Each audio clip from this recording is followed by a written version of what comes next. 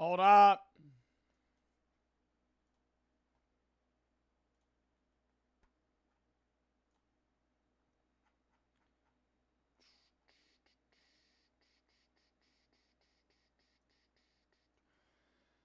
Hello, everybody. Bloody good. How is everybody doing on this fantastic Friday, chat? We got a charity stream today. Dub in the chat. I'm late. My apologies. But we're doing 2 streams today, and we're still just going to be streaming, 4.5 hours right now, so it doesn't really matter when I go live. It's the summer. Anyways. Yeah, we got a charity stream today. I see we already got some donos from pre-stream, so I'll shout those out in a minute. Hold up. But, yeah, we're doing a charity stream for a charity called Protection from Abuse today. This was recommended by one of my Discord moderators, and I looked through a bunch of charities, and this was the one that we landed on. They basically help victims of and obviously fight against domestic violence, domestic harassment, and sex/human trafficking as well. And a few other things. You can look into the charity if you want. !PFA. So you don't have to type out everything is the dono link. Mods, if you could pin that, would be very much appreciated. If you planned on sending a bit dono or something of those sorts today, instead, please donate to the charity. I will read it as I would a regular bit dono. But instead of the money going to me, it will go to the charity. We already have a bunch of donos. I always do my pre-stream dono before stream. But then Ark donated like fucking weeks ago because he fucking found my Tiltify profile, so he just donates. Dylan, thank you for the 30. Ravage for the 20. Evan for the 10. Anonymous for the 222. And Becca, thank you for the 2 as well. Thank you guys for the donos before stream even started. Your boy for the 3. Please, out of the love of your heart, play the new Road 96. It's terrible. I played it. Hobbler, J24, and Ginger for the sub. Rando for the 3. How's your summer been? Honestly, it feels like summer hasn't even started. I don't know about you guys, but I feel like the weather's been mid where I am, in part, but also, like, I don't know. Doesn't early June just not really feel like summer? It's your boy, Yurt Wheelie Ice, Alice, Millie, Smokin', Alpha, MILF, MD, and Gabe for the sub. Ravage for the 10. W Cause Evan for the 10. It's my birthday today. Happy birthday, bro. Ravage for the 10 as well. Thank you again. Cryptic, good for the sub. Boo for the sub. Wet for the sub. Bew for the 3. I got to a beach cookout planned with a bunch of friends. Any tips or ideas to make it fun? I propose bringing a projector and a white sheet. Oh, that would be cool. Just make sure you're able to hang it up to where it's taut and not, like, wavy. Maybe some other games if you guys have, like, I feel like is my favorite game. What's your chat? What's the best backyard game? Cornhole. Cornhole's fire. Can Jam's pretty cool. Spike Ball's cool. Spike Ball's fun depending on how competitive people are. Somebody said Jenga. Do you mean like giant Jenga? Because regular Jenga is not a backyard game. That's just that's like basically a board game. Ping pong, wiffle ball, pickleball. Pickleball is not a backyard game. Where the fuck you got a pickleball court in your backyard? Okay. Okay, fancy pants. Buddy has a pickleball court in his yard. Compass for the 5 and Carly Smith for the $250 dono to PFA. You fucking goat. Thank you for the fucking dono, Carly Smith. Oh my God. What the fuck? Thank you for the fucking dono. Holy shit. Dub in the chat. Malcolm for the sub. Yari for the 3. When I get streaming suicidal thoughts and ideation, I got nobody to talk to. Should I reach out to a therapist or just wait till I get better? Go to a therapist, man. What? Malka and Dougie for the sub. You need to get help if you're, especially in a time of need, man. Obviously, suicide's never the answer. So, in the sense of waiting it out to get better, yeah. But you also need to proactively try and make things better. One of those things is getting the help that you need. My for the 5. Thank you for the amazing cause. Thank you. Xander for the 5. Don't abuse people. That's bad. Scalia for the 1,000 buddies. It's my 18th birthday today. I want to say thanks for helping me, especially through my mom passing away. Rip in the chat. Even though it happened 12 years ago, well, I'm glad I've been able to help, and I hope you're all right. And happy birthday. Yari for the 3. L2 for the sub. Compass for the 2. Zed for the 25. Carly, thank you for the $250 dono again. Compass for the 5. Keep the great work. Always put a smile on me and my boyfriend's face. Keep me and you. Thank you. J-Dog and R3 for the sub. Wet for the sub. Big for the 3. Ben for the 1. Gonna send bets, but still. Rock for the 4. All money I have right now, I'm donating, obviously, for protection from abuse. Hope this helps. Well, thank you for the 4, man. And I appreciate the dono. Gumbo for the 290. Not much important to donate. Dub. Mr. Cream for the 5. When will the next philosophy stream be? We have a philosophy video at the end of stream today, but I don't know the next full philosophy stream. Come ready for the sub. Here's the schedule. Today, chat, we're doing 2 streams. We have the charity stream and reacts right now. We're going to be doing this stream for probably 4.5 hours. Then I'm ending stream. I will be back later tonight at like 9:45, 10 EST. We're watching a professional slap fight. Slap fight championship specifically. That'll probably be around 2 hours, give or take, is the length of the event. We might be drinking during it. I don't know. It'll just be fun to watch professional slap fights with chat. So we're doing that. Tomorrow, I'm going to be live at 1. We're going to be doing Slime Rancher, Jack Smith, maybe some other random games. Sunday's going to be reacts and probably more philosophy. Monday, Bling Bling Bankruptcy. We actually might save this philosophy video today for Sunday, too, and just do more philosophy. I don't know. We'll figure it out. Monday, we're doing random games like Tabs, Bling Bling, and some other shit, and then we're going to be playing another peak run with me, Sneak, Zeusy, and Chris. Tuesday, we're doing rematch at itch games, more random games, and whatever chat wants. And then I'm gone the 25th to the 30th. I'll be vlogging. We're going to do 2 separate videos, probably. That'll be on the YouTube when I get back. And then we're going to be, posting on YouTube every day that I'm gone, grinding out stream when I get back. Thoughts on this? While I'm gone, I have 2 different ideas. One is just like a base vlog, kind of how I normally do for travel vlogs. And the other is drinking the rainbow. Somebody redeemed Flex. Thoughts on that challenge? Drinking the rainbow is basically you have to get a drink that is the color of every color in a rainbow.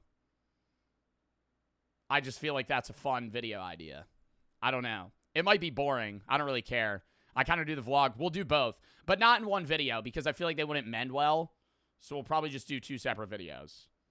Ironic for the sub, Ben for the 1, Slapplay will be fire, Little Willie for the 10, W Charity Strip, E20 for the 2, Pop for the 3, Can you really should be able to do the right thing by exposing my reviews 21 and my manager. Sorry, I'm reading this fast. I'm trying to get through all the donors. I was 16. I mean, yeah, if you think you did the right thing, you did the right thing. I'm sorry you went through that. That's terrible, Pop. Pop Leo Star. I'm sorry that you had to go through that. Holy shit. Thank you for the 3. I mean, I don't really know what much reassurance I could do. You don't really know me, but regardless, I hope that you're okay. I'm sorry you went through a traumatic experience. And for the 5. You've helped me through so many times watching your YouTube videos. Makes me laugh. Thank you so much. Predator Potato for the sub. Rando for the 3. Better be on time next time, pal. Wreck for the sub. Lucas for the 3. Wrecked my motorcycle 3 years ago. I was on the local highway going 80 miles an hour. I had a broken foot. Road rash along my side. Your videos helped me not being bored. Motivated me to keep pushing. Well, I hope your recovery went well, dude, and I'm glad you're okay. Ravage for the 10. Red for the 3. Simus for the 6. Ethan's Eye. Mario for the sub. Lynn for the 25. Thank you for the 25 to PFA. JB for the 3. For the 2. I watched you with my friends unfriended me because they found out I was bi. What? They found out I was bi. I was watching your streams. My friends unfriended me because they found out I was bi. That's fucking weird. Thank you so much for helping me through suicidal thoughts. Well, suicide is never the answer, and I hope that you're doing okay, JB. 9ball for the 3. Can you tell 2-inch? I said, hey, I don't communicate with 2-inch. He hasn't been in my stream in like 2 years. Jawa the Hutt for the $100 dono to PFA. Dubbing the damn chat. Thank you for the 100, Jawa. Wizard for the 1, Crummy for the sub, Gumbo for the 2, I already read that, Rex for the sub, Mr. Potato for the sub, and Jawa the Hutt, thank you for the 100 dono, and Carly Smith again, thank you for the fucking 250 to the, that's a massive dono. We're already at one of the fucking goals. Oh, God. Oh, God. I forgot I added these milestones. Also, I didn't mean to glance by your thing. Where is it? Pop Leo Star? I don't know if I'm saying your name. Pop Leo Star? I hope you're doing okay, genuinely. I don't know what reassurance I can give you, genuinely, but I hope you're all right. Rex for the sub. I don't know when that happened or anything. Anyways, what's the charity? PFA, Protection from Abuse. Charity that fights against domestic violence, domestic harassment, and like sex/human trafficking as well. They help the victims of them as well as like obviously advocacy and prevention too. They do a lot more as well. That's just kind of like broad, the overview that I kind of spieled in my chat. You could look into the charity if you would like as well. When you go on the Tiltify link, you could actually click on the charity link itself, and it'll show you everything about the fundraiser. Keller for the fucking 25 to PFA, Mr. Potato and Rex for the sub. We're already at $913 to PFA, which is fucking awesome. Scalier, thank you for the 3. Isabella for the 25 here for all the support. I hope this helps. Thank you for the 25 to PFA and K for the 10. First time donating one of the charity ships. Love the cause that you choose to support. Love the streams. What you do for the community. Keep up the amazing things. Thank you, Alfie and Jimmy, for the sub. We're at $923. We have 3 milestones here. Obviously, goal $3,000. That's usually the goal we go for charity streams, unless it's a bigger one. Add channel point redemption of chat's choice. We have shotgun and kinetic. Can I move that and change that to a shotgunning of another? I don't know. I'd shotgun a kinetic. I might be wired. I'll shotgun a kinetic, though. Okay, and then we have stream of chat's choice one day. What channel point redemption would you guys want me to add before we get into the fucking videos / things we're doing? We're going over a fucking article Forbes list thing first. One that I haven't done. Shotgun a Bapple. Well, Bapples don't exist anymore. I still have some. Oh, you're saying instead of the kinetic. I was going to say, I can't have that as a channel point redemption because I wouldn't be able to get them anymore. Twerk. Daisy. We already had that. I'm not re-adding that. Foot cam. That'd be some fetish shit, dude. Mod Bando. Mod Bando as a fucking channel point redemption.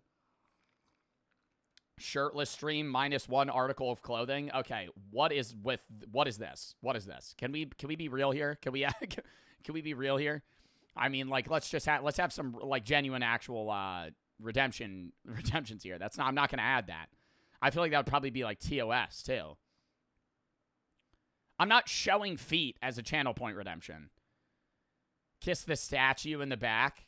Make out with Bob. That would have to be a big channel point redemption. that would have to be a big channel point redemption. Make out with Bob? Fuck, bro. That'd be weird. Hand on the lava lamp? Okay, so burning myself. What are these? Chat. I mean, an honest fuck. Let's have something. And somebody redeemed edible. You motherfucker. Oh my god, give me a minute. Ice bath? How would I do that? How would I do that? Egg on the head. I would have to always have a supply of eggs. I use egg whites now. I don't have eggs anymore. That's part of the problem. Sit on Pickle Rick. Bro, come on. Cut your hair. Shave my head. Should we add that? Shave my head like 10 million channel points. Something really high. Fuck, man. It would be a buzz. It would be buzz my head. I would need to get... Okay, I will add that under the stipulation that it's not that stream. Because whenever they redeemed it is when I would go and buy, like, the fucking... like, the little clippers. Okay. We'll add that. I'm not adding it this stream. I'm going to write myself a note to add it after stream. Hold up. Add channel point buzzhead. Is 10 million channel points too low? How many channel points do you guys have? Because I don't want somebody to be able to afford it right now. How many channel points do you guys have? Excluding mods, because mods rug pulled theirs. You don't have 20 million channel points. Do it the same as end stream. Scullyfoo's 9 million. Well, okay, any mod redemption, no. If Scullyfoo redeemed it, I wouldn't do it. Who just redeemed edible again? Gavin, I'll eat it later if you let me. I'm in the intro of the charity stream. I don't want to eat it right now. If you let me do it later. Dark for the 3. Actually, I don't know, because I need a shotgun a kinetic, and I don't know. No, we're going to refund that. No, we're going to refund that, Gavin. No, we're going to refund that. I'm sorry. Because I have to shotgun a kinetic now, and we're drinking later. So, if I shotgun a ketone drink, eat an edible, and then get drunk, no go.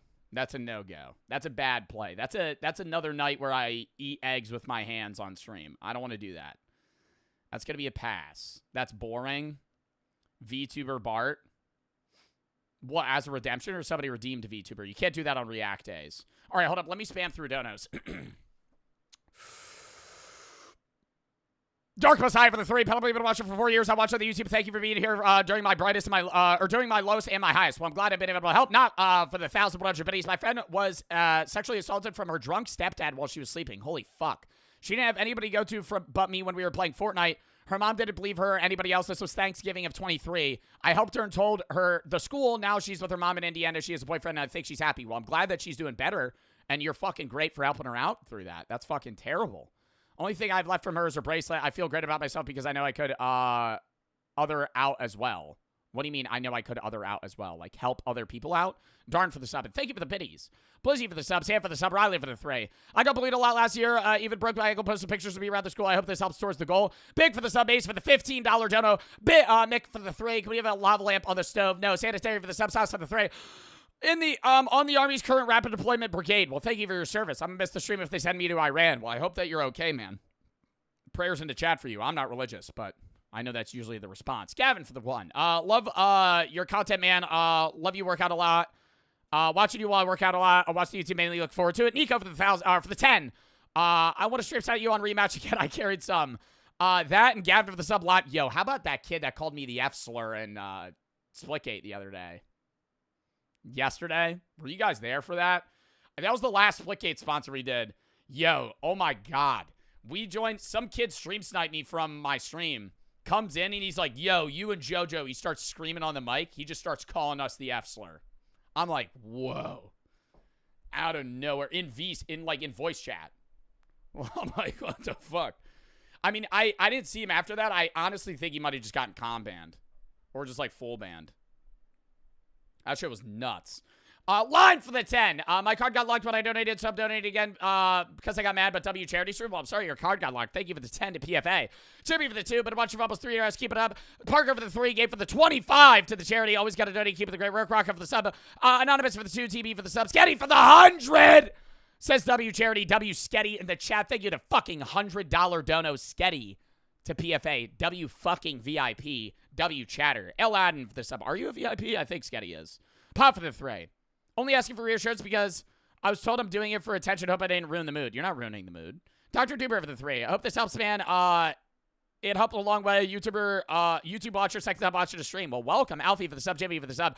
Cam for the 10. Love for the causes that you choose to support. Love the streams and what you do for the community. I already read that. Blizzy for the 1,000 biddies. How's your first day being able to watch the clouds? Every time flat for the 3. As a new purple app theory, you should get a forehead tattoo. What the fuck does that mean? Queen for the sub. What is purple app? Cyber, oh, is that Twitch? Cyber for the 5. How's your day going? Good. How are you? Flizz and Bacon for the sub. Blizzy and Darn for the sub. Blizzy, thank you for the 1,000 biddies. Oh my God.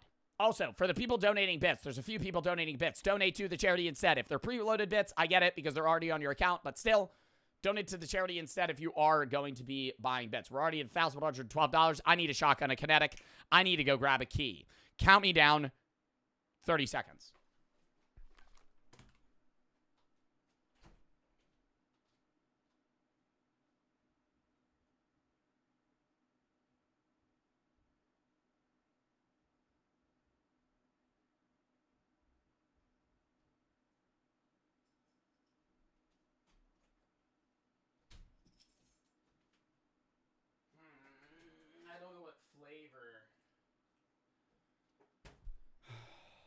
I'm going to shotgun my least favorite flavor because I'm not going to be able to savor it.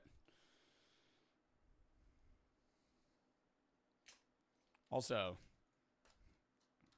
exclamation point kinetic. Code GOB, 30% off. Cheers.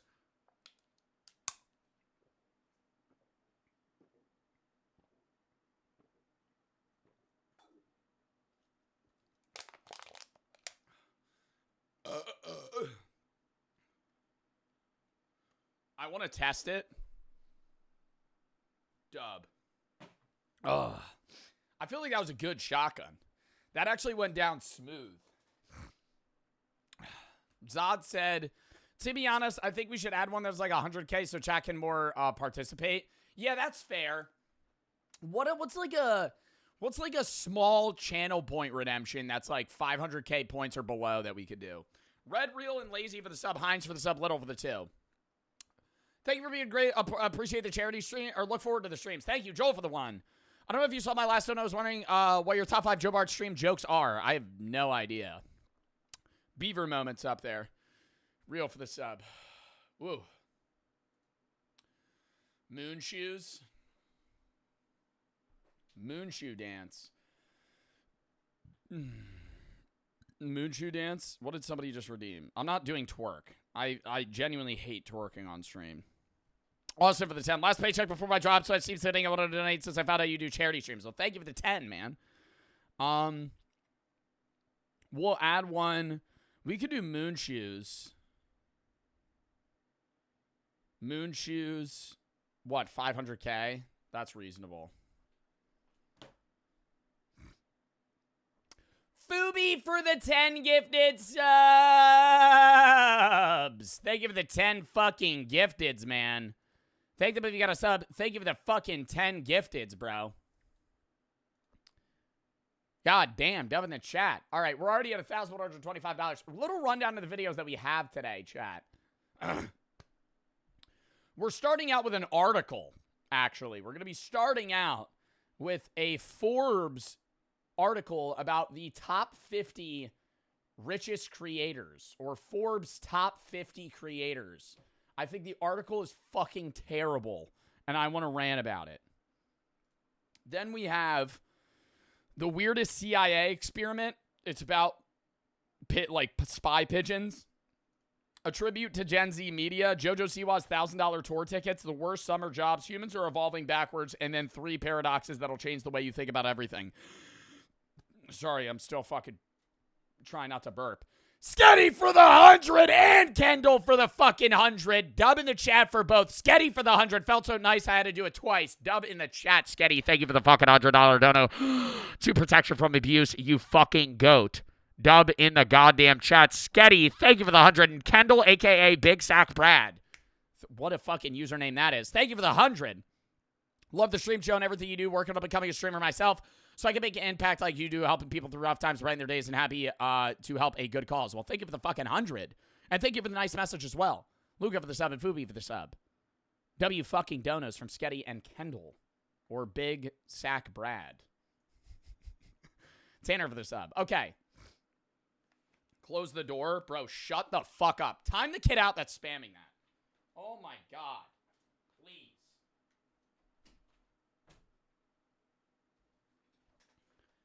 Oh, hands for the sub, or Hans for the sub. All right. Lock in here, chat. Hands up for the sub, and Tanner for the sub. All right. Are we ready to lock it in? Are we ready to lock it in? We're at $1,325 for PFA.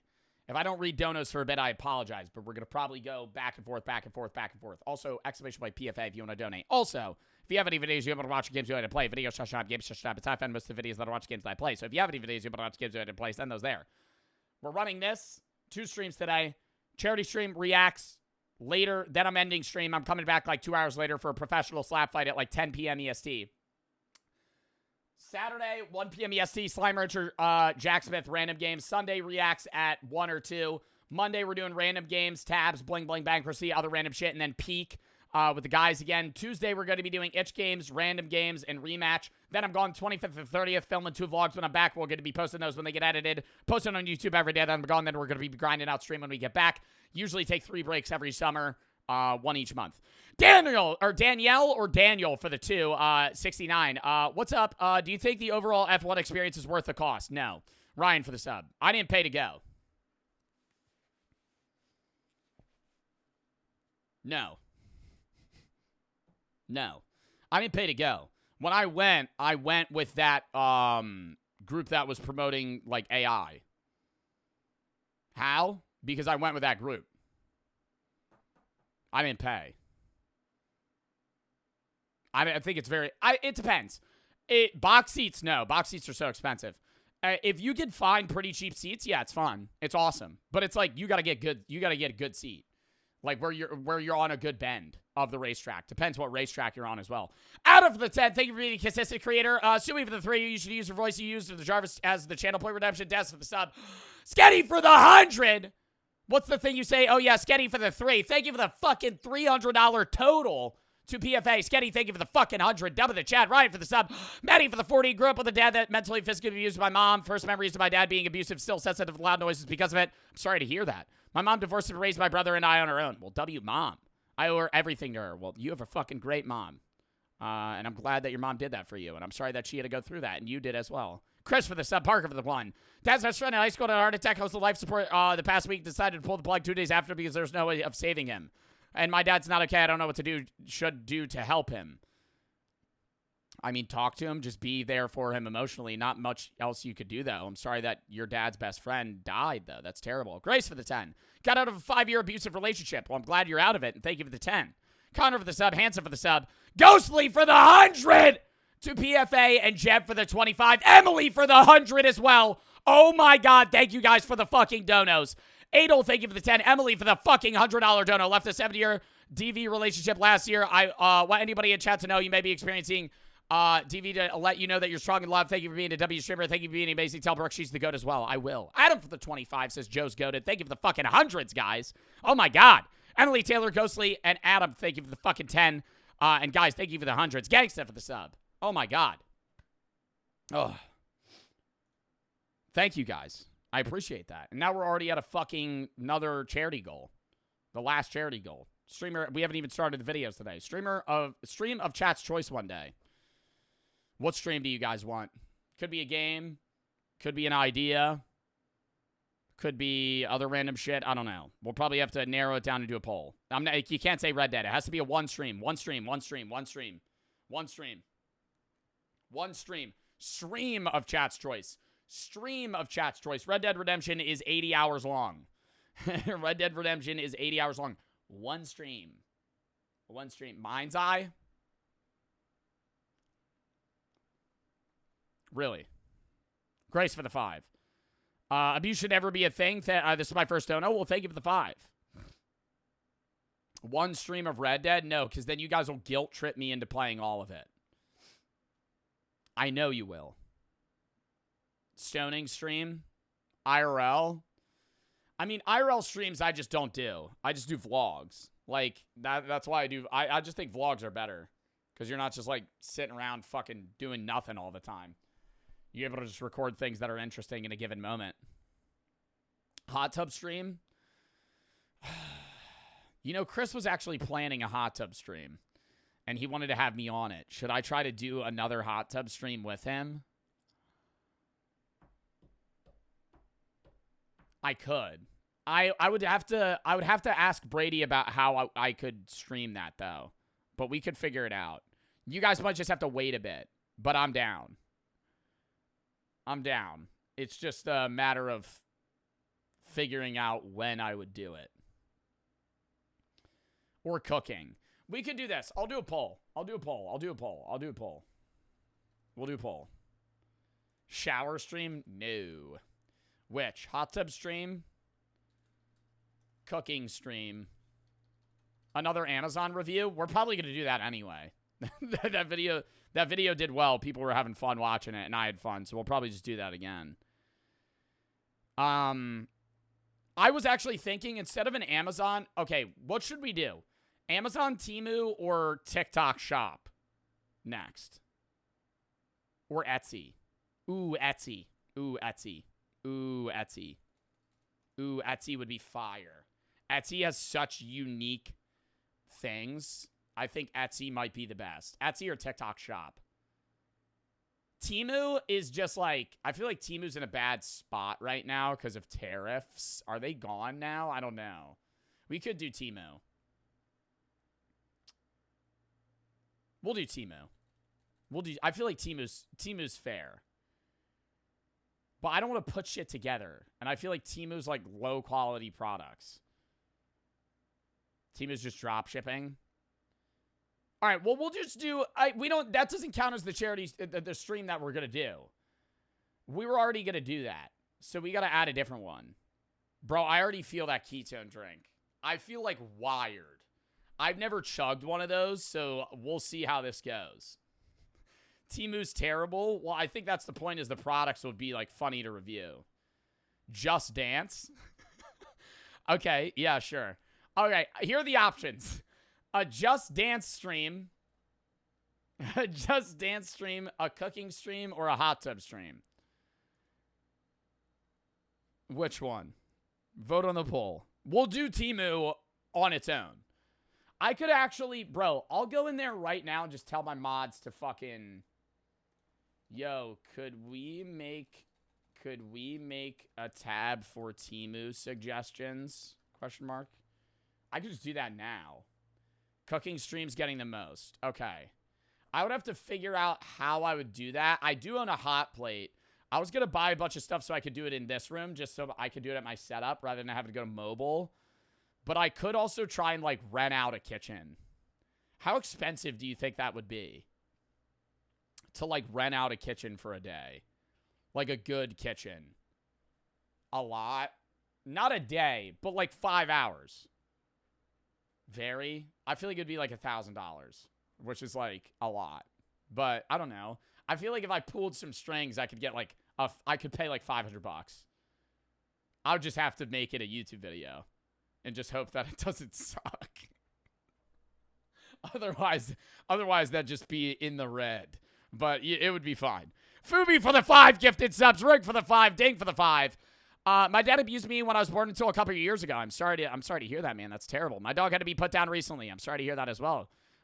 You made me so happy these past couple of days. Well, I'm glad I'm able to help, and I hope you're doing all right, Ding. Fallen here for the sub. Not McChunky. Thank you for the 100 to PFA. Joe forced me to donate this, guys. Please help. I did not. Thank you for the fucking 100, though, McChunky. Cardboard for the 3. You should do wish to the OG Temu. What? Owen for the 10. First, donation I thought it'd be for charity. I bought my best friend. I got a question. How many times is too many? Just some food for thought. How many times of what is too many? Still Frog for the $100 dono. 2 PFA, Inferno, Logan for the sub. Fubi, thank you for the 5 gifted again. Zach for the sub. Beatsu or BTSU for the fucking 25 subs. Dubbing the chat. Melly for the 100 to PFA. Ever thought of watching a Nuke's top 5 video for reactions? Maybe. You could send them in the video, just a stab if you have any good ones. Jason for the 1. My mom was in an abusive relationship and he would beat me, so this really means a lot. Well, I'm glad I'm able to help, man. I'm sorry that you had to go through that. Efosa for the sub. Zoe for the 35. Thank you for being you. You don't know how much you've made people's moods better, including mine. Well, I'm glad I've been able to help. Owen for the 15. Been watching YouTube videos for years. Got to leave to work now. AC's broken. Ajax for the $300 to PFA. Oh my God. Ajax MP, thank you for the fucking 300 to PFA. Hope you reach the charity goal. Well, we're fucking damn near it now. $2,460. Love the streams very much. Thank you for being awesome, raising awareness. Fart and Vibe for the sub. EV for the sub. Mitch for the 10. Want to buy PS3 game, but this is more important. Gabe for the 3. React to amazing college football moments. Send it the video. Snap. Connor for the 10. You go. ABC for the 5. Appreciate the charities for TV. Lost my grandmother before I was born. Family started foundation placing purple benches across the world in honor of DV victims. Spreading awareness means the biggest thing. Finn for the 10. Keep it the sport. Thank you for the charity streams. Riley for the 10. Never supposed posted on YouTube. Grace for the 5. Sarah for the 3. I'm sorry I'm glad to buy these, by the way, guys. There's just a lot of donos I need to get through because we're 40 minutes into the stream and I haven't gotten into any content. Blackstone Grove for the cookie streams are great. Paxton for the subscribe for the 3. Should make a channel point redemption. Punch Bob. No. Sketty for the 3. Already these bits don't yell at me. Brooke should do a stream of y'all in pottery class. That could be good. Lauren for the sub. Shiny for the 10. You should wear the Iron Man helmet or Texas Peeps for $5 redemption. Maybe Peanut Inferno for the sub. Hero and Fall for the sub. We already added one, though, that we're going to do. Adam for the 10. Catch a cook for the charity stream. I don't know. Or catch and cook for the cooking stream. Where the fuck am I going to catch and cook, dude? I'm not doing an IRL stream. It would have to be somewhere that's out of setup or, like, I rent a place out and have a definitive already place set up. I'm not buying a streamer backpack. Adam, thank you for the 10. Chat, lock the fuck in. Thank you guys for the donos so much, genuinely. We are only 35 minutes into stream and we've already raised $2,470 to protection from abuse. You guys mean the fucking world to me, and I'm glad we're able to raise money for a fucking good cause. Robotic, thank you for the 2, and Cut for the tier 2 sub. Lock in. Lock in. Lock in. We're getting into the content. Okay.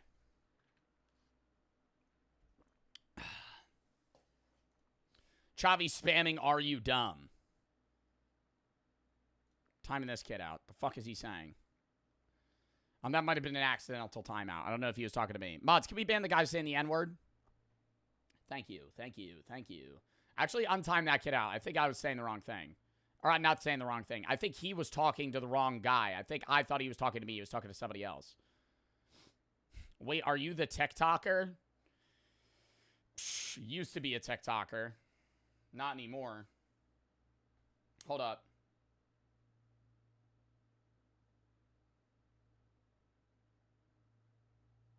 All right, lock in. The Berserk for the 5. Fun fact, American spies used to hide classified information in dead rats during the Cold War. We're watching a Fern video about that literally next. Big for the 2. You got a hot girlfriend, W. Riz. All right, don't be weird. I mean, thanks, man, but, like, the way you portray that is... Like, walking up to somebody and being like, damn, Joe, you got a beautiful girlfriend, congrats, is different from you being like, you got a hot girlfriend, man. It's just weird. All right, lock in. Not even first video. We're going to fucking go over this article first because this is the first thing I wanted to go over. Y'all know Forbes, right? If you don't know Forbes, Forbes is basically a, like, business/website that does, like, a bunch of ranking lists of, like, rich people. And they do the Forbes 100 list of the 100 most rich people. They do it for creators, or not creators. They do it for Hollywood people. They do it for actors. They do it for a bunch of businesses and stuff like that. And I don't know if it's the first time they've done it. It's the first time that I've heard of it. They did Forbes Top Creators of 2025. And I think it's 50 people. And we're going to be going over who they ranked and our thoughts / from my own, you know, knowledge on social media, I'm going to share whether or not I think they got this shit dead wrong. I think a lot of it's accurate. I think a lot of it's inaccurate. I haven't gone over every single ranking, but I kind of skimmed the list, and some of the people they have on the list is just way off what their actual worth is, and I think they're fucking really fucking stupid for that. All right, let's lock in. All right. Andy for the 1. Watch them on YouTube. My dog loved the shape. Swiggy for the sub. B2, thank you for the 5,500 biddies. My dad recently passed away and I felt suicidal. You got me out of that hole and can't watch the streams. And VODs been watching since the Wi-Fi rant. Well, dude, I'm sorry for your loss, man. And I hope that you're doing okay. Get the help you need, man. Suicide's never the answer. B2, thank you for the biddies. And thank you for the dono earlier. Genuinely, man. I appreciate that. Beaks for the sub. All right. Lock in. I got ads because they don't let me watch it without ads. I had an ad blocker on, and then they made me disable it so I could read the fucking article. Karks for the 3. Dad's in surgery right now. You're helping me cope. Well, I'm glad I'm able to help. All right, lock in. Are you on the list? Fuck no. You think I'm the Forbes Top 50 Creator list? You're on crack. All right, Forbes Top 50 Creator list. Type locked in. I'm not reading donos until we're done this. So if you send one and it takes me a half hour to read it, I'm sorry. It's just, I'm not going to be able to fucking bounce back and forth. Day for the 1. I just caved. But once we start, I'm not reading anymore. Thoughts of playing Batman Arkham? Nope. Not doing that. If you have any other videos you want me to watch, games you want to play, though, videos, subscribe, games, subscribe. But I'm definitely not playing that. Okay. Lock in. Forbes Top 50 Creator list. The investment's paying off. This year, our list of the 50 richest creators across Instagram, TikTok, and YouTube earned an estimated $853 million. An 18% jump from 2024's record. And that's not counting the millions in equity deals that creators are increasingly scoring for partnering with brands ranging from snacks, clothing, soda, and booze.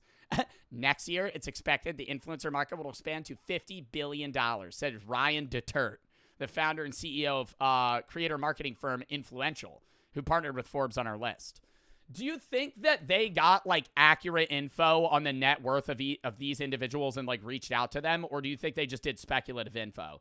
Because as we go through this, a lot of the fucking people on this list are just dead wrong. Like, undervalued. I think some of these people are overvalued. I think a lot of them are undervalued. And then they're talking about AI tools. Who gives a shit? All right, number 1, obviously, is Mr. Beast.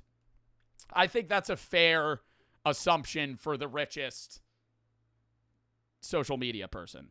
I think number 2 at Darman, we'll talk about. I think number 1, Mr. Beast. Yeah, no shit. Biggest YouTube channel, 400 million subscribers. You know, maybe he doesn't have the most money, like, pocketed, but he definitely has the highest net worth. And this is actually talking about earnings. So is this earnings this year, or is this earnings total? This is where I'm confused. I think this is earnings this year.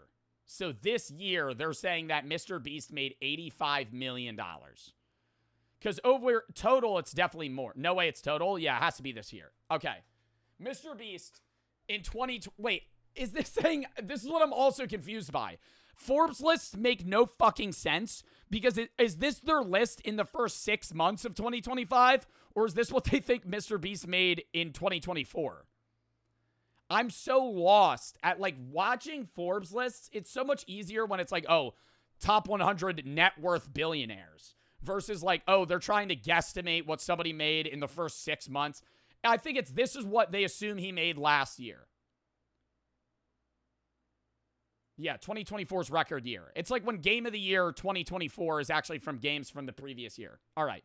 So they're saying last year or in the last calendar year, Mr. Beast made $85 million.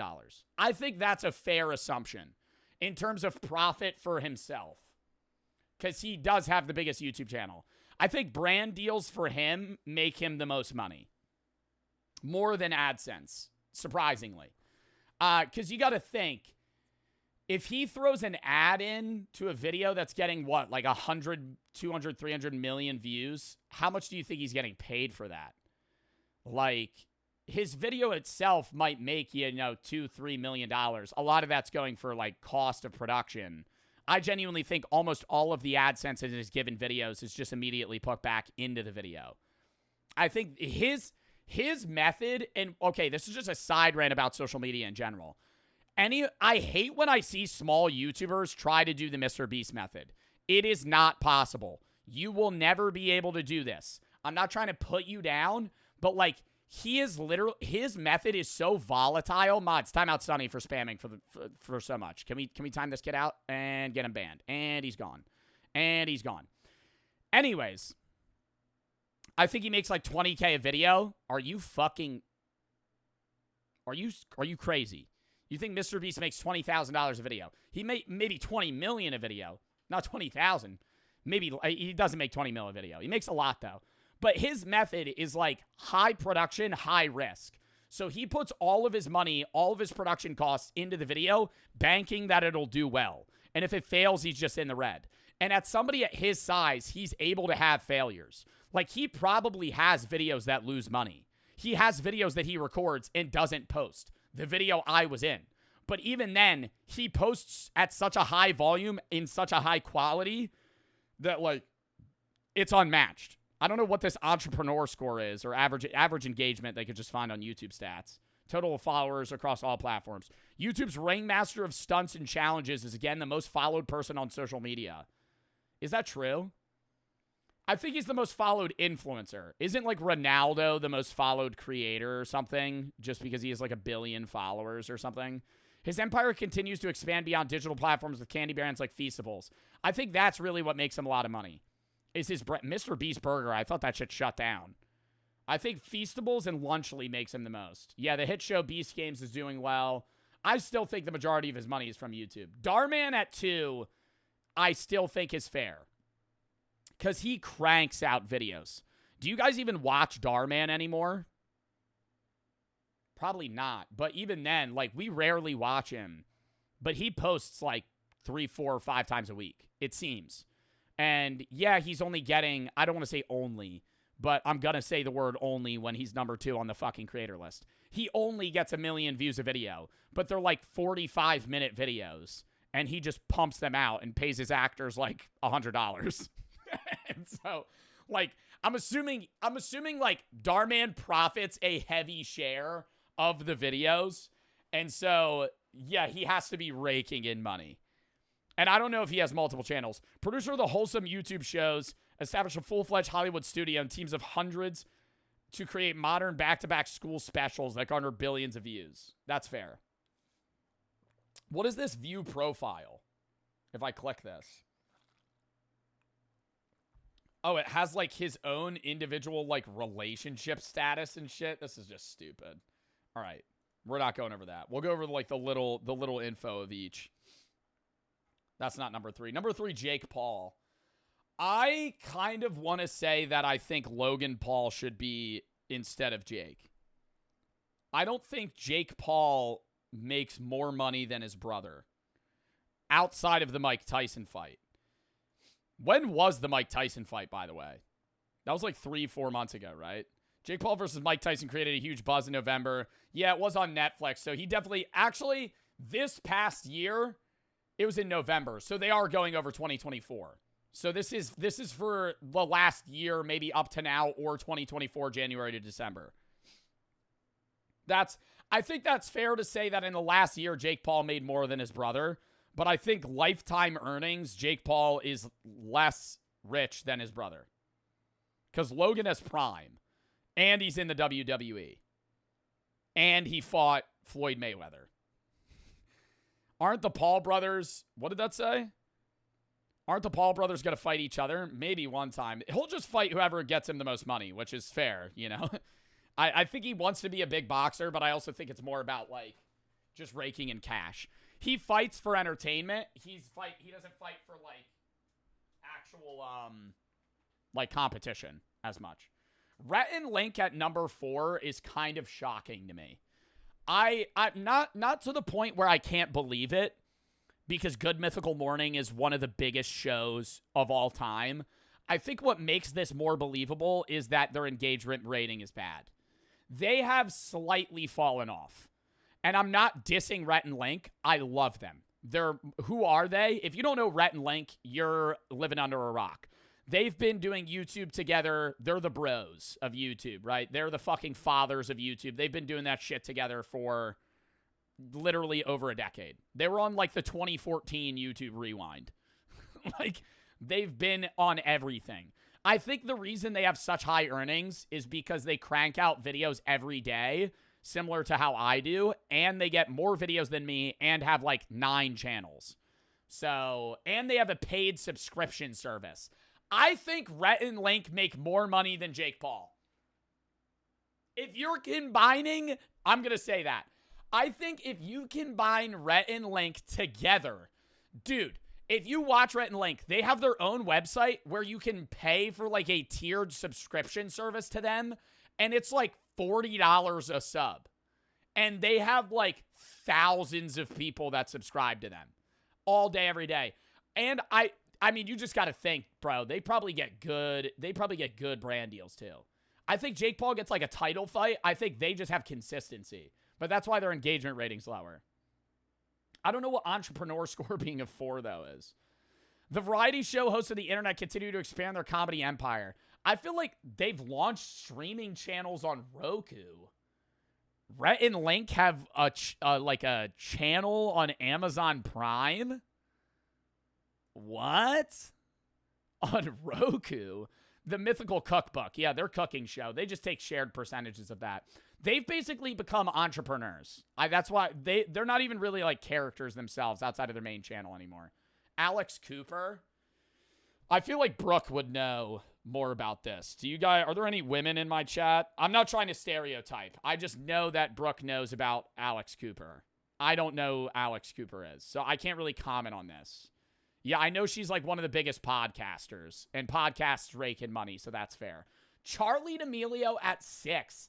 I think is fucking cap. I don't think Charlie makes $24 million anymore. I think Charlie all time is one of the richest creators.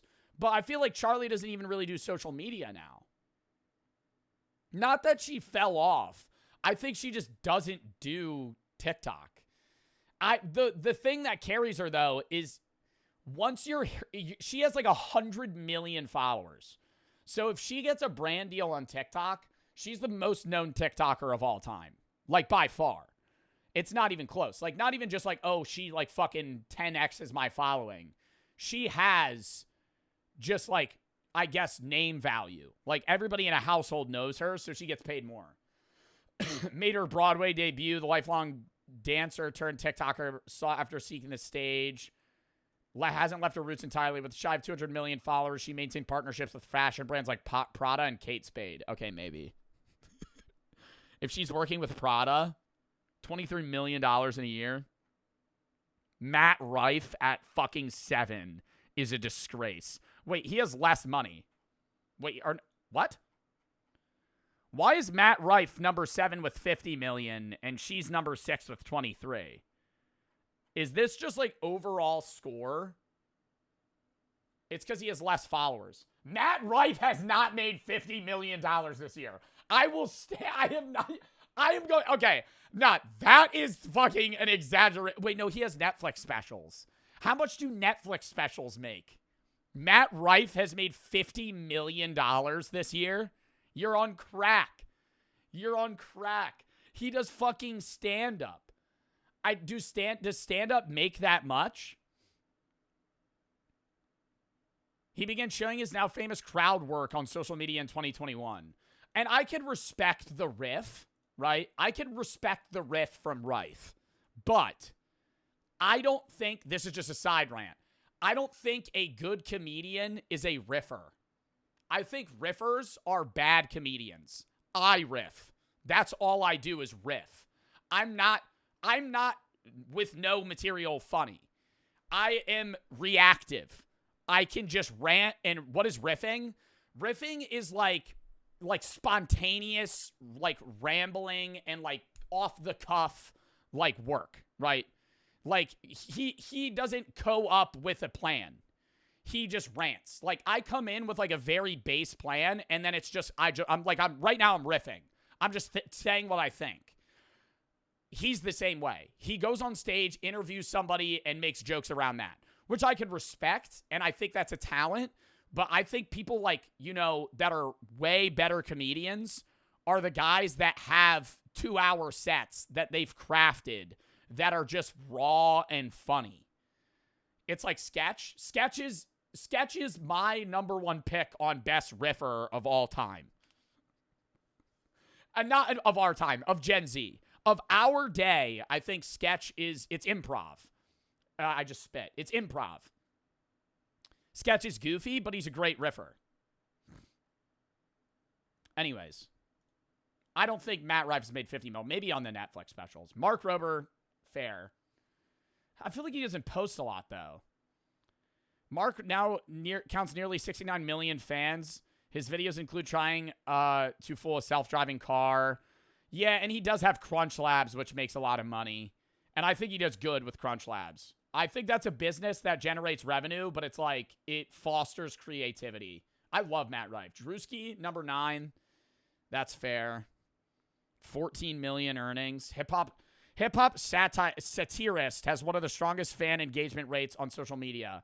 Brands are big fans, too. 2025, he co-starred in Dunkin' Donuts Super Bowl ad. Ooh, that's true. That's true.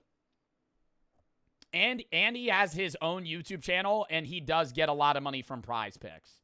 He does a lot of gambling ads. I think that's fair. I think that might be low. I think Drewski might have made more than 14 million in a year. Because he does a lot of like specials that just make him a lot of money in little like instances. Drewski's on Prize Picks. That's what I'm saying. Like he just does partner. Like when he does his what's his record label company called that he does videos for? Y'all know what I'm talking about. Could have been Records. When he does his videos for Could Have Been Records, that specifically, like, he'll have like 3 ads in there, and those probably are paying a bag. Kobby Lame at 20, I think is wrong. Because one big, like, marketing thing is non-US audiences are worth, like, no money. And I think the majority of Kobby Lame's audience is not English-speaking. Americans are spenders, and companies, even foreign companies, want to pay creators that have U.S.-based audiences. That's racist? No, I'm saying like literally just me sharing marketing.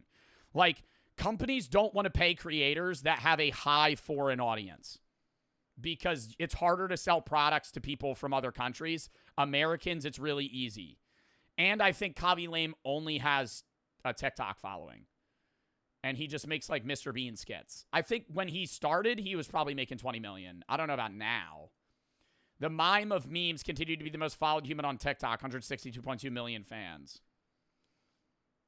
And he's an Italian influencer. He doesn't speak, so he garners an audience everywhere. But I feel like if you looked at Kobby Lame's like statistics on like nationality, like who follows him, Most people's audiences that are US based are usually like 60 to 70%. I would assume his is probably like 30 or 40. I don't know 100%, but I would say he probably just has a wide variety of people from everywhere. I don't know who the fuck Steven Bartlett is. We're going to move past that guy. I can't really speak on him. Who is that? Dixie D'Amelio at number 12. Like Sister Charlie turned viral fame into mainstream success, she could be seen modeling for campaigns across fashion and beauty. Dude, yeah, does modeling make that much money? I don't know. Like, I only can comment on this in the realm that I understand, which is like base brand deals, streaming, and YouTube. So when they say like Dixie and Charlie are modeling for Prada, I have no idea how much they're getting paid. Like, I can usually base what like Kai or Queso or those guys are getting paid off of like a multiplicated scale or a multiplied scale of what I make. Right. And so it's like, that's how I can kind of guess if that's wrong. Dixie being at 12, though, I mean, no comment. Brent Rivera, he does make kid content. God, Brent Rivera in the Big 25 pulling in $11 million. That guy's fucking rich. Brent Rivera, also Skinwalker. Hasn't aged, looked the same since I was 12 years old. I remember watching Brent Rivera on Vine when I was like 10. And he looks exactly the same. He looks exactly the same. Nothing of him has changed outside possibly his haircut. He doesn't have the bowl cut anymore. Or like the Justin Bieber cut. Rivera's going skits to snacks. Now, I saw his snack brand and I know that shit's not making money. I know that shit's... Maybe I'm too judgmental. I saw his chip brand and he like promos the fuck out of it. I feel like that shit does not pull in bread right now. I think that shit's in the red right now. I think it will make money, and his chip brand looks good, but it's like, it's early on. And most businesses that are like big product shit like that, it's hard to like grind out bread like that quickly. Especially when you're launching like a big snack brand, or like Prime or any of those. Like, they're usually in the red for a while because you have so much, production costs to get it going. Like startup shit. Danny Austin, who is that? Oh, there's Logan Paul. That's wrong. That's wrong. There's no way Logan Paul has only made $10 million. Okay, I'm saying only like this isn't a lot of money, but we're talking about the top 50 richest creators right now. And there's no way Logan Paul is number 15. That's so wrong. That's so wrong. We're going to skip over Danny. I don't know Danny Austin. So I'm just not talking about people that I don't know. But it says she currently has products at Ulta. And that's, fair. Probably more. That's probably undervalued. She has a product in Ulta store. Okay, she's probably worth $100 million. And move on. Right, she makes makeup. That shit makes bread. Not trying to talk about controversial people here. Where's James Charles? Because that motherfucker, regardless of cancellation, regardless of, like, how the media perceives him in a given moment, that motherfucker probably makes $30 million a year. Like, he's at the bottom. He might be on this list. I don't know. He makes money, though, for sure. Nick DiGiovanni, biggest chef in the market space. I understand that. I think this is undervalued. I think he gets a lot. He probably has his own cookbook brands. Yeah, he's been on MasterChef. He published a cookbook that probably sold a lot. And brand deals in the cooking space make a lot of money. Lifestyle creators and cooks specifically get an audience of like ad space that nobody else gets. Because like knife brands will go to him, right? Like cookware brands will go to him. He could get sponsored by like Ninja. Not Ninja, the Fortnite creator, like the Bullet. Marquez Brownlee, that's also fair. Tech reviewer, definitely makes a lot of money. Low engagement rate.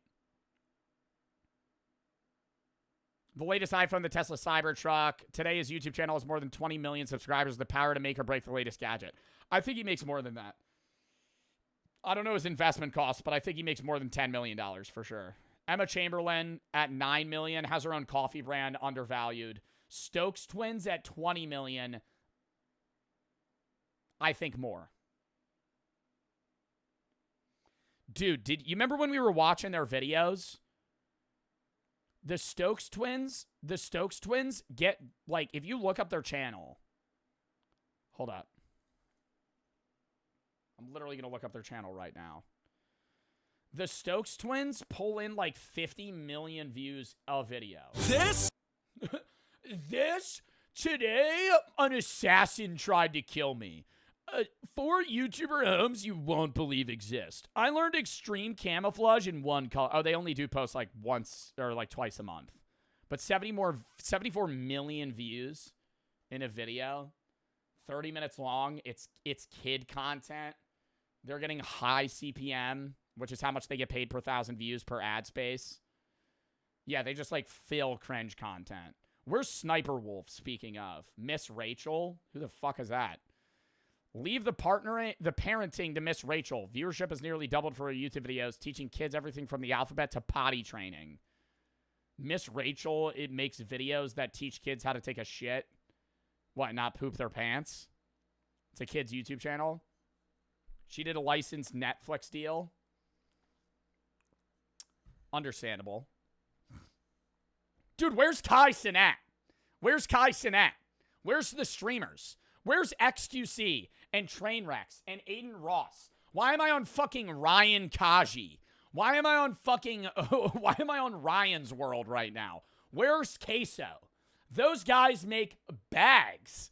Those guys... Where's Jinxie? Bro, Jinxie averages like 100,000 subs a fucking month. More. Where's Speed? Like, I'm not understanding. I don't, like, we're going through YouTubers, and yeah, these are, like, solid picks.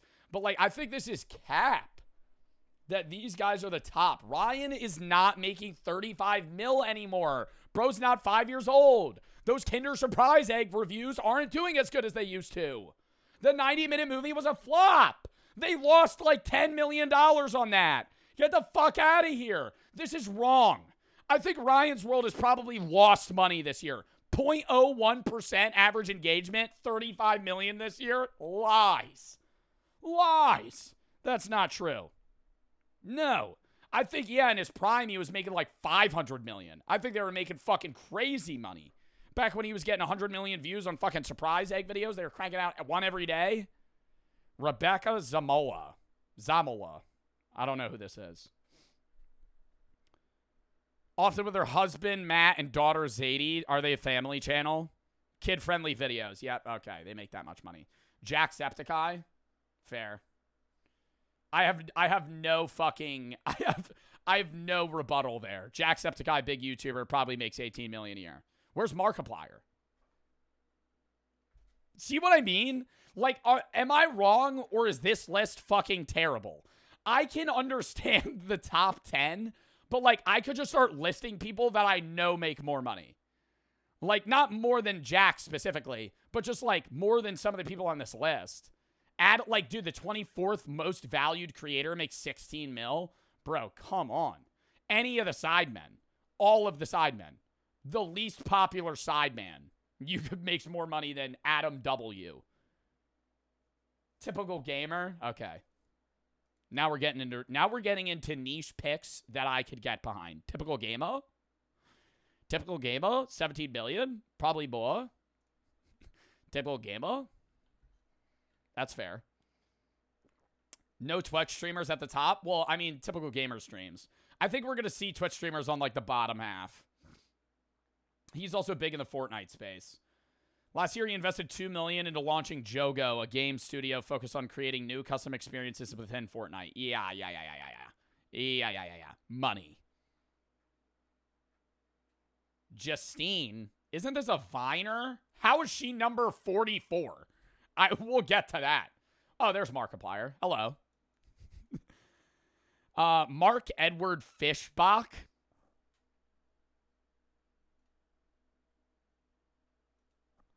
That's his name? Mark Edward Fishbach. Mark. I only know you as Markiplier. Counts YouTube videos titled A Game About Digging a Hole, 3 drug dealers in a trench coat. And this is not stealing, as some of his most watched with millions of views. He has Spotify sponsored podcasts. Yeah, brand apparel. Yeah, he's just like a big brand. Nick Merckx, yeah, Kick deal. Is he still on Kick? Primarily streams on Twitch in November of 2024. Partnered with Under Armour and tech company Corsair. And he was with FaZe. Oh, there's Kai Cenat. No. No. Bro, 8 mil? I think Kai makes 8 mil a month. Get out of here. $8 million even in 2024. 8,500,000 in 2024. Way higher. He's the most viewed Twitch streamer. He's the #1 streamer on Twitch. He had a subathon. How many subs did he get in his subathon? That was 2025 though. Okay. Engagement rating of more than 12%. Yeah, he has the highest engagement rating. His entrepreneur score should be like a fucking 10. Like, this guy rakes in views. Rakes in money, has a lot of brand deals, gets sponsored by a lot of companies. Anything that he does, he's getting paid. Bailey Sarian. Don't know who that is. Serial killers, cold case murderers, makeup tutorials. Oh, so she's just like a YouTube empire. Addison Rae, 5 mil. Entrepreneur 3. Why is Addison Rae on this list? Addison Rae doesn't even post anymore. She does acting videos. With the lead single, Diet Pepsi. Now I gotta listen to the song. Diet Pepsi? Is this a fucking sponsored song?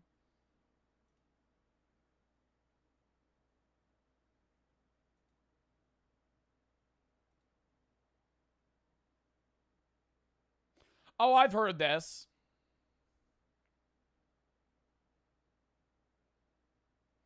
Oh, I thought this song was going to be more attuned to, like, when Pitbull got sponsored by Kodak.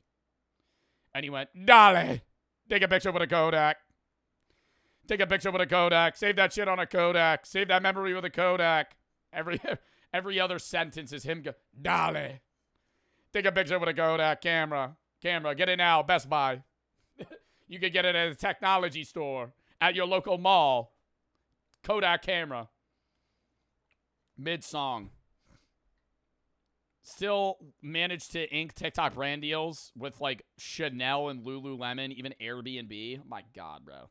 Their managers are super soldiers. Their managers. Because they don't have content. If you look at, like, the top creators on TikTok now, every fucking second video is an ad. They post ads, like, out of 7 videos, 5 of them are ads. I'm like, how the fuck are you raking in money when the majority of your actual content is other ads? How the fuck are you able to fucking land $200,000 brand deals? I don't understand that shit. Where's Speed? Devin Rodriguez. Painter and sketch artist. New York Subway, list of subjects including Ben Affleck and Oprah. Brand deals with McDonald's, yeah. Alex Earl, understandable. Big TikTok figure. In the modeling space, probably gets fucking paid bags. Michaela Nogueira.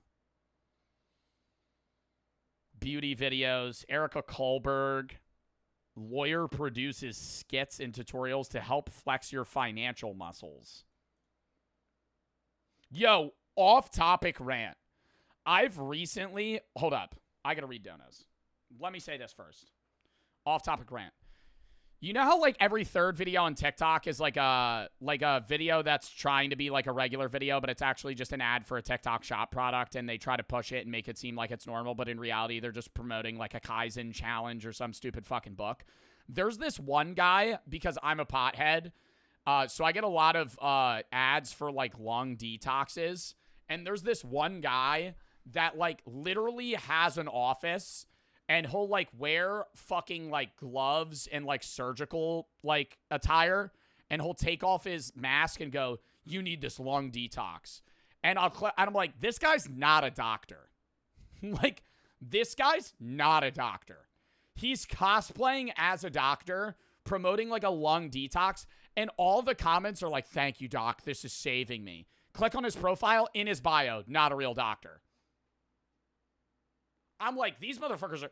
Like, you're buying products off of a guy that's actually cosplaying as a doctor. Like, he's not actually, he's just a dude. They're bot comments too. That's what I'm saying. Dude, I'll see like sometimes I'll fall for it too, where I'm like halfway through a 30-second video. I'm like, this is awesome, right? This is a good video. And then it ends. It'll be like usually like an emotional video. And it'll end and it'll be like, remember your mom. Buy this $30 book that has a bunch of questions for her to write down before she's dead. I'm like, you just turned an emotional video into me absolutely despising you because you just fucking shoved some marketing bullshit down my throat. I'm not buying your Chat GPT book, okay? That was made by AI in 5 seconds and then drop shipped to me from fucking China for fucking $45. Walnut for the sub. Anonymous to PFA. Keep doing what you do and you rock. Oh, Steven engaged for the sub. Dylan for the 10. Stream out here running people over their Jeep. Ty, thank you for the raid. Divis for the 5. Appreciate you doing this stream. Dad was abusive with my half-brother anyway. Thank you for doing the charity stream. Things like this are important to bring to light. Well, I'm glad I was able to help, man. And fucking, doing this stream, but I'm hoping that you and your brother are okay. Anonymous, thank you for the 10. Jam and Magic for the sub. Robert Broken, Red for the sub. KDL for the 3. Dookie for the sub. Bleed Green for the $269 dono to PFA. Thank you for putting this charity stream. Been waiting for one because I've witnessed domestic violence in my family personally and been a victim. W stream. Well, I'm glad I'm able to help, man, and I hope that you and your family are okay. Sometimes to the 5. Had a weird dream about you last night. You were at a meet and greet. Here's the catch. You were not a streamer. You were in a boy band. What the fuck? Dog for the 5. You should do a stream, wine stream, where you try MREs with Zeusy. Already did that. Ella for the sub. Brokey, thank you for the 10. Video got age restricted. Victim of child abuse for a majority of my life. I'm sorry to hear that.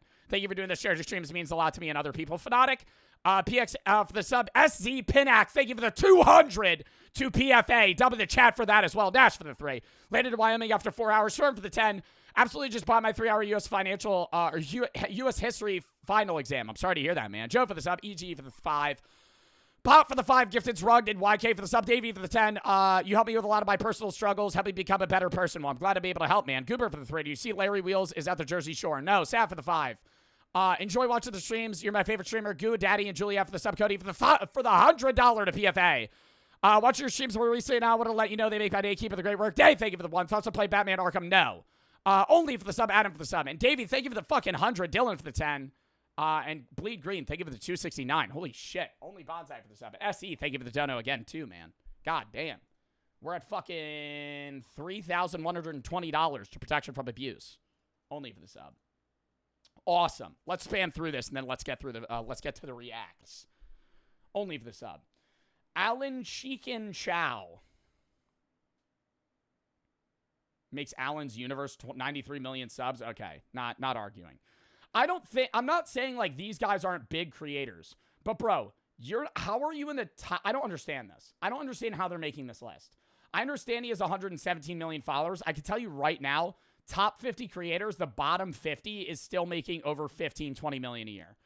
$3.8 million per year, and he's in the top 50 of all time. I feel like they're doing a lot of niche picks with people that like deserve praise or something maybe. But like, I wouldn't say this guy's like a top 50 creator in terms of like either entrepreneurship, engagement, followers, or money. So why is he in the top 50? Halle Bailey.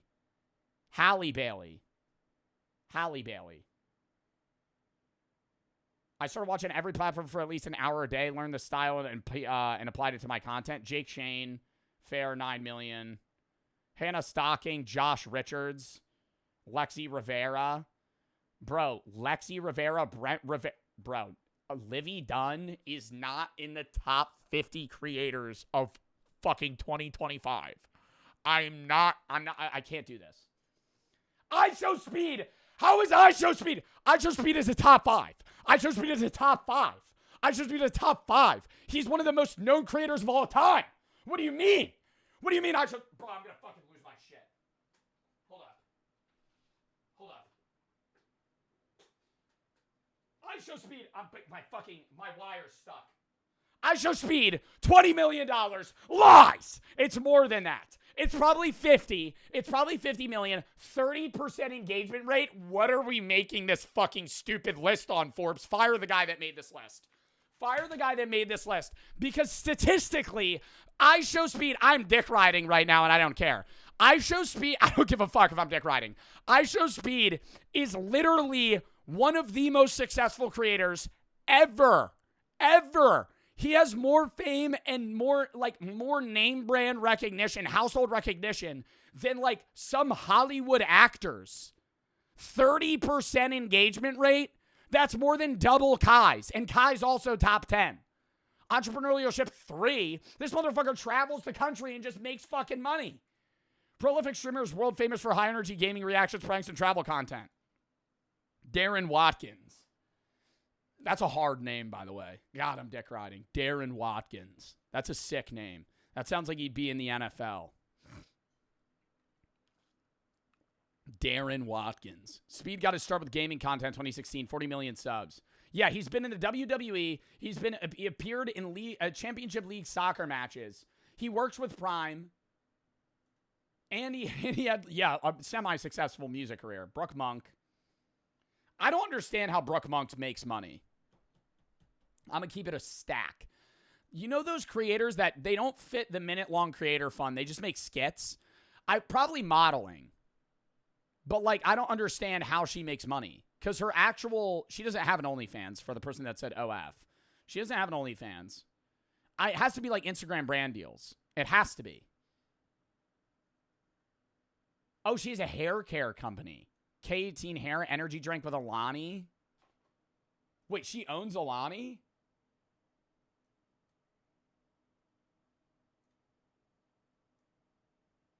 Oh, no, she did a partnership with them. I was going to say she does not own Alani. Oh, she does. She gets Snapchat views. I always forget Snapchat pays some random creators like fucking $10 million. iJustine. Bro, iJustine. Wasn't she a Viner? She scores big interviews with tech titans. Oh, is she a podcaster now? Drew Afuelo. How do you say her name? I follow her on TikTok. That makes sense. She has a huge following on just all social medias. Probably gets really good brand deals. Former journalist. She was a journalist? Really? I didn't know that. I only found her in probably 2022. Xandra. DJ and model. I feel like a lot of social media people are DJs. Jordan the Stallion makes $11 million. Yeah, I'm doing something wrong, man. I'm doing something wrong, man. God damn. He reviews strawberries. I love him. I love Jordan. How the fuck is he making $11 million? What? 11 million? 11 million? He has turned an iPhone into a bathroom mirror in his social media empire. Simple low maintenance videos, secret recipes for fast food. He's worked with H&R Block? What? Wisdom K makes sense. He actually talked personally about how much money he makes, which I think is cool. He gave a rundown of how he gets brand deals. He owns a lot of clothes too. He's just really big in the brand space when it comes to fashion, so that makes sense. This is someone that I think he's not one of the richest creators in terms of earnings, but he is full blown in his own space fashion wise. He runs the fashion world on TikTok. So I get that. Monet McMichael, the Rutgers University nursing grad, and then Nara Smith. Why is the picture in black and white? She took a page out of Hailey Bieber's recipe book, launched her own limited edition smoothie. Brother. I started to not know who half the people at the bottom of the list were. Actually, that's cap. I'd say I didn't know 10 people on this list. Why are you not on there? Bitch. Bitch. You think yo. This list is wrong and I'm not. Yo, hell no. You think I'm on the top 50? Top 50? Maybe maybe if it was TikTok, that'd be different. Where's XQC? Who's people that should have been on this list? I mean, it was interesting to read, but I just feel like they did this badly. I don't know how they determined who they wanted to include. I think they just kind of did broad categories of a bunch of different creators. Queso should have been on it. KSI, XQC, Hell, man. I think fucking Lacey and Ron make more money than half of these motherfuckers. I think Lacey makes more money than half the people on this list. And she just fucking streams. What? Like, that's what I don't get that. I think it's because they're like entrepreneur ratings bad. They're not like spread on platforms and like brand awareness. You know what I mean? I think that might be it. Corey Kenshin, he doesn't post enough. They should have thrown Outdoor Boys in here. Outdoor Boys probably made fucking $20 million last year. Asmund Gold. Asmund Gold, entrepreneurship rating 5. Cleanliness rating 1. Asmund Gold. Yeah, no, he could. I mean, actually, monetarily, he could have been on this list. Moist Critical, too. Dude, Moist Critical for sure. Charlie? Bro, oh my God. He fucking posts like 2 times a day on his main channel, gets like 2 million views every day. Oh, come on, man. You should have been on this list. I do not make enough to be on this list. Regardless of it being this or if it was just actually top 50. Neither of the two. I think, like, the top 5 were fair. I think you having, like, Alex Cooper, Mr. Beast, Darman, Rhett and Link, Jake Paul, fair. And then it just became shit after that. That was fun to watch, though. Or fun to react to. Anonymous for the 100 to PFA. Hope this money helps. I want to say emotional abuse is prevalent. Problem that needs more awareness. I've been watching you as a ban chatter since September. You should unban me. What did you do? Duh.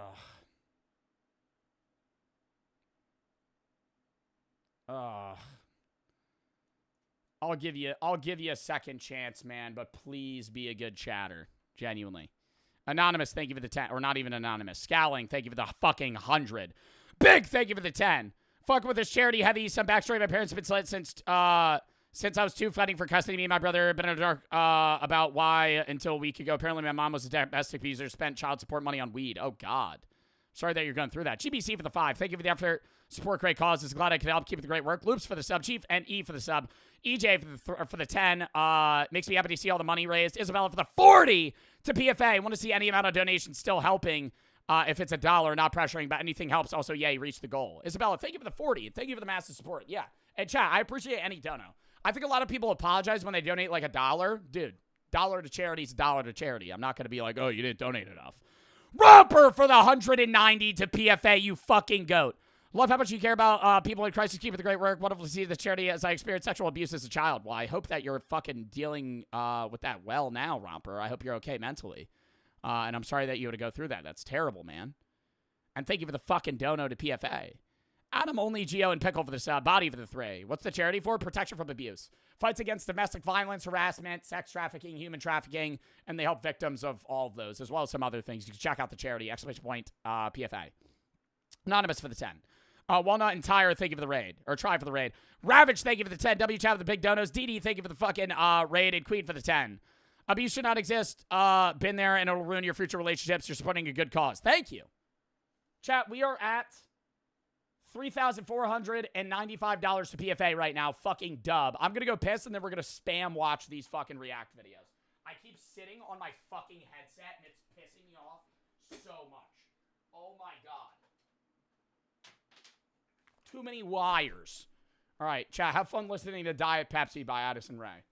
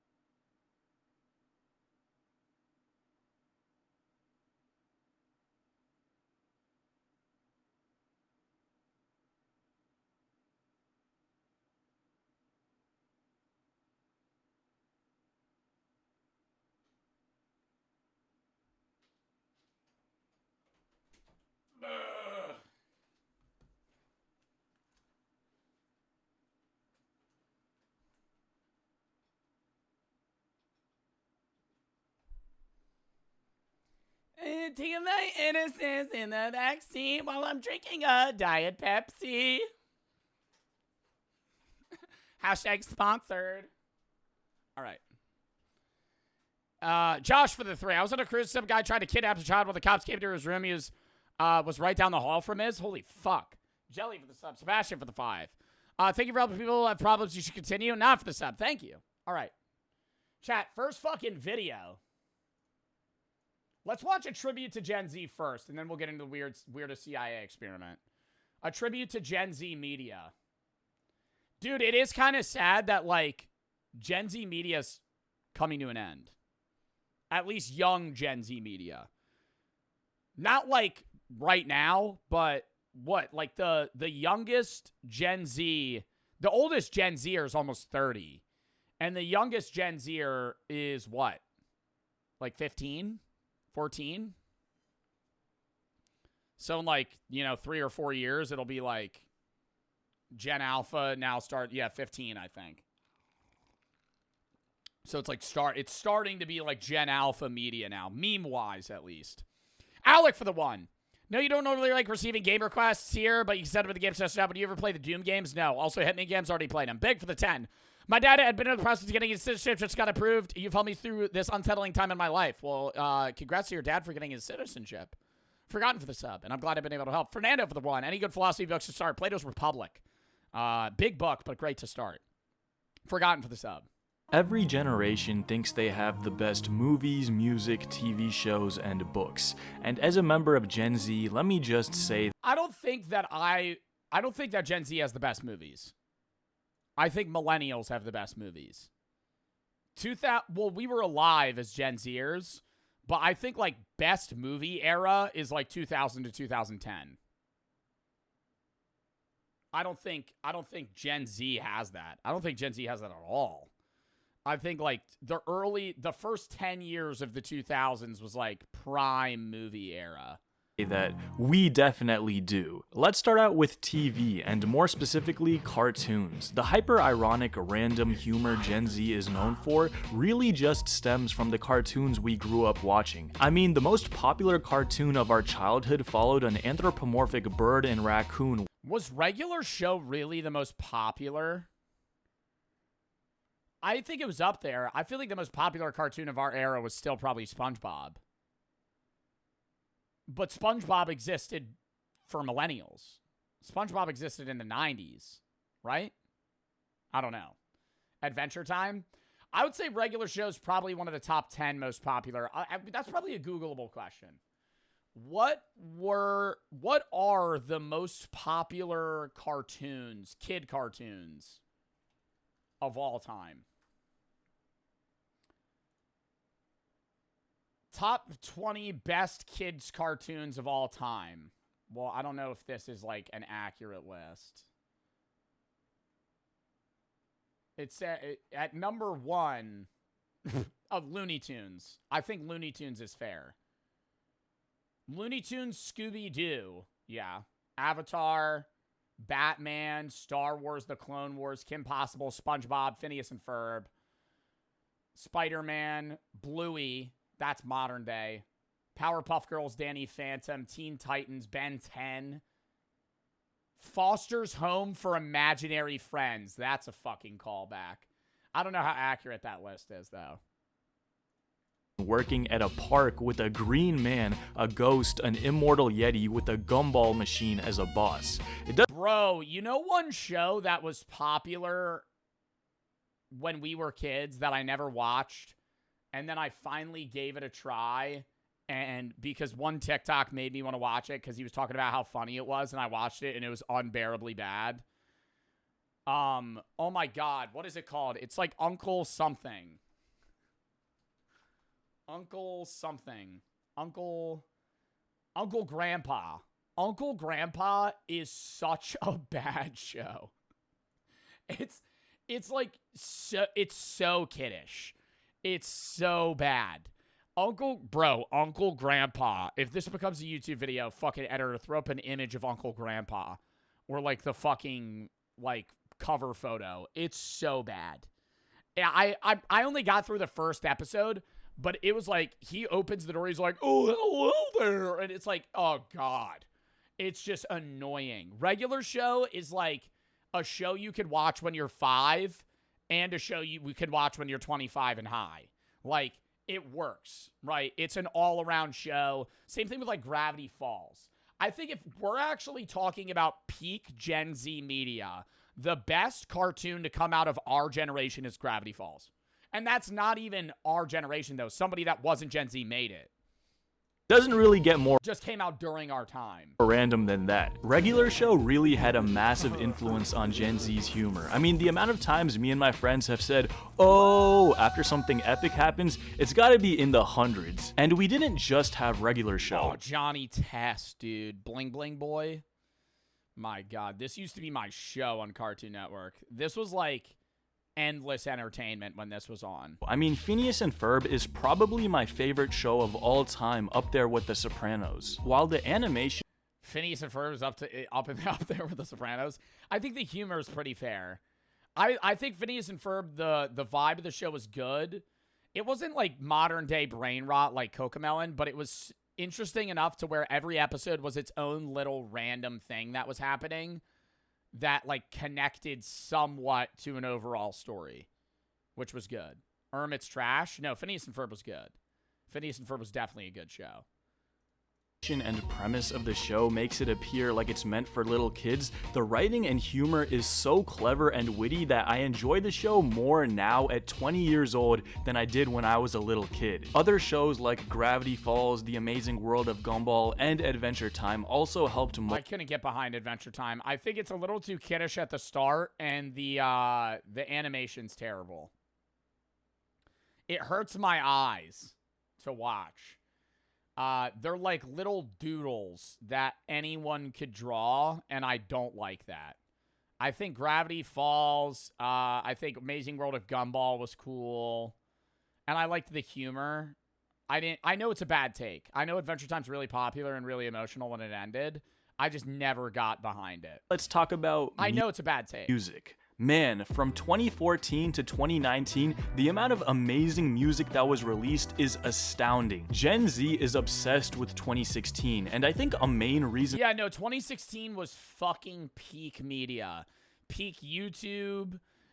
I think the reason that is as well is because 2016 is also like a era where a lot of people were graduating high school, a lot of people were graduating middle school, a lot of people were in transitional phases.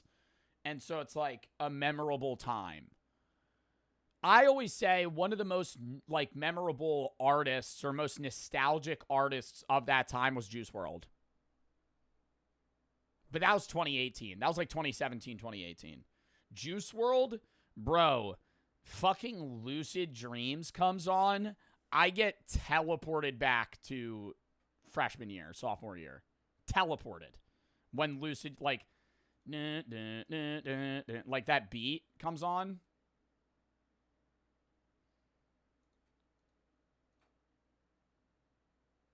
Bro, everybody was playing that all day. That was that shit the backpack kids had when they'd be walking through the hallways. And for that is because so many great albums were released that year. Blonde, Starboy, Anti, Lemonade, Coloring Book, Black Star, The Life of Pablo, Untitled Unmastered, Views, Awaken My Love. I mean, 2016 Uzi has basically become a mythical figure because of his consistency and output during that year. And I think that those albums were definitely really good, but they're also perceived better in the minds of people that grew up with them because you're always going to hold some level of, like, I guess, praise for something that you've known. Not necessarily even on a nostalgia factor. It's like, you know when your parents today might be like, modern rap these days is a bunch of mumbo jumbo and it doesn't make fucking sense anymore. You gotta listen to the OGs, like some shit like that. Like, it's the same thing. You'll be that. I hate to say it. That'll be you, right? In 30 years, that'll be you. You'll be saying the same shit, but you'll say the same shit and you'll be like, back in my day, Lil Uzi was the shit. Now you guys are listening to those fucking stupid Gen Alpha artists. Not saying these are necessarily Gen Z albums, but usually the music that's the most important to you is the music that was released during your formative years, and I just gotta say, we low-key win. Like, yeah, I'll admit we didn't have Michael Jackson or Biggie or Wolfgang Amadeus Mozart, but bro, do you know who we got? My man Fetty Wap. Listen, I'm not I'm not getting behind this. I'm not getting behind this. I'm not getting behind we got Fetty Wap. We're not going band for band on fucking rappers. And I'm pulling Fetty Wap out of the bag. That's probably the last guy I'm pulling. That's probably the last dude I'm pulling. Just being like, yeah, you remember Fetty Wap? Yo, you remember Nasty Freestyle too? You remember that shit? Just start pulling like, you remember Whip? Nay Nay? You remember that shit?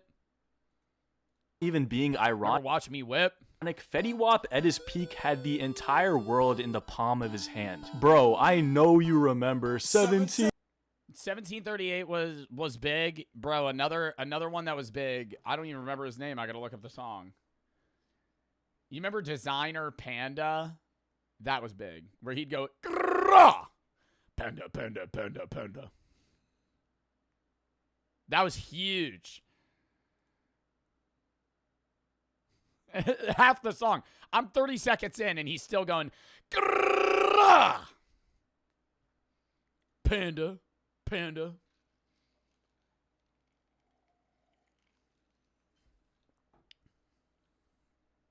That song sucks too.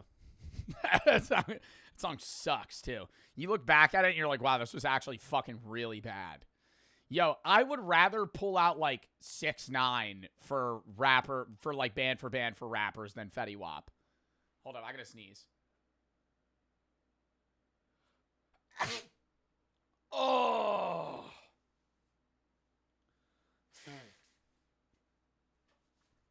L take. Name another song by Fetty Wap that you listened to. SC Pidak, thank you for the 25 fucking gifted subs. Thank you for being a sub. Thank you for the fucking 25 gifteds. I don't know JB or JB for the sub. Or Star for the sub. Atlantic for the thank you for the 10. Recently, my mother was watching your stream. $10 ain't much. Helps with the great cause. You're an amazing streamer. Thank you. Soak for the sub. Starlight for the 10. Thank you for doing the charity stream. Sorry for anybody that's been affected. Anthony for the 1. I hope this money goes to use. No people have been hurt and abused both physically and mentally. Joe for the 3. Do another Amazon stream? Probably will. Ethan for the 3. Got my dad to go to therapy. Father abused a lot. Makes him think it's okay to abuse me. Well, it's good that your dad's getting therapy. I hope you're all right. Down for the 10. Been watching since 2021. Love your content. Date for the 1. Playing any Far Cry games or Elden Ring for a stream? Not regular Elden Ring. I already played that. Did bad. It's too open world. And Far Cry, maybe. Laser for the 3. If you have any videos you want to watch, kids and play video, search time, games, search tab.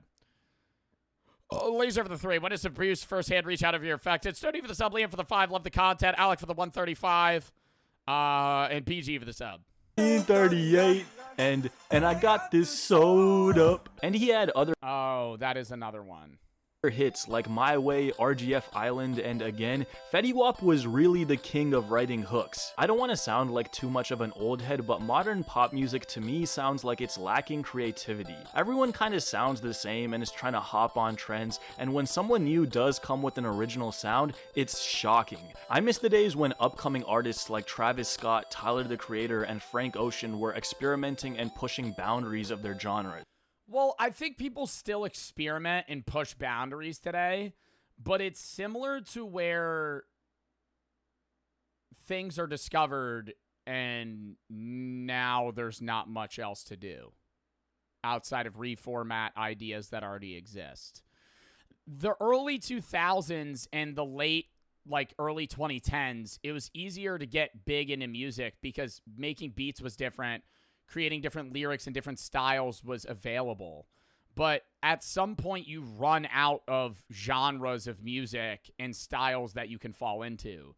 Yeet is one of his own kind. I don't really like Yeet's music, personally. I think it's just heavy beats.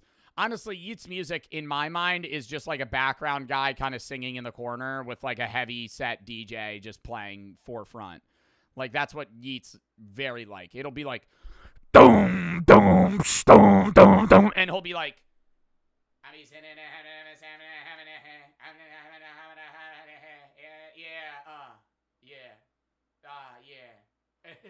And it's like you can't even hear him. He's fucking far as shit. Like, it sounds like the beat was created in studio, and then the audio recording was, like, filmed on, like, a fucking Samsung Galaxy. Like, that's what I feel when I listen to Yeet. But, like, anyways, yeah, like, Tyler, the Creator, and all these guys were, like, you know, kind of paving their own way to their own genre of music. They still do their own thing, and obviously they do well, but when there's, you know, 10 types of rap music and hip-hop styles that are available, and then you pave way to 5, 10 more, it's harder to expand beyond that.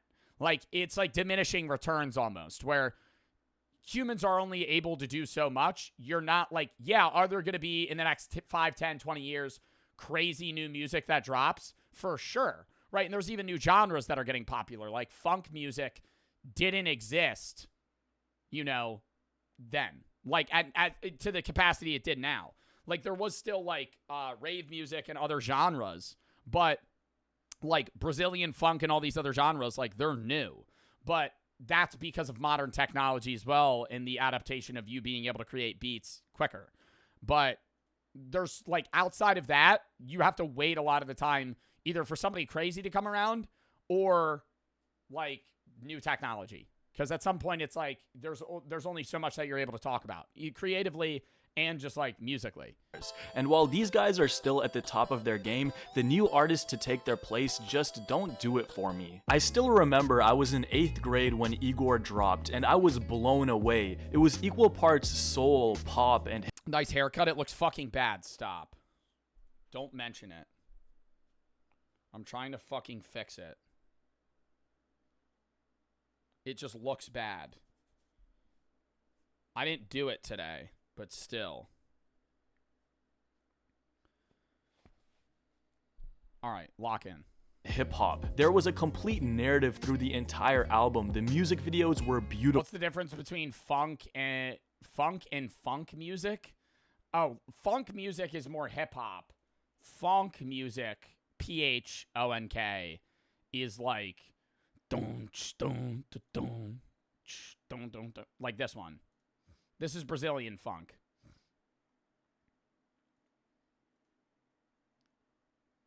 Or you could, it's kind of like rave music, but it's only on the beat drop the entire time. Like this. It's honestly like what is it, like jabber? What is it called? What is it called where, like, it's like a UK type of, like, jump style, almost.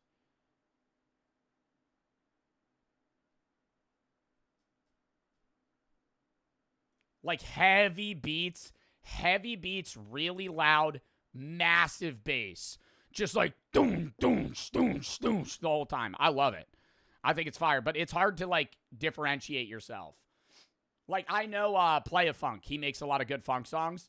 And my outro is one of his songs that he lets me use. Play a Funk, stream Play a Funk on Spotify. Anyways, he makes funk music, and even he is kind of branching out somewhat, like, still in the funk genre, but slightly out of it, where it's like, people run shit into the ground in that genre. Where, like, if you have a popular Brazilian funk song, they will, like, reformat it, slow reverb, faster pace, they'll change some beats up, and just release, like, 7 songs that are almost identical until it, like, dies.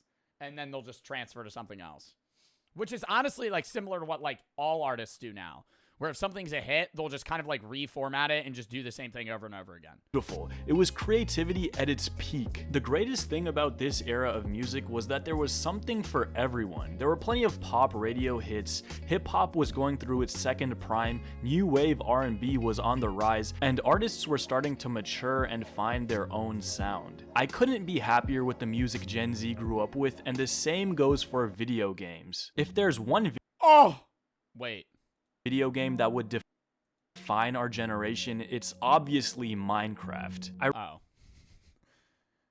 Yeah, I think Minecraft, what defines Gen Z? Minecraft, I think Roblox defines Gen Alpha more, personally. I think Minecraft, Fortnite, and then, like, not even COD. I think COD's a millennial thing. Today, COD is played by Gen Zers mainly. But, like, Call of Duty was big for millennials. Like, when you were a squeaker, if you're my age, like, not if you're like 15 when you were a squeaker, that was like fucking like 7 years ago. I'm talking when you were like if you were like 8 years old in like 2010, 2011, the guys you were playing with that were calling you the N-word in COD lobbies are 36 with kids now, right? Like, those are millennials. The millennials were the ones that were screaming at you. Like, COD is a millennial game. That's not a Gen Zer game. Gen Zer games like Minecraft, maybe Roblox, but I feel like Roblox is like mainly Gen Alpha now. Fortnite. What else? What's like a defining, like a game defining, like, or like a generation defining game? RuneScape? That's way older, dude. RuneScape might be like Gen X. GTA 5. I think GTA 5. But GTA 5 is so big that it doesn't really like grasp just Gen Z. It's like everyone. Five Nights at Freddy's. Yeah, that's fair. Horror. Very niche though. Minecraft. I really don't know what to say about Minecraft that hasn't already been. I think anyone that's ever played video games finds Minecraft nostalgic. I think that's the reason that, or any Gen Zer, the reason Minecraft defines Gen Z is because if you talk to somebody and you're like, hey, did you play video games when you were a kid? And then I turn on fucking this.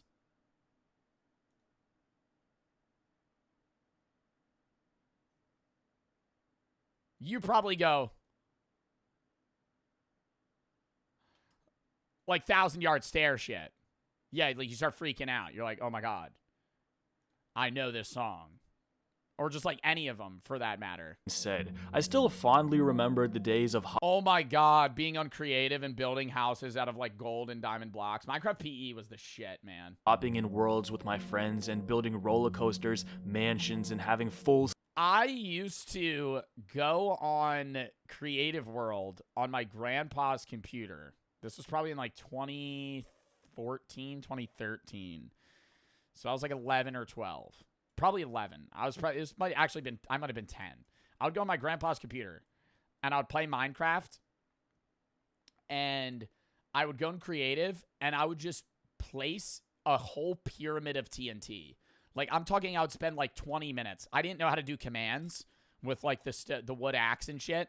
So I would just place like thousands of blocks of TNT and then I would record it on like whatever I had at that time. I think it was like an iPad mini. And I would light it on fire and I would record it. And I would be like, and I remember I would watch them back and be like, this is awesome. Or I would create and then when I got older, I would make like complex. This is actually when I got pretty good at Minecraft. I would create like complex fireworks shows out of redstone. I don't remember how to do it anymore, but I remember I used to watch like tutorials and I would go in creative and like actually create, like I would craft like specific fireworks, make it time set night, and then like create like a whole show. I don't have the videos anymore. I wish I did. Scale battles. It was the perfect escape, simple yet dense with content, complete freedom. What is it called? Oh my God, what's that art called? What is this called? I used to have a world where I did this too. That was on the Xbox though. Me and my friends had a creative world where we would do pixel art. I remember I made Flappy Bird. I did some easy ones. I did some hard ones with like skeletons and shit. With content, complete freedom. The same goes for Minecraft's equally popular but wilder little brother, Roblox. There was really some. I love the modern day Roblox now. I think Roblox now is so cool because you can dev any game. I think then, like, you remember when Roblox was just a dupe of Minecraft? Like, way back. I used to play it on my school computer because they didn't have Minecraft, but they had Roblox, and it was just a bad Minecraft. Like, you would launch the game. I don't even know if they had servers. I think you would just load in, and it was just like a shitty Minecraft. Something for everyone. No? Bro, I gotta look that up. I remember I used to, like, build, like, wooden Roblox. Old. Roblox. Off-brand Minecraft. Bro, I gotta look that shit up. How do I, like, what could I search to find that? Old Roblox. game.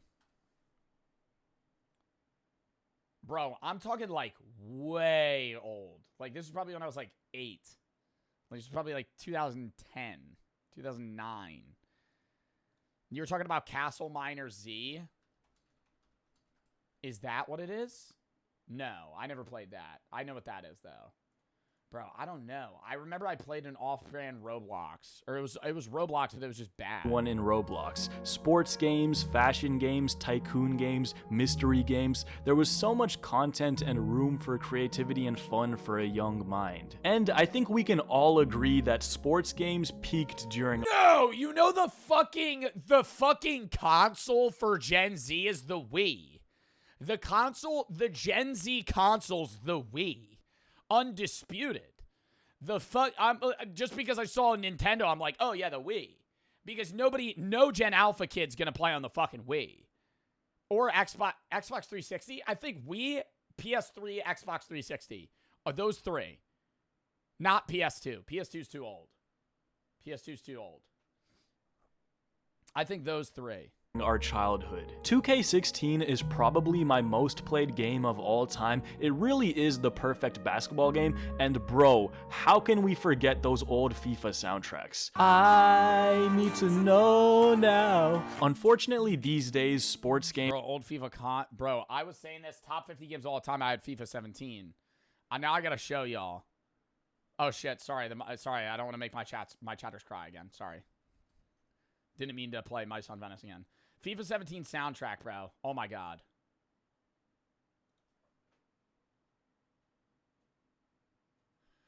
I remember loading up. Anybody play FIFA 17? I used to load up FIFA 17, and I remember this shit would turn on. Bastille send them off. I'd be like, and it would be the guy. It would be the guy mid kick. He'd just be like,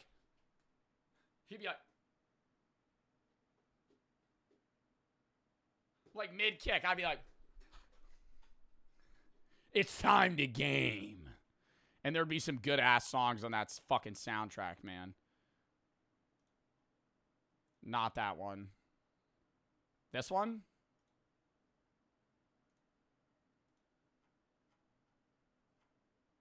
No. I don't know. I remember, though, FIFA 17, that was what got me addicted to FIFA. And I used to watch that bald white guy.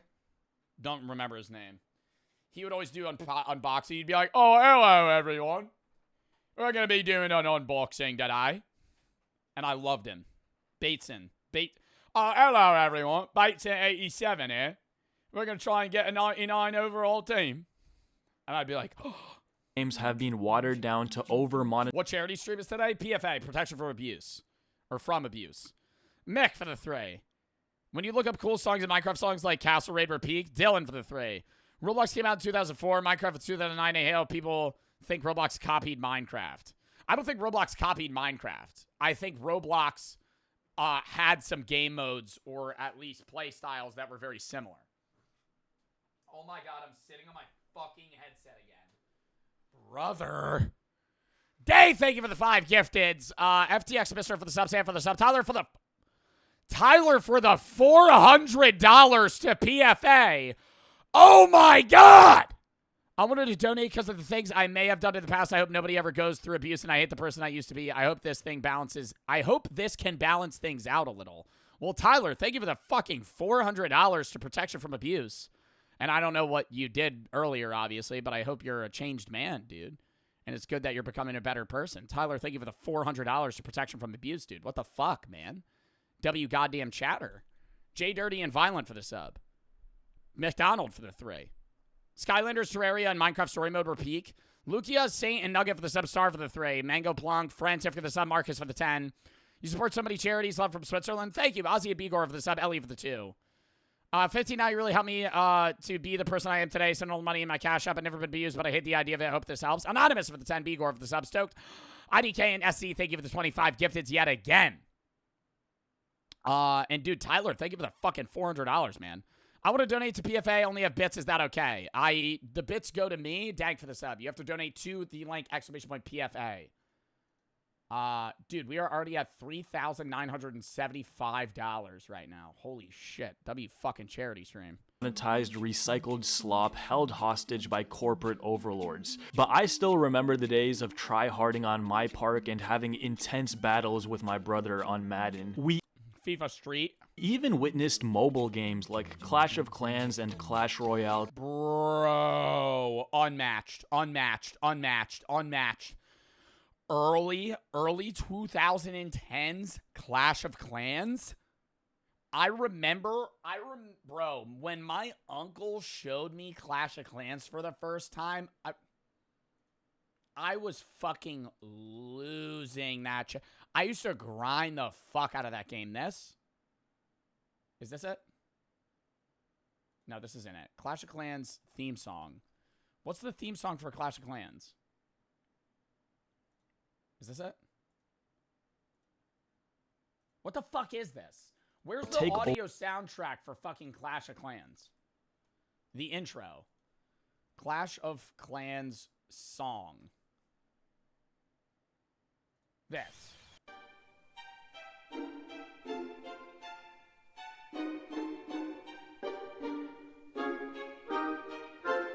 You be sitting there, bro, with the little elixir noises. Aha! Aha! Dude, the audio, and it was just so fun. It was just, that's why Clash of Clans was in my top 50 games all the time. It's just such a good game. Over the zeitgeist of our generation. None of y'all remember Heyday? Yeah, the fuck I do, bitch. I played every goddamn Supercell game that's ever come out. I remember fucking Heyday. Yeah, I remember Heyday. I used to fucking farm wheat. I remember I used to watch TV and farm wheat all day, bitch. I used to be raising my cows, organizing my farm, trading the fucking little boat guy for fucking milk. And of course, who Boom Beach? Yeah, rip Boom Beach. That shit fell off. can forget I played Boom Beach too. Flappy Bird? When it comes to Gen Z, I feel like I have to talk about books, and really one specific book series. Diary of a Wimpy Kid. Diary of a Wimpy Kid. I don't think there's ever been or ever will be another book series like Diary of a Wimpy Kid. Much like the cartoons we grew up watching, this book series had a profound That's not pre-watch. What else would it be? Hunger Games? Impact on the culture and humor of Gen Z. While most children's books try to teach good values like honesty and hard work, Jeff Kinney throws all of that out of the window. Greg Heffley Bro, Brooke always tries to get me to watch the Diary of a Wimpy Kid movies, and I tell her every time, I'm like, these suck now. You're blinded by nostalgia. I don't want to watch a movie where the guy goes, the cheese touch. The cheese touch. It's fucking cringy now. It was funny when you were 10. is cynical, self-serving, opportunistic, lies, cheats, and always tries to find a shortcut. Roderick Rules is still peak. Is that the second one? But basically, Greg Heffley is the most honest children's book character we've ever seen. I think because Gen Z has always been hyper-aware, we reject overly righteous characters because we know they don't exist in real life. The people around us operate like Greg, and in many ways, so do we. He was a hilariously flawed character that rarely learned his lesson, and we couldn't get enough. Much like Dude, Diary of a Wimpy Kid was one of the only books I wanted to read when I was a kid.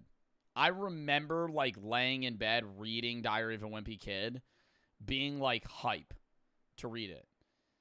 And I just feel like they need to let you pick more books now.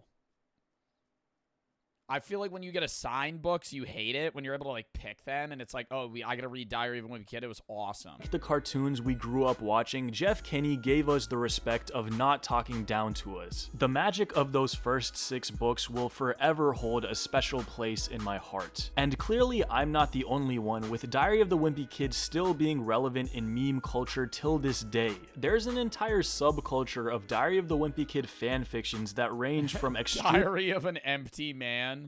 Diary of a Wimpy Kid Death Note. I've never once considered finding that notebook and gaining the power of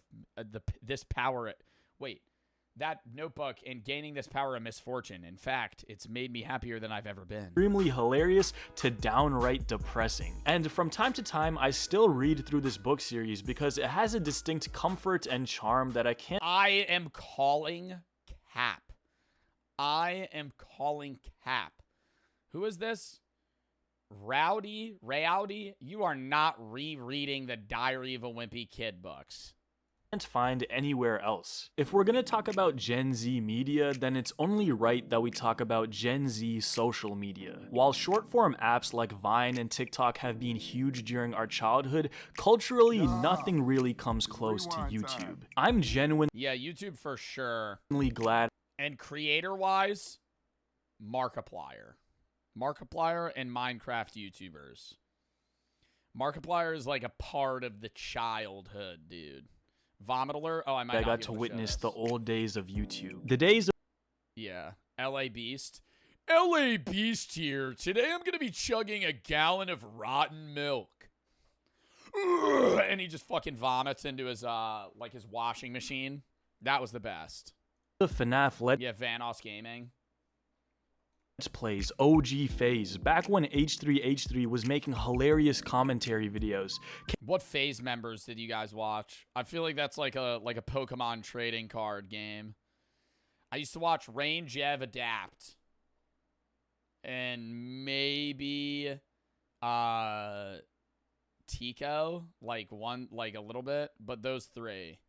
Jev, Adapt, Rain.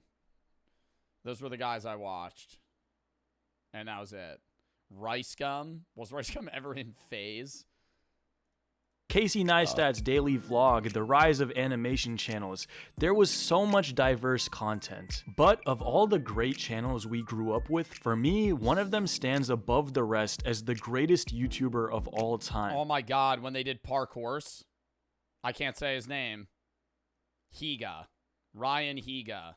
Not going to say his username, though. A man who defined the humor for a generation of children. Yo, what's up? My name is Ardizzle for Shizzle my Nizzle off the Hizzle. Ryan Higa. It's really hard for me to put into words how much Ryan Higa's videos mean to me. He was literally the first YouTuber I ever watched. For the longest time, I thought YouTube... Dude, and his shit was so... I remember loving the Parkours videos.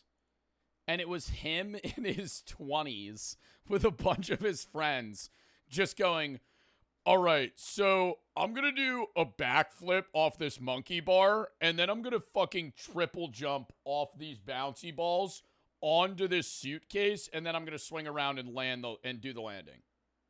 And they would just play horse with parkour, and it was fun.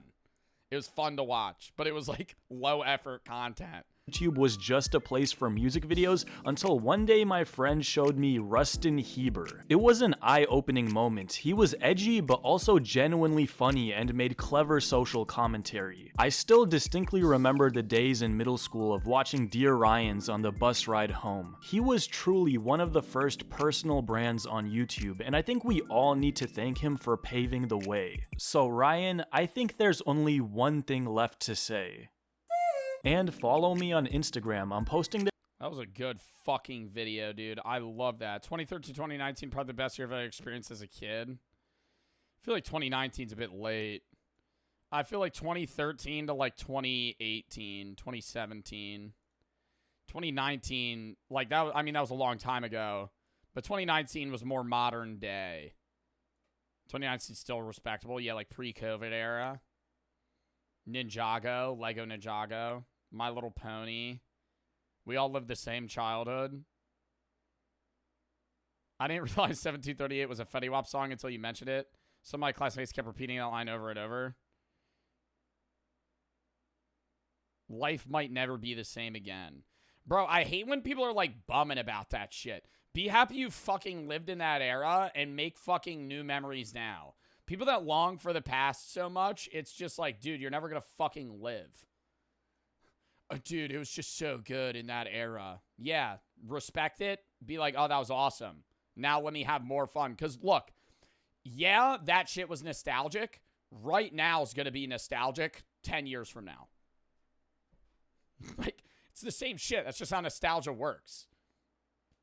Like, if you, right now, regardless of how old you are, you could be 15, you could be 25, you could be 30. 10 years from now, you're going to be like, oh, God, remember 2025?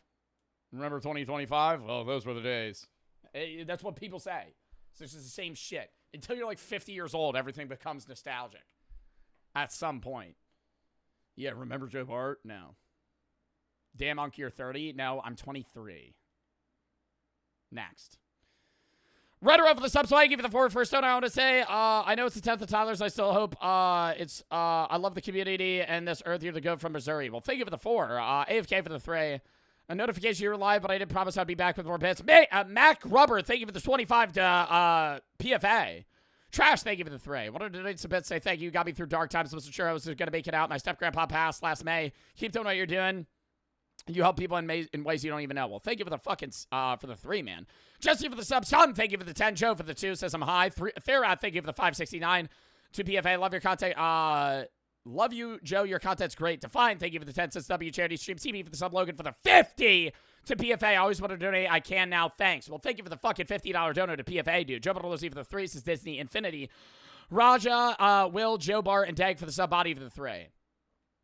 Redero for the sub. All right, next. The weirdest CIA experiment. Fern video. W Fern. This pigeon is a CIA spy. It's wearing a tiny high-tech... All birds are CIA spies. Birds don't exist. They're all well, you really think there's animals that have evolved wings in the capacity of flight? They're all government drones. When you kill them and break them open, chat, that's when they morph into actual animal meat. A camera, and it's They're all fake. Pigeons don't exist. about to gather intelligence on Soviet nuclear submarines. This is a dolphin. Right now, it's being trained to carry bombs and attach them to enemy vessels. Wait, the CIA trained dolphins to carry bombs? Possibly miniaturized nuclear bombs. This raven isn't just flying around. It's on a mission. Currently, it's heading towards the hotel room of a KGB agent to plant a bug there. And this cat has been sent to spy on a Chinese diplomat. It had a microphone surgically implanted in its ear, and there's an antenna in its tail. This all sounds like science fiction, but animal spies are very real. Using ravens is badass. A little fucked up, but using ravens are smart as fuck. For those of you that don't know, ravens and crows kind of look similar, but ravens are like massive. Ravens are huge. They're way bigger than crows are, and they're not pack animals. Crows kind of live in groups, and they kind of share knowledge through generations, where ravens are more kind of like solo, like lone wolf creatures, and they're fucking so smart. So fucking smart. I don't know what the IQ of a raven is. What is the IQ of a raven?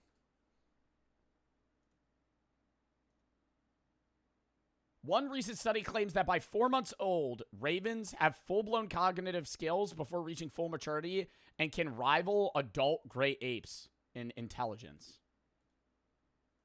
Wow. By 4 months old. Their stories have long been shrouded in secrecy, myths, and legends. But in 2019, the CIA released a large trove of previously classified documents. They give us a glimpse into how the CIA tries to weaponize animals. Today, we will look at the 4 most spectacular... If I wanted an animal army, what would it be? Let me think here. If I had to command an army, it would need to be something that has a long lifespan. You wouldn't want a rat army. Rat armies are pretty bad because they die quickly. Birds, it depends on the bird. I think a bird army could be pretty good. An elephant army, you know, not really stealthy. You need something on the in-between level. I'm going to go with, I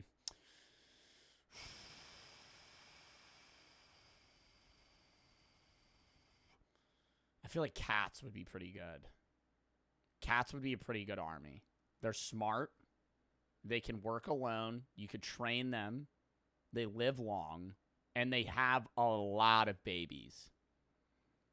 Wolves? No, I would go cats. If I had an army of animals, I'm not talking about, like, for killing people. I'm saying for, like practical usage. Spectacular projects. Humans? Okay, well, that would be slavery. They reveal a story of Cold War paranoia, unchecked hubris, absurd waste, spectacular failures, and wild ideas that were taken too far.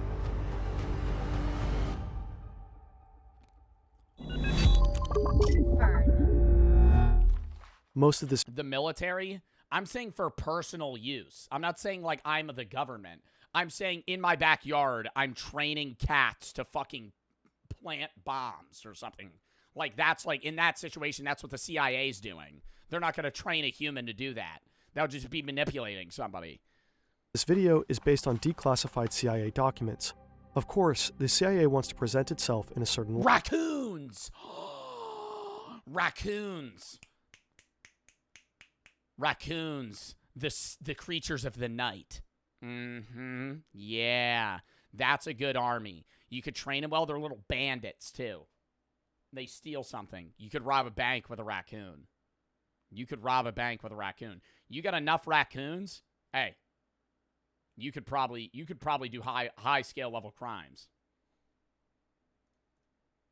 light, and it's careful about what it reveals. Some parts are heavily redacted, and sometimes other sources give conflicting information. No, possums are weak. Somebody said possums. We're going to need a rewind. Possums are weak, though. Possums a bad pick. They'll either play dead or they're just stupid. They're not a good pick. Marsupials, not a good pick. Not a good pick. You don't want one of those. I think raccoons are probably a better choice. Possums, I don't know. I think a possum's more useful in large level scale crime, dead than alive. I think a dead possum is more useful distraction than an alive one. Personally, a tardigrade, those are microscopic. Ants, or bees, a bee army. Most of this video is based on declassified CIA. Do you have to have like a license to just like grow bees?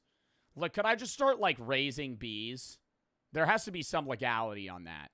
Like, I'm not allowed to just start a bee farm without, like, some sort of license.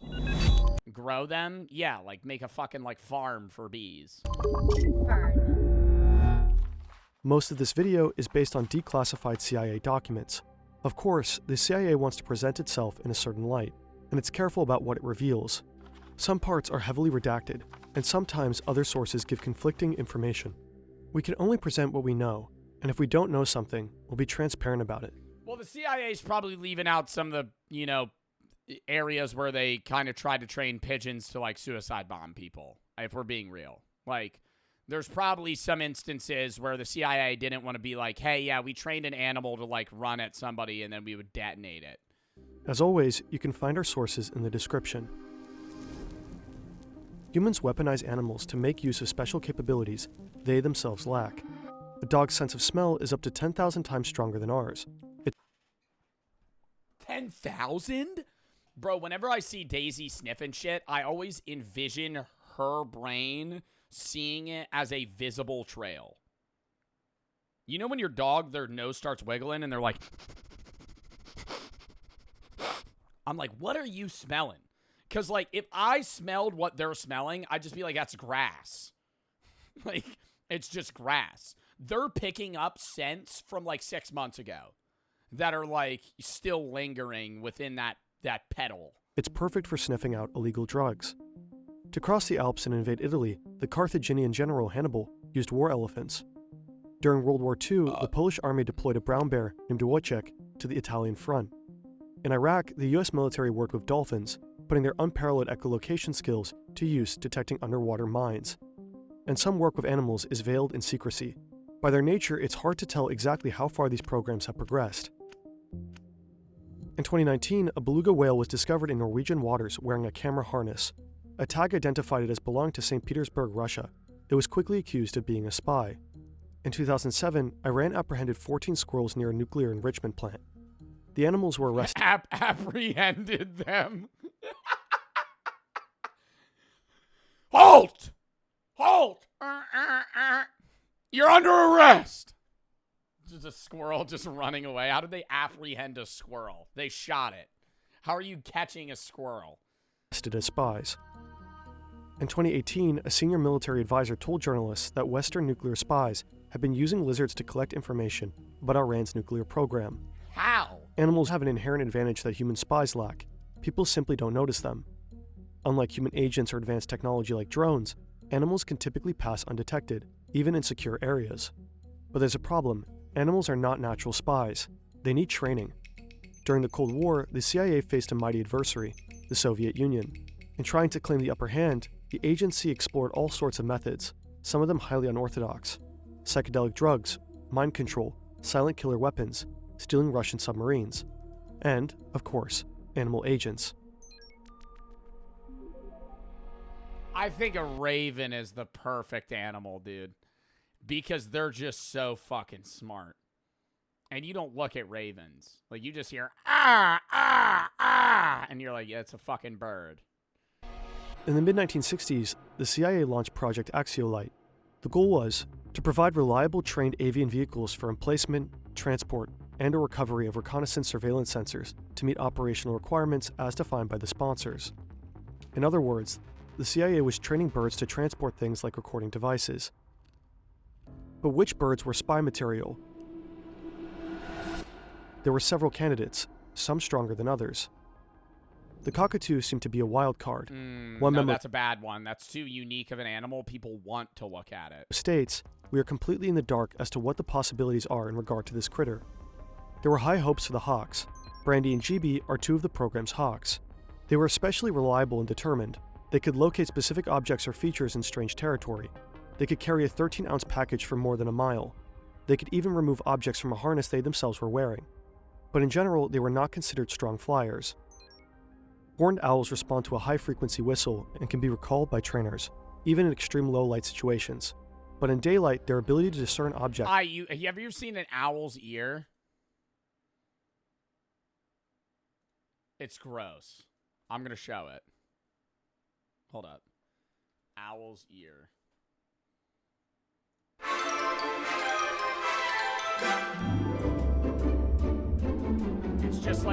It's just like a hole in their head.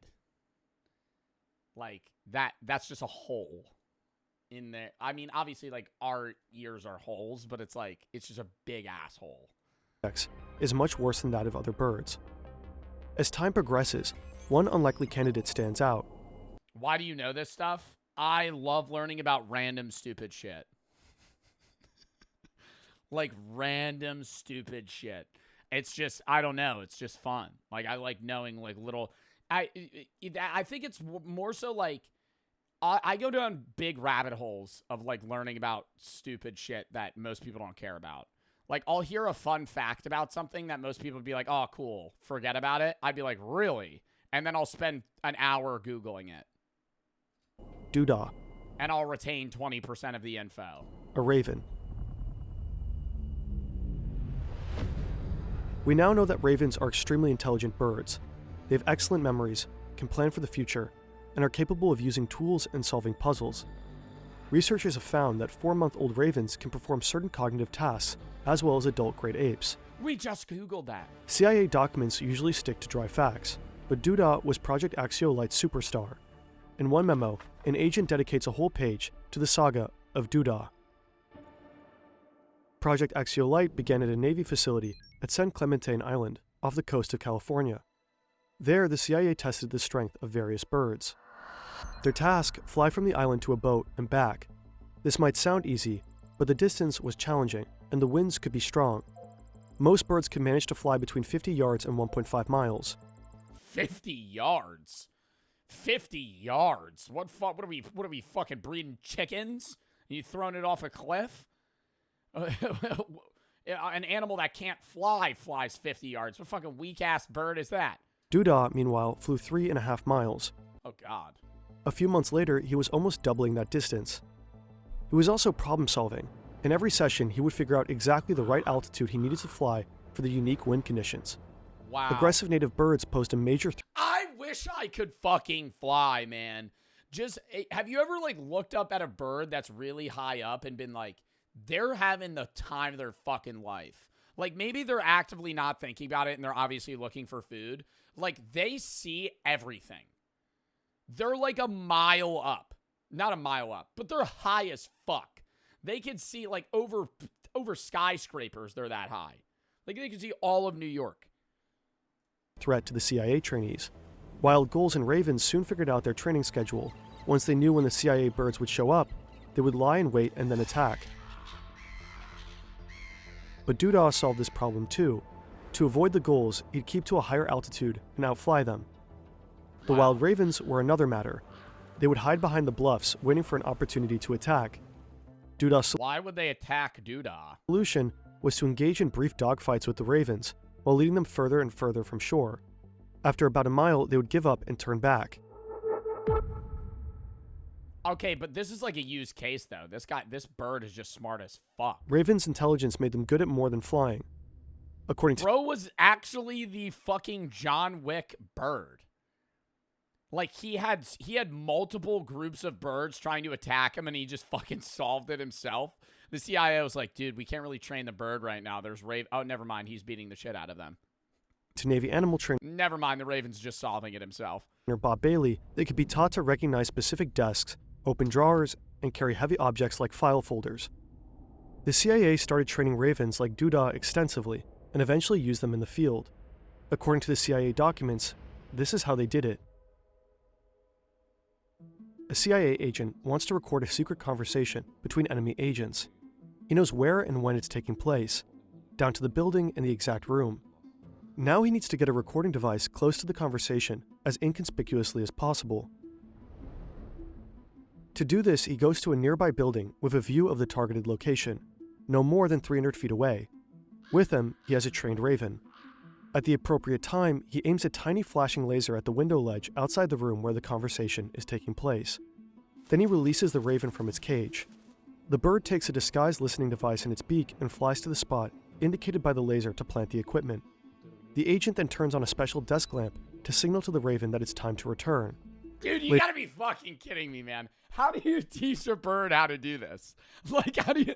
I understand the bird's smart as fuck, but there had to be a guy that figured out, like, just through repetition, like treats and stuff like a dog, but, like, this is highly complex stuff. Later on, the raven is sent to retrieve the... Like, the bird could just fly away. Like, the bird... If the bird really wanted to, I understand it's trained, but if the bird really wanted to, it could just be like, nah, I'm done with this shit. I'm just gonna go live in the wild. recording device by the same method. At least, this is how it's described in the document, Operator's Manual, Avian Delivery System. In real life, things didn't go as smoothly. Training a wild animal to be a spy takes time. It takes planning. If the CIA is still training animals today, they're most likely using Udo's all-in-one management software.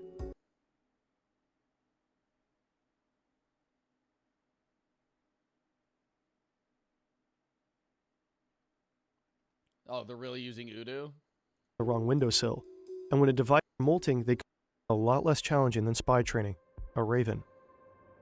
When ravens were molting, they couldn't fly comfortably. One put the listening device on Molting? I thought that's like a thing snakes and crabs do. Molting? the wrong windowsill. When ravens were molting, they couldn't fly comfortably. Molting? Molting? What does that mean? What is it doing? It's getting rid of its feathers? One put the listening device on the wrong windowsill, and when a device made it to the right windowsill, the microphone picked up so much ambient noise, the recording was useless. The document suggests that this whole technique was only used a single time, and the attempt seems to have been... Damn, how do birds grow feathers?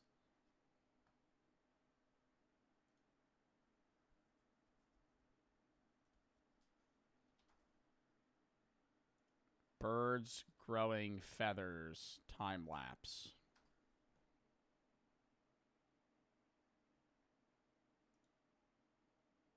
Oh, God.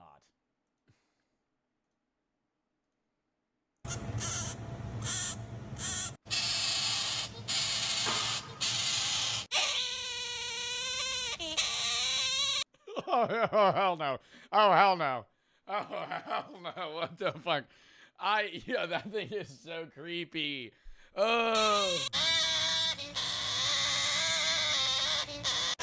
Oh my God, he's like, yo, right here, he kind of looks like a level 3 character from like My Singing Monsters or something. One of those dragon games. Jesus Christ, what is he freaking out about? What bird is this? What bird is this? I still can't figure it out. Oh, is it a cockatoo? Aww. Wait, now it's not that creepy. So it grows it like hair. Oh my God, dude, it looks like a ball sack. It looks like a ball sack, man. Oh, God damn. Been unsuccessful. Unfortunately, Duda's luck That's AI? That's not AI. eventually ran out.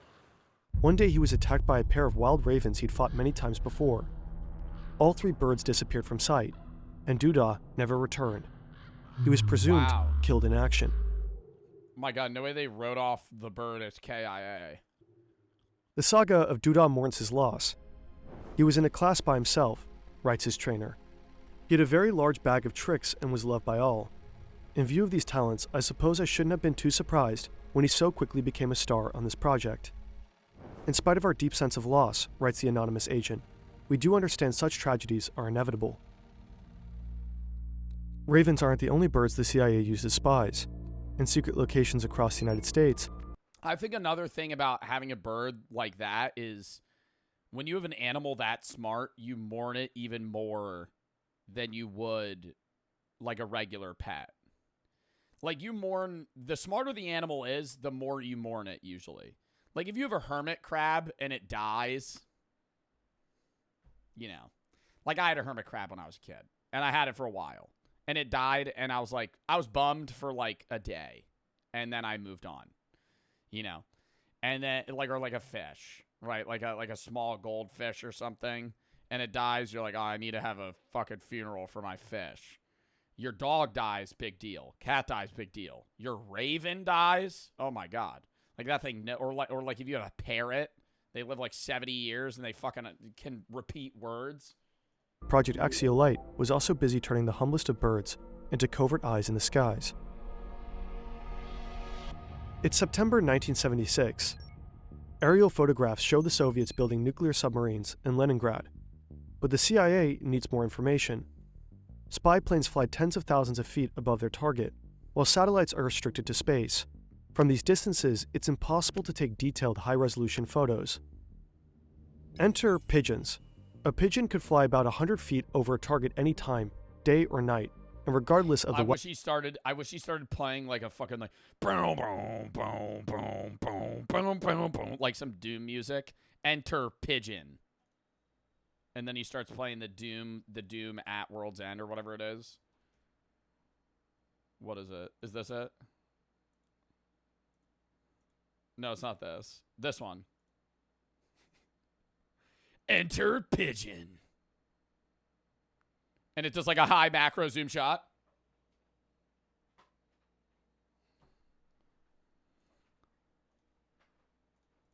A pigeon could fly about 100 feet over a target any time, day or night, and Aren't they stupid as fuck? Maybe I'm wrong. I thought pigeons are like really dumb. Regardless of the weather. Most importantly, no one would notice it, and they could clearly be trained. Pigeons are no strangers to war. During World War II, the British National Pigeon Service would drop cases of the birds over occupied Europe. People would send them back with information about daily life or even military details like troop movements. The key was their unique honing instinct. Anywhere you release a pigeon, it can find its way back home. Even today, this ability still isn't fully understood. Wait, we don't know how they do it. They just do it. So if I blindfolded the fucking pigeon and like some fucking Taken movie-esque scenario drove the pigeon 50 miles away, it would be like, I just need to go this way. I need to go southeast. To exploit pigeons' natural talents for aerial photography, the CIA's Office of Research and You gonna play Amanda the Adventurer 3? It came out recently. Did it really? That shit did not come out. It just says coming soon.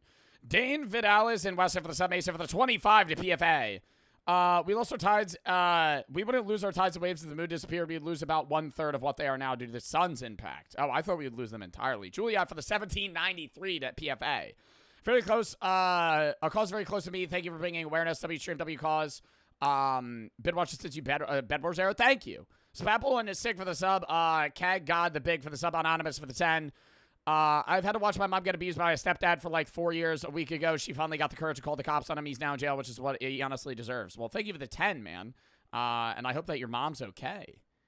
I'm sorry that she had to fucking go through that for so long. That's terrible. Core Swaggy and DJ for the sub. X Game for the sub. Hello for the 3.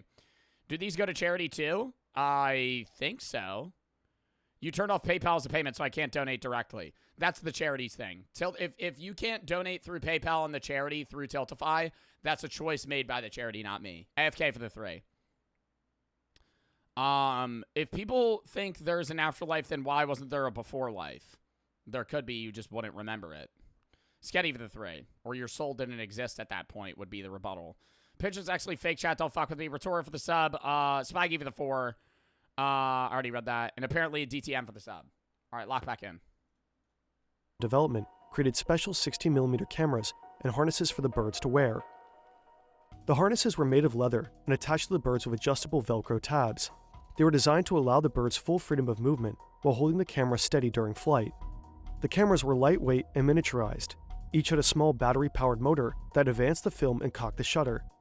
Each camera had its own timer. When it went off, the camera would take pictures for just a few minutes, resulting in 150 to 220 photos. Together, the camera and harness weighed just 39.5 grams. To produce useful images, pigeons needed to fly directly over their target at exactly the right time, but this could be difficult to arrange. Once they were released, the pigeons would fly back home in a more or less direct line.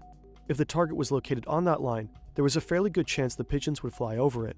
But in covert situations, it wasn't always possible to release pigeons in ideal locations. Some areas were restricted, others were too exposed.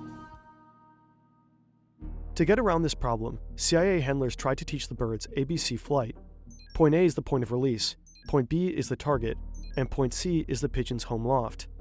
To begin with, temporary targets a short distance away were established at point B.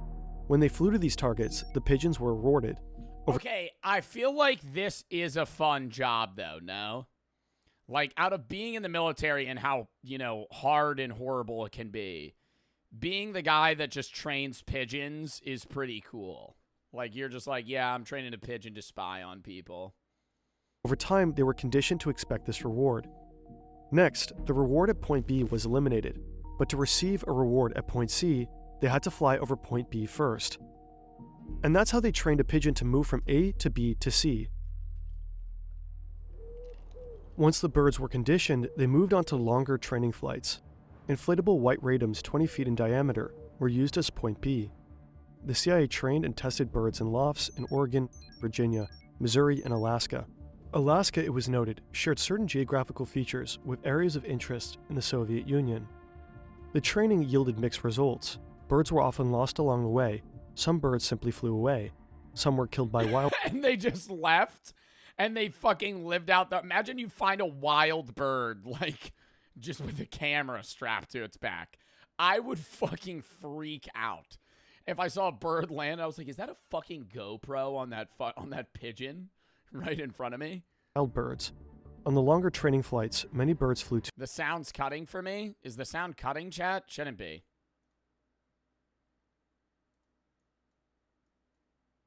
Nope. Okay, those people are lying. Too low along freeways and were hit by cars.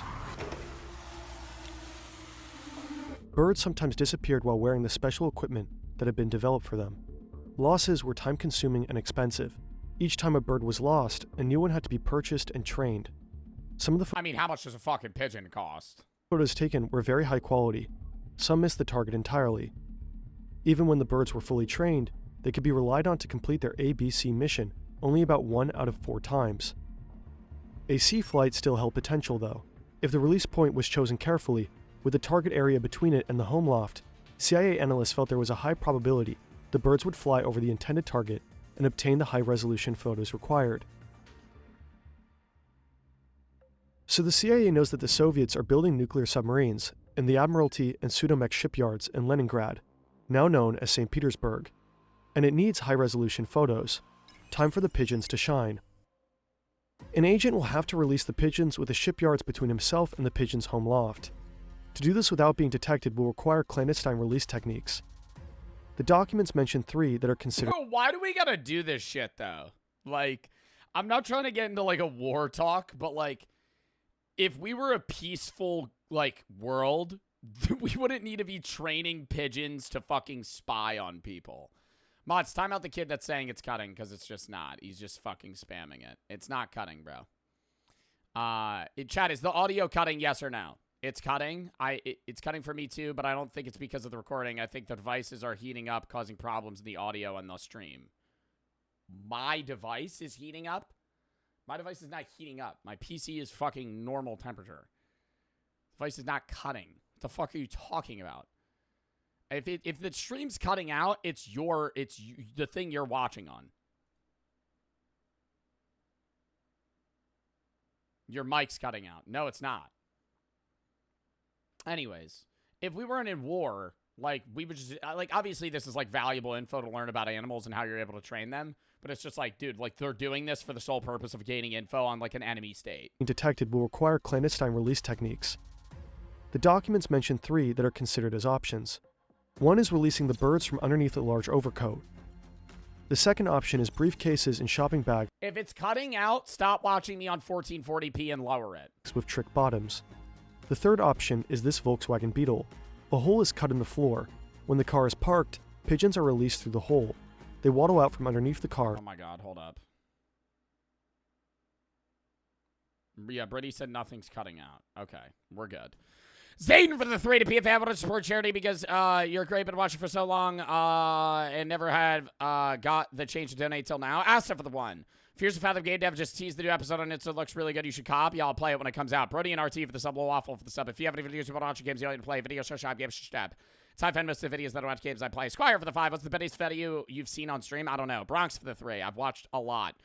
Had to bring up something when you were talking about nostalgia. Did you ever have a Bionicle set? I don't think so. Reverse Leonard and apparently for the sub. And immediately take flight. Yo, throw it in sub only mode. The operation is to go ahead by August 1978, but here the trail goes cold. It's unclear whether the operation actually ever happened. The documents don't say. While the CIA's birds may have gathered invaluable aerial photo insights, other agents were being trained to sabotage enemy ships. This is James W. Fitzgerald. He's an engineer and physicist. It's 1964, and Fitzgerald has been thinking Dude, I feel like you could train dolphins to, like, kill people. Like, they're really fucking smart and big animals. It's not like training a bird to, like, spy on people. about dolphins a lot. At a cocktail party, he mentions that he believes the animals could be used in warfare. The person he's talking to happens to be an admiral in the US Navy. He's intrigued enough to introduce Fitzgerald to someone from the CIA. Around the same time, the TV show Flipper debuts. It's about a crime-fighting dolphin in a marine reserve in the Florida Keys. Like most dolphins, Flipper is smart and friendly to humans, and he responds well to commands. We'll never know whether Fitzgerald and the CIA were inspired by Flipper, but it is plausible. According to the The Flipper show is the reason they decided to fucking hook bombs to dolphins and make them plant them in ships. Washington Post, at this point, the CIA sends Fitzgerald to Florida, where he establishes a small laboratory. The same year, the CIA begins its dolphin program, Project Oxygas. The aim of Project Oxygas is to show that dolphins can be used in attacks against enemy ships. To this end, harnesses and nose cones are created to allow the dolphins to carry items. Someone in the CIA even produces this drawing. The dolphins are happily towing the explosive devices given to them by their handlers on top of the submarine. The program quickly passes its first test. It demonstrates that a dolphin can place a simulated explosive device against the propeller of a PT boat anchored in the open sea. In November 1964, the Deputy Assistant Director of the Office of Research and Development writes that Project Oxygas has progressed more rapidly than we anticipated. It's unclear exactly what sort of simulated explosives these dolphins were carrying. The sentence that specifies this is partly redacted. How do the dolphins understand when to plant it? Do you know what I mean? Like, I understand they're towing the bomb and you could train them to move it from point A to point B, but how are they understanding how to attach that bomb to a specific rotor or something? Like, yeah, they swim by it, but, like, they don't have opposable thumbs. Like, they're just, like, swimming by it and maneuvering it in a way that they're able to. Yeah, training, no shit, but how? The CIA probably planned on using conventional explosives, but if this was the case, why the need for secrecy? A 2021 article in Popular Mechanics suggests a haunting possibility. In 1965, miniaturized nuclear weapons might have seemed achievable in the near future. The magnitude of such an idea would certainly explain the need for continued secrecy.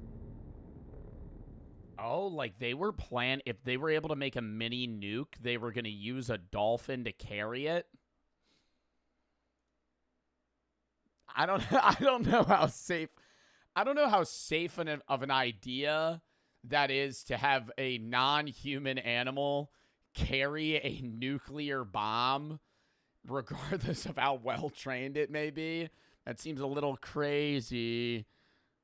The program's first success unlocks other goals. Trainers explore having dolphins. Did they ever actually use it, though? I understand they trained this, but I want to hear, like, about a time where they actually blew up a submarine by, like, a dolphin. Like, imagine being, like, a Russian submarine guy, and you're like, oh, look, there's a dolphin outside that window. What is he holding? Place listening devices on enemy nuclear submarines. The hope is that directly attaching the devices will produce high-quality recordings that allow the CIA to better understand how the enemy's subs work. But wild animals are hard to train. One of the dolphins' strengths is how social they are. They're willing to work, especially as they bond with their trainers. But at some point, this becomes a liability. If the dolphins are performing tasks that please their trainers, then in the field, they'll need extra time to bond with agents before they can be considered reliable. There are also... No, this is where you start getting them addicted to drugs. This is where you start feeding them puffer fish, because dolphins are addicted to puffer fish. And so you start, like, every time they do a task, you let them get high, right? And then they become, like, druggy. And then now they're, like, to get their fix, they have to go plant the bomb. Questions about whether dolphins can carry out operations over longer distances. Yeah, like a cocaine dolphin, effectively. At some point, the CIA seems to realize its limitations in understanding the dolphin's capabilities, and it contacts... You just pour cocaine in his blowhole. Good job. Good job planting the bomb on the submarine. Here's your pail for the day. And it's like... the Navy's Office of Naval Research to help. In 1967, the program's focus changed to intelligence gathering. The dolphins were to be trained to travel great distances, at least 12 miles. They would retrieve dead drops, items or information undercover agents had left behind in the water to be picked up. Bro, how the fuck did it pick that up? I don't understand how it's... Yeah, it's towing a fucking cable. How is it going? Yeah, all right, yeah, that looks about good. Back it up. A memo from September 14th that year suggests that oxygas had become a joint program of the CIA and the Department of Defense. The CIA seemed unsure that Project Oxygas would produce actionable results, and the program seemed to be running out of steam. A make-or-break demonstration was scheduled for December. At that time, it would be decided whether Project Oxygas would continue. The demonstration seems to have been a failure. After that time, there are no further mentions of the program in the CIA documents. Surviving drawings and photographs gives us an idea of what Project Oxygas might have looked like. Glimpses of Project Kesho are far more rare. But between the redactions, a hazy picture emerges of likely the oddest creature the CIA ever created. Acousticity? This is Acousticity. Acousticity is the legendary project of Project Ketchel, the CIA's dog and cat program.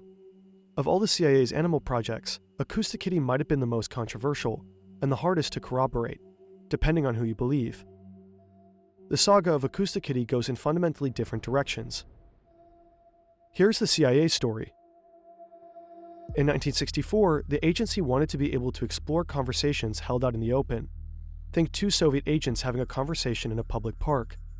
That required getting close and focusing in on the conversation without attracting attention. The solution is cats, who can often prowl around without people ever noticing them. A microphone is surgically placed inside I wouldn't even say without people noticing them. I think I would notice the cat. I think I just wouldn't care. I would just be like, oh, there's a cat. Cat's ear canal. A transmitter is placed underneath a bunch of loose skin, and an antenna is woven into its fur. The whole procedure is low risk, humane, and minimally invasive. But the cat is still a cat. It can be trained only so far. Eventually, it will do what it wants. Acousticity was never deployed in the field, and the listening devices were carefully removed from its body. But Victor Marchetti, who was special assistant to the CIA's... This guy looks like somebody that would be like, why don't we plant a wire in a cat? Deputy director in the 1960s, tells a very... But he's almost rocking the mutton chops. Very different story. Here's his... Talk about I haven't seen somebody with sideburns. I feel like this is the last guy with sideburns. His version. It's sometime in the 1960s. The CIA puts a Chinese diplomat in France under surveillance. But their bugs don't just pick up his conversations. They record all the noise in the room, including the squeaking of the couch. Individual voices are inaudible. This is characteristic of the microphones of the day, which tend to record everything around them indiscriminately. The anatomy of ears, on the other hand, allows us to focus on certain sounds and exclude others. This and your brain's auditory processing abilities are why you can have a conversation at a noisy party without being overwhelmed. Well, aren't there people that are like autistic that have problems with that, where in high like volume areas they can't discern sounds from others, like in lunchrooms? Because like if you actually when you're in like a lunchroom or a club or something, like it's so loud, but you can just tune out specific sounds, but some people can't do that. Overwhelmed by every sound. Jesus, flash warning. When Acoustic Kitty turned its head, it would direct the microphone inside its ear. According to Marchetti, to implant the equipment, they slit the cat open, put batteries in him, wired him up, including putting a power pack in his abdomen. The tail was used as an antenna. They made a monstrosity. To focus on a single conversation, Acoustic Kitty would need to be trained. His handlers found that hunger or sexual arousal would cause him to simply lose interest and wander off, so they attached wires to his brain to monitor and neutralize those impulses. They put wires in his brain to make him not hungry or horny. Marchetti claims the CIA did attempt to use Acoustic Kitty in the field. The cat was then put on a test, sent across the street to eavesdrop on a conversation, being monitored by a van loaded with equipment. And as this poor little monstrosity waddled across the street, a taxicab came down and ran over it. So it was $25 million down the drain. $25 million was a lot of money then. The CIA disputes all this. On its website, They put $25 million into that cat. it claims that Marchetti's comments were meant to be a joke, and the unclassified documents are no help. The single document about Acoustic Kitty is heavily redacted. The CIA didn't just train and transform animals, it also recreated them. This looks like a dragonfly, but look closer, it's a machine, the Insectothopter. The CIA created this tiny gas-powered listening device back in the 70s. It contains a microphone, and it can flap its wings rapidly and fly just over 600 feet in a minute, guided by a laser beam. A remarkable technical achievement, with some serious limitations. Even a light breeze can throw the road off course immediately. It was never used operationally. In a memo, the CIA's Deputy Director of Research and Development wrote that unfocused experimentation in the animal programs represented the worst kind of waste in terms of manpower and money. The unclassified documents often suggest that the CIA was simply exploring. Somebody said gas-powered? Yeah, it was the 70s. Probably didn't. Nowadays, I feel like they probably have better shit. Nowadays, they definitely have, like, drones that look like bugs. For, like, spying and shit. What animals could do without having any real objective in mind. And the results are somewhat disappointing. Ravens were trained for years just to be killed by wild birds. Pigeons randomly disappeared with gear worth thousands of dollars. And depending on who you believe, an expensive cyborg cat was at best useless in the field, and at worst immediately hit by a car. The declassified documents suggest that by the mid-1970s, the animal projects had fizzled out. Fuck, imagine that, though. You're a part of the fucking CIA group. Like, yeah, we're basically manipulating this cat so we could spy on people. You release it, and 10 seconds later, your fucking 5 years of work just boom, hits it. Despite this disappointment, the quest to weaponize animals continues. Oh, yeah. The United States Defense Advanced Research Projects Agency, known as DARPA, has been running programs aimed at controlling insects for espionage. In 2012, a team at They control insects for espionage? I thought they would just create fake ones. MIT announced that it had developed a neural probe that plugged into moths' nervous systems, allowing for their flight to be controlled. Engineers at the University What? They were able to fucking implant something in a moth to where they could just control it like a zombie? of Washington have implanted moths' antenna into the Smellithopter, a drone that can actually pick up smells. And in 2018, DARPA announced the Persistent Aquatic Living Sensors program. The program explored the possibility of using aquatic creatures as living alarm systems. That includes bioluminescent bacteria, which light up when disturbed by aquatic intruders. Another option was to study the sounds produced by snapping shrimp and Goliath grouper, In the case of the shrimp, disturbances in the audio could even indicate the size and shape of an intruder. It remains to be seen whether DARPA or the CIA can harness the natural world for intelligence purposes, or whether wilderness will remain just that. Maybe someday we'll discover whether any real success stories lie within all those redactions. Dude, that is fucking nuts. That might have been one of my favorite Fern videos. Genuinely, I loved that. Shax for the sub pre, thank you for the 10 to PFA. Nolan for the 3. Kaylee, thank you for the 10 to PFA. Call Gun Mount for the sub. Laura for the 5. Got ghosted by a guy I really like for 6 months. I don't know how to deal with it. I mean, nothing else you could really do outside of move on. I'm sorry you're dealing with that, though. Kobe for the 3. What lightsaber color would you have? I have no idea. Day and Google for the sub. Green. Zane for the 3. I already did that. All right, yo, count me down 30 seconds and we're hopping into the next video. I gotta fucking piss so bad.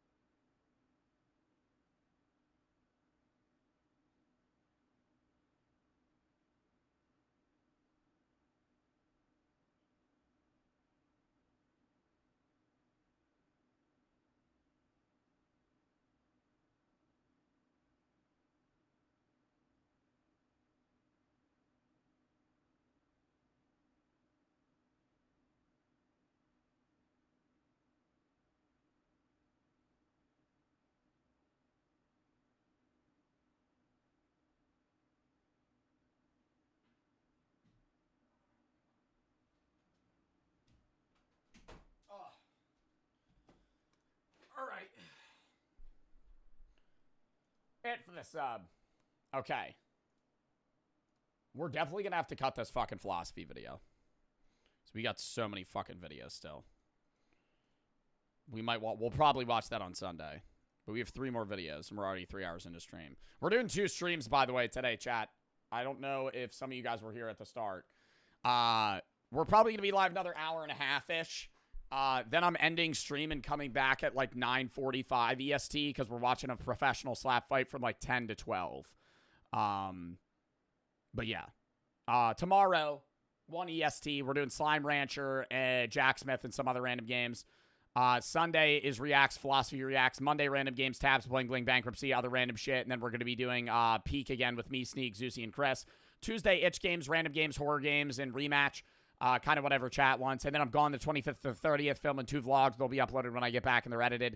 I'll be posting on YouTube every day that I'm gone, and then we're going to be grinding out stream when I'm back. We got a lot of ideas upcoming, a lot of games to be played, a lot of new shit. We'll probably do the Temu idea soon. I'm probably going to do another product review soon, or food review soon. We have the high driving stream coming up, sports gaming stream coming up, more slap fights, chess shop, some other shit. That we're going to be watch partying too. But yeah, Charlotte for the sub, Polar, and It for the sub. But yeah, we got a lot upcoming. Okay, let's get into the next video. Chase for the 10. Have you ever considered going on a cruise? Yeah, I've never been on one though. So I don't know if they're fun. But you guys have said they are before when I've asked. So, potentially. Anyways, next video. A Chad video about JoJo Siwa's $1,000 tour tickets. I don't know if we've seen this. I don't think it's about being her groupie. I think it's literally just about her tour that she's doing. Is this a new video? Yeah, 11 days ago. All right, lock in. Talk about JoJo Siwa. I don't actually want to talk about JoJo Siwa. I just feel like I need to because she's been doing some ish. She's been up to no good. She's been being a little rascal, a little rascallion. I can't even remember when it was that I made my video about JoJo Siwa, but it was mostly just about her bad girl era and how she was kind of just copying people and talking about how she was the first one to ever do it when she's clearly not. And she literally talks about how she's taking inspiration from people who have done the same thing before. So then it quite literally. I just never understand when people that get that famous, I understand it's like a passion thing as well. And maybe, you know, she just loves music and wants to do tours and stuff. But she's made probably hundreds of millions of dollars off of her bows, right? From when she did kid content or like kid music. Because she used to be on Dance Moms and then she became like a child star. And she made her bows. And those sold like millions of units. And I think she probably got a very high margin of that money. So I just don't understand why she wouldn't take the money and run. Like, why try to rebrand yourself when you're already so rich that you could just dip? You know what I mean? Like, just live. Go travel the world. Go do whatever the fuck you want to do. I never understand that. Like, if it's like, hey, I just want to do this because I love music, different story, right? She wants to rebrand herself because she wants to continue doing music, and I can respect that. But at the same time, if I was in her shoes, I mean, I'm not saying she has to do what I would do, but I'm saying if I were in her shoes, I would just be like, I've made enough money to retire. Like, let me just go fuck around and then maybe do whatever I want as like a side project. Ready for the sub. But she's still going on Big Brother and making music and fucking music videos and touring. Swag for the three. So it's just, I feel like she's still doing so much work, but she has, like, it's the same thing with billionaires. I think it's different in JoJo Siwa's case, but like billionaires, so rich, but they just become like obsessed with money. And I think in another sense, not even necessarily JoJo Siwa, but like famous people specifically, become like obsessed with success. And they have enough money to retire. They could be done whenever they want. It's just like they need to feel like that level of reward of being like making a good song or being in a good movie or doing something where it's like over and over and then they have that popularity. I don't know. Couldn't be her doing it for the first time. It's like K-pop, right? But it's gay pop. Why don't you retire? Well, because I love streaming, and I wouldn't want to retire yet, if that makes sense. I would still work now. Yeah, if I run this for a longer, yeah, feasibly I could retire at some point, but I think realistically I love streaming. I've always said, like, yeah, if I won the Powerball, I would stream like 3 days a week instead of 6, but I would still stream. Like, if you gave me $1 billion right now, I would still stream. I just wouldn't stream as much, you know? It would just be like, I would become like part-timer. You're already a part-timer. You're already a part-timer. And then I watched You're already a part-timer. her music video at the end of my video. That's a dick move? How's that a dick move? It's not a dick move. Really couldn't be her doing it for the first time. It's like K-pop, right? But it's gay pop.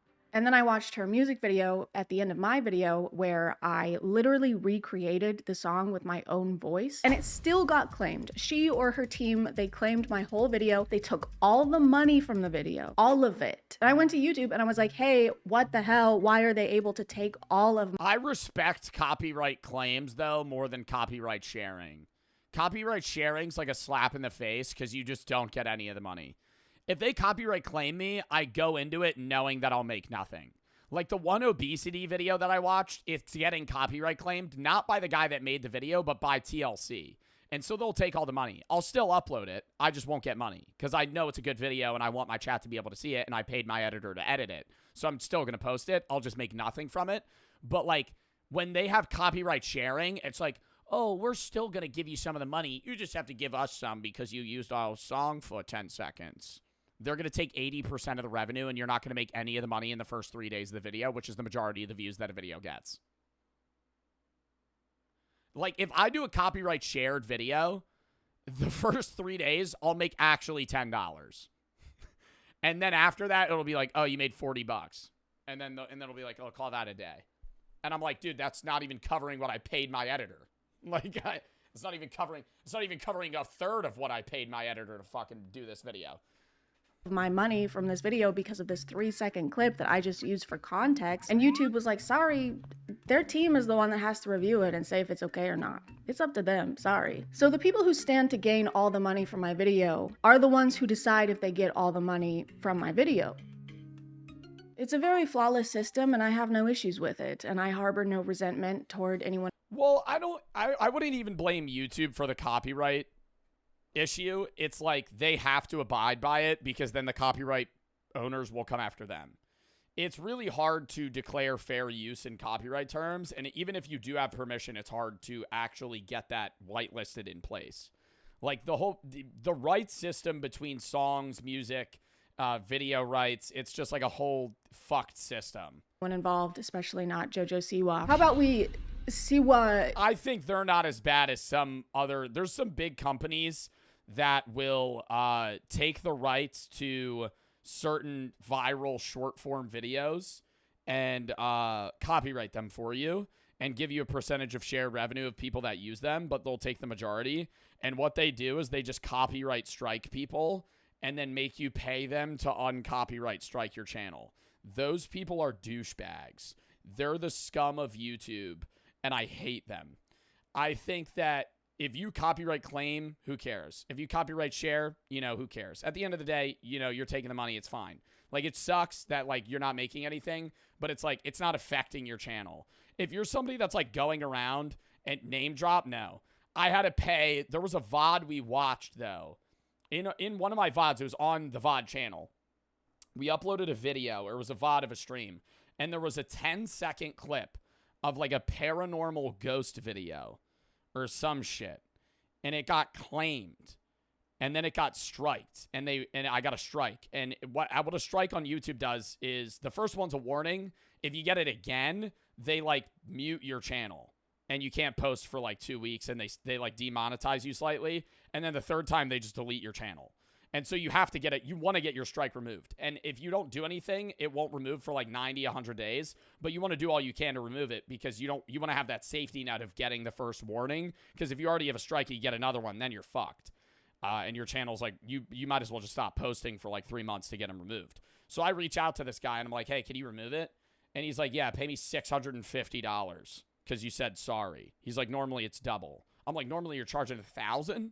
I'm like, you're charging me $1,000? I'm like, dude, I haven't even made money on the video yet. I was like, it was been out for fucking 2 hours. I'm like, you could have claimed it. You could have told me to fucking take it out. You're fucking striking me? It was on a fucking video that I watched. I'm like, how the hell am I supposed to know that this is fucking copyrighted? You put all my money. And that's the other scummy thing that they'll do, is most copyright agencies that either strike or claim don't do it until you already post the video. And sometimes it's because it's bots waiting to see videos that get views, and then they scrub it. But it's so douchebaggy. Like, I could have a video uploaded on YouTube privated, and most of the time it'll copyright it like in the first, day that I have it uploaded on private, not even public. So I could scrub some things if it's copyrighted, like songs. But when it's like viral clips or like shit like that, they'll copyright it like a day after you post it. So then it's too late to, they'll either remove it or it's too late to fucking delete it. Like, you're not going to get rid of it and then re-upload it. Money, JoJo. How about we see what kind of car wrap my money purchased for you? Okay? But I'm fine. Like I said, I'm not mad about it anymore. I'm not resentful. Anyway, let's talk about what she's doing now. Well, and you got to think, Chad gets, this video is 1.1 million views. This is on Chad. This is on her second channel. So 1.1 million views. Like, say this video got copyrighted, she's out like $5,000. Like $5,000. Like, edited, pay, like no money. She's getting nothing, and they're getting $5,000 for just like owning the rights to a beat. I also read about some VIP tickets that are priced around $900. Now you got to explain this. Okay, so she's selling $900 VIP tickets. And when I think of VIP, I'm thinking you get specials. Wait, is this the groupie thing? Because then we're going to skip this. We figured out how to do an experience that hasn't been done. Okay, so it's something else that hasn't been done before. We all know Is it the roadie experience? what that means. It means that it's been done hundreds of times before, probably. And JoJo, for some reason, thinks that she's some kind of pioneer in planet. What you're really gonna get to do is help me pick the set for. Oh, no, it's the roadie thing. We've seen this. Not that Chad video, but we've seen something like it. All right, well, we might be able to watch another video then because I skipped that. Worst summer jobs. What? No, we've seen that. We've talked about JoJo's roadie thing. Moist Critical did it, and we watched a video about it. I remember. You could have paid me to get... No, she's basically, for a recap for the people that didn't see that video that I posted, or Moist Criticals. She charges $900 to her fans to be a roadie where you work for her. So, like, you pay her, and then you get, like, good seats and shit, and you get to take pictures. Maybe you have some input on, like, the set, but, like, you, like, set up lighting and do everything for her. So you, like, pay to work. Frozen for the sub. Charlotte for the 25 to PFA. Love the fundraiser. Keep doing what you're doing. Jason for the 25 to PFA. Neon and Taste for the sub. September for the 10. Were you ever going to play the game Peak with the guys again? Yeah, Monday. I Shock and Mr. Bright for the sub. Swat for the 3. Uncanny for the raid. Ready and Polar for the sub. Charlotte and It for the sub. Chase for the 10. Next video. The worst summer jobs. Getting a summer job sounds cool until you actually have one. You think you'll be making some easy money, maybe pick up some skills, but nah. You're just getting underpaid to suffer in the heat while strangers take their bad day out on you. Let's talk about the different types of summer jobs in no particular order. Well, I think the worst part, it's not even what summer jobs are good or bad. I think summer jobs in general just kind of suck sometimes, because if you have a summer job that you're working, you know, borderline 40 hours a week as like a high schooler or like a college student, you just don't get to experience any time off, which is so ass. So ass. Like, do you guys have summer jobs? And if so, what? I think the best one would be like lifeguard, or maybe like beach tagger if you're in like New Jersey. Like, you just get to like sit and just be like, do you have your beach tags? So you're still like in the heat, you know, you get to like experience summertime, but you're just like walking around just like bumming $10 from people because they didn't pay to be on the beach. They all suck in their own special way.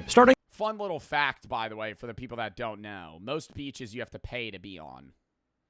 If you live in like the middle of the United States and have never been to a beach, beaches aren't free. Vid's too loud. Oh, I gotta turn it down. Things off, we have fast food. Fast food sounds like the default summer job. You're home from school, you need money, and hey, how bad could it be, right? Turns out, very. First off, I think my perception of summer jobs is skewed because I live in New Jersey, and so most of the people that had summer jobs were working at like the boardwalk, the shore, beaches, pools, or like ice cream parlors. Like, that was like summer jobs. Was like actually stuff that had to do with summer. Stop pausing, shut the fuck up, and leave the stream, you idiot. Go watch the video yourself if you don't want to fucking watch me yap. That's the entire reason you're here, you dunce. Justin and Frozen for the sub. Yeah, I feel like that's like what a summer job would normally be. But there are people that do summer jobs that are like just base regular 9-to-5 work. The kitchen is basically a sauna with deep fryers. It's 100 degrees outside, but somehow 120 behind the counter. You're sweating through your uniform before you even clock in. You try to zone out, but the headset's crackling, the fryers... Ooh, being a cart guy in the summer at a grocery store. That's bad. That's bad. Being a cart pusher, and you gotta go collect the carts, and it's 110 degrees outside, and you're like wearing your fucking stupid uniform, and you can't wear like shorts.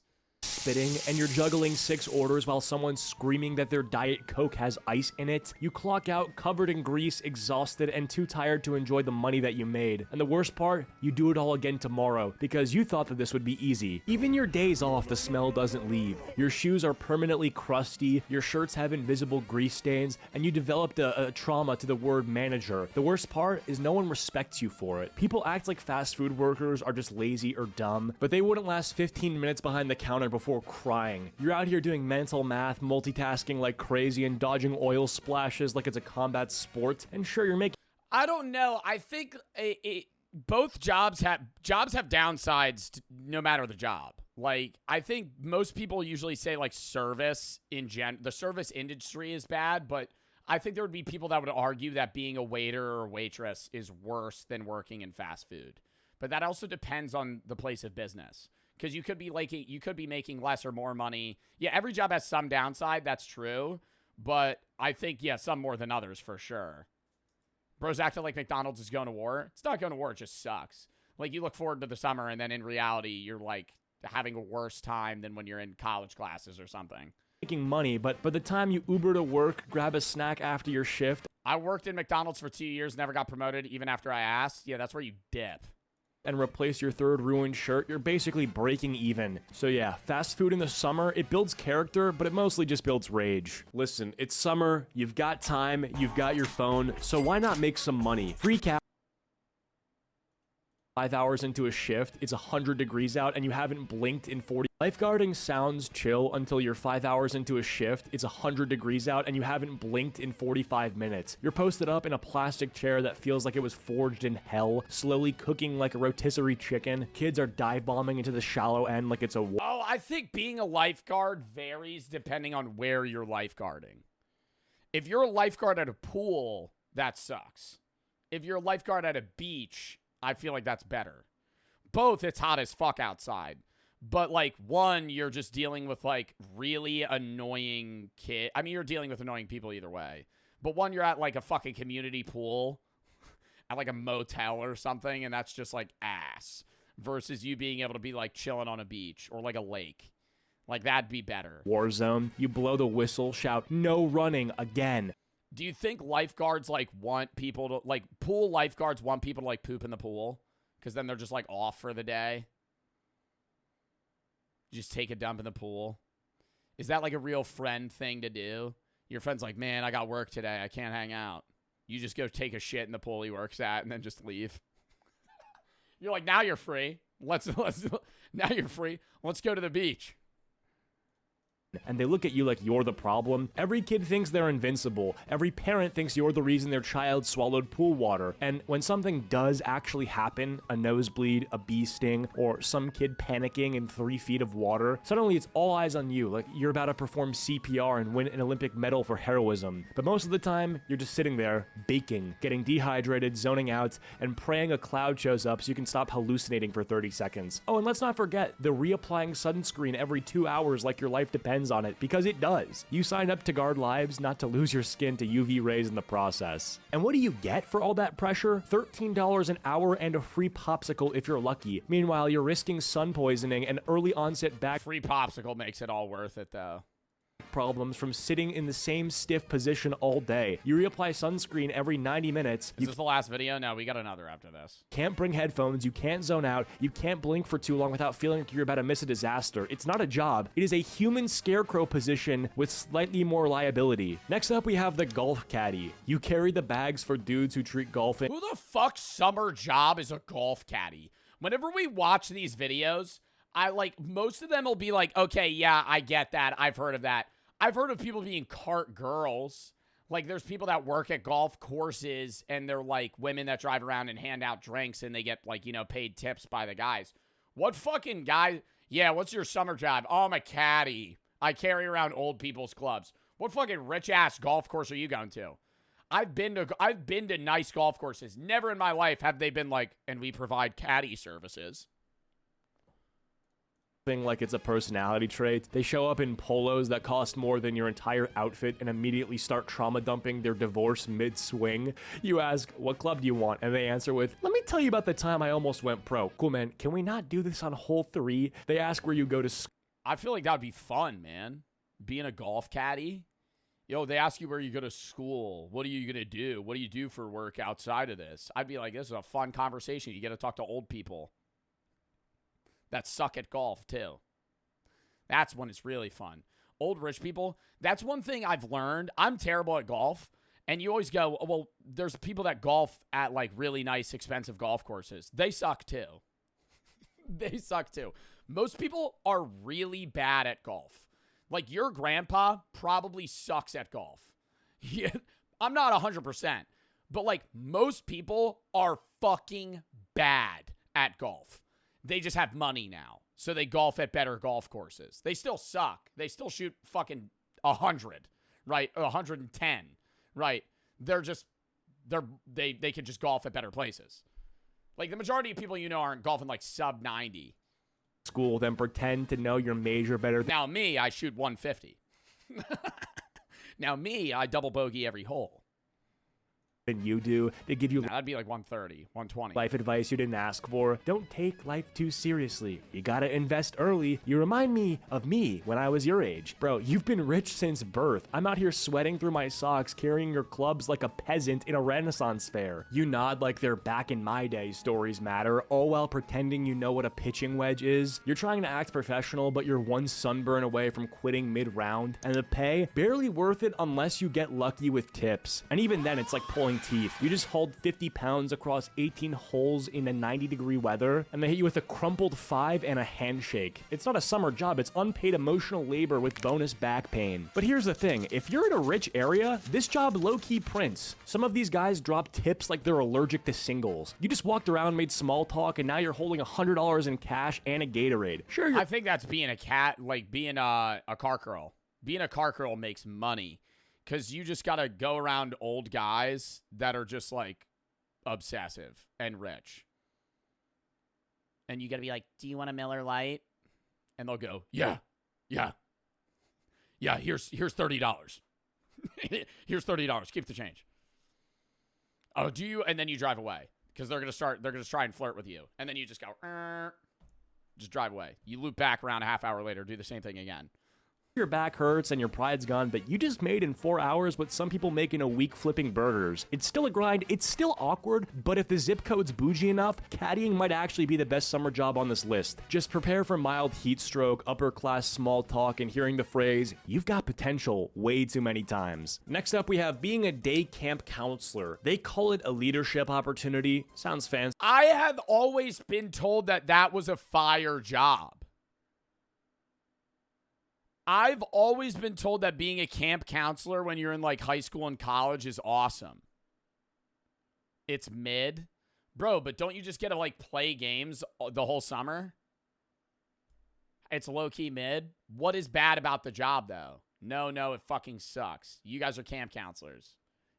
It's so energy draining. Why? You just yell at them. You just yell at them. Maybe I'm simplifying it a little. I just feel like they'd be fucking, goofing around. Hey!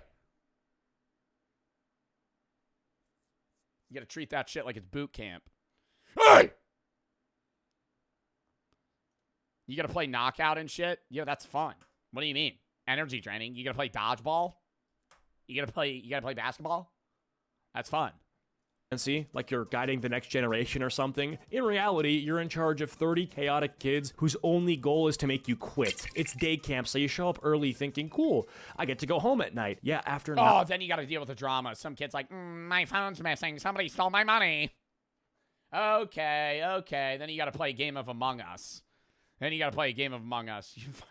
Who did it? 9 hours of absolute madness. By 10 a.m., someone's crying, someone's bleeding, and someone's got gum stuck in their hair. You are constantly out in the sun, no shade, no break, and no patience. At least the lifeguard gets to sit still. You're constantly moving. The arts and crafts table is a war zone. You got glitter everywhere, glue on your shorts, markers in someone's mouth. You turn your back for 2 seconds, and a kid's trying to cut grass with safety scissors. You spend most— Wait, I thought kids that go to camp are, like, not 5 years old. The way he's describing it is like parents are sending their like 5-year-old kids to camp. They're 5? Oh, fuck no. I thought you deal with like, competent people. 5 to 8 years old? Oh my God. Oh, it's day camp. What am I thinking of? I'm thinking of summer camp when like they ship your kid away and like you get to fucking like live in the woods for a month. Like, that sounds cool. Like cabin camping. Of your time saying things like, get it off the table, don't put that in your mouth, where are your shoes, and no one ever has an answer. Lunch is a joke. The pay is barely above minimum wage if you're lucky. Oftentimes it's below minimum wage because a lot of these camps don't even pay you hourly. They give you a flat rate for the whole summer. So you're getting like $1,200 for 8 weeks of nonstop chaos, and they'll try to spin it. And that's where you start stealing the kids' lunch money. That's where you start, oh, did you bring money for food today? Oh. Here's a cheese sandwich. Don't do that. That would be fucked up. Like, well, you get free lunch. Cool, I'm still getting paid $4 an hour to eat a soggy turkey sandwich while preventing a game of tag from turning into a full-blown fight. You're refereeing dodgeball death matches, getting screamed at by 9-year-olds who think Uno is a contact sport, and some parent still has the audacity to complain because their kid came home with dirt on their shorts. Like, sorry, this isn't a spa, it's a summer camp. There's grass. Next up, we got the retail shift that never ends. Retail in the summer is just folding clothes that people immediately unfold. You spend 20 minutes, perfect. I would love to be a stalker at Walmart if I had to work at Walmart. I'm not saying I would love to work at Walmart. If I had to work at Walmart, I would want to be a stalker. I feel like when I see them walk around and they just have like a cart of stuff and they just go beep and then they go doom doom doom doom doom doom doom and like put cereal boxes up. Is that bad? What's like the best job at Walmart? I feel like that because you don't got to interact with people. You just if they're like, "Hey, where is this?" I don't know. Go ask somebody else. I just stock shit. That's all you do. Or like one of the guys, I think when you go to Walmart, there's always like 3 people at the front that just like that go, That lane's open. At self-checkout, number 7. That's a fire. That's probably the best position at Walmart.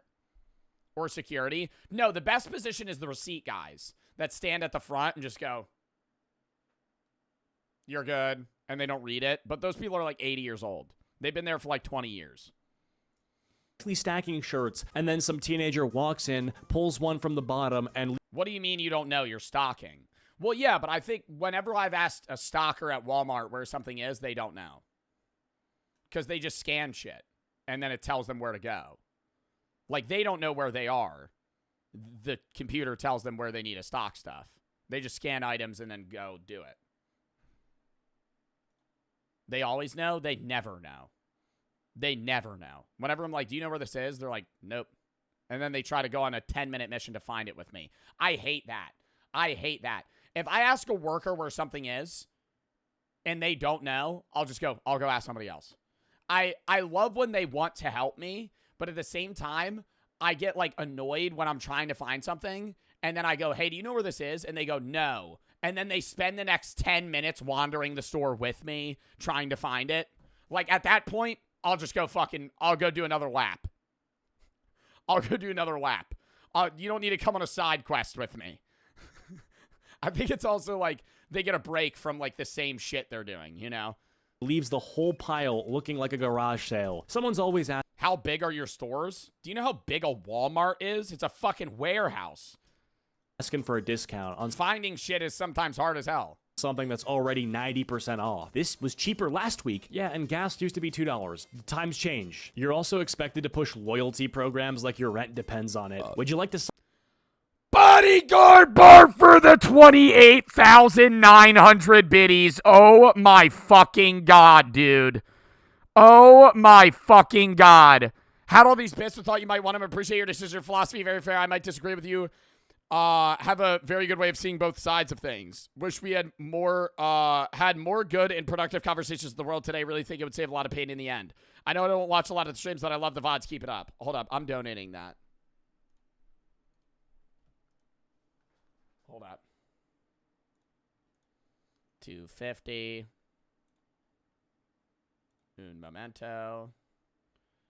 Oh, shit. Wait. It only takes credit card. Fuck. You might need to count me down 30 seconds. But Bodyguard Bart for the 28,000 fucking biddies. Oh my god. Kovo Sock and XZ for the sub. Leo for the 3. Spray paint people's houses with the curve for $15. I'm going to get $200 in a day. Asta for the 1. I'd probably crash out and beat the shit out of the 12-year-old kid. Slim for the sub. Kayla for the 1. It's a tight month. You bring joy in my darkest days. My son was in the room when his father SA'd me. Now we're safe and I'm free of him. Well, I'm sorry you went through that. That was fucking terrible. Astro for the 3. I hope you're doing all right.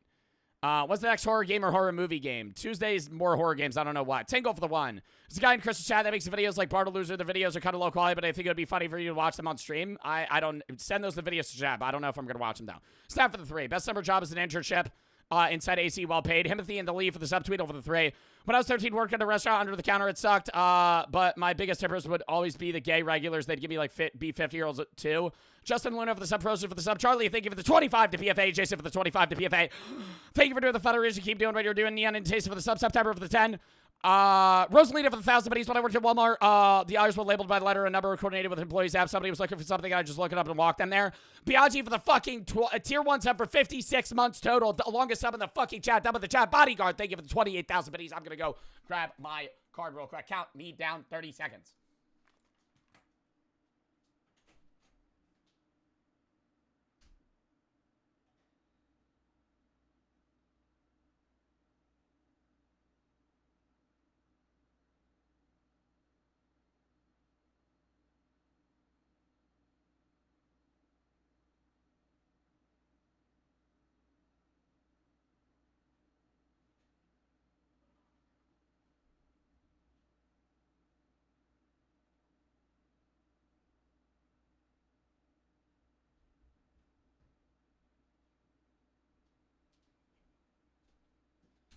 Sorry. We're back. Hold up. I want to donate this real quick.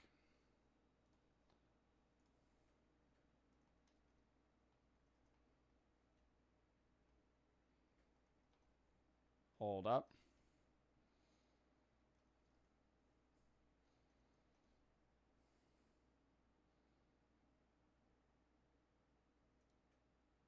Sorry. It's just like, I always say, Bodyguard, I genuinely appreciate the bits, but like during charity streams, I'm not trying to like make a lot of money this stream. So like when I get like big donors like that, I just donate it to the charity. But I know you said those were on your account.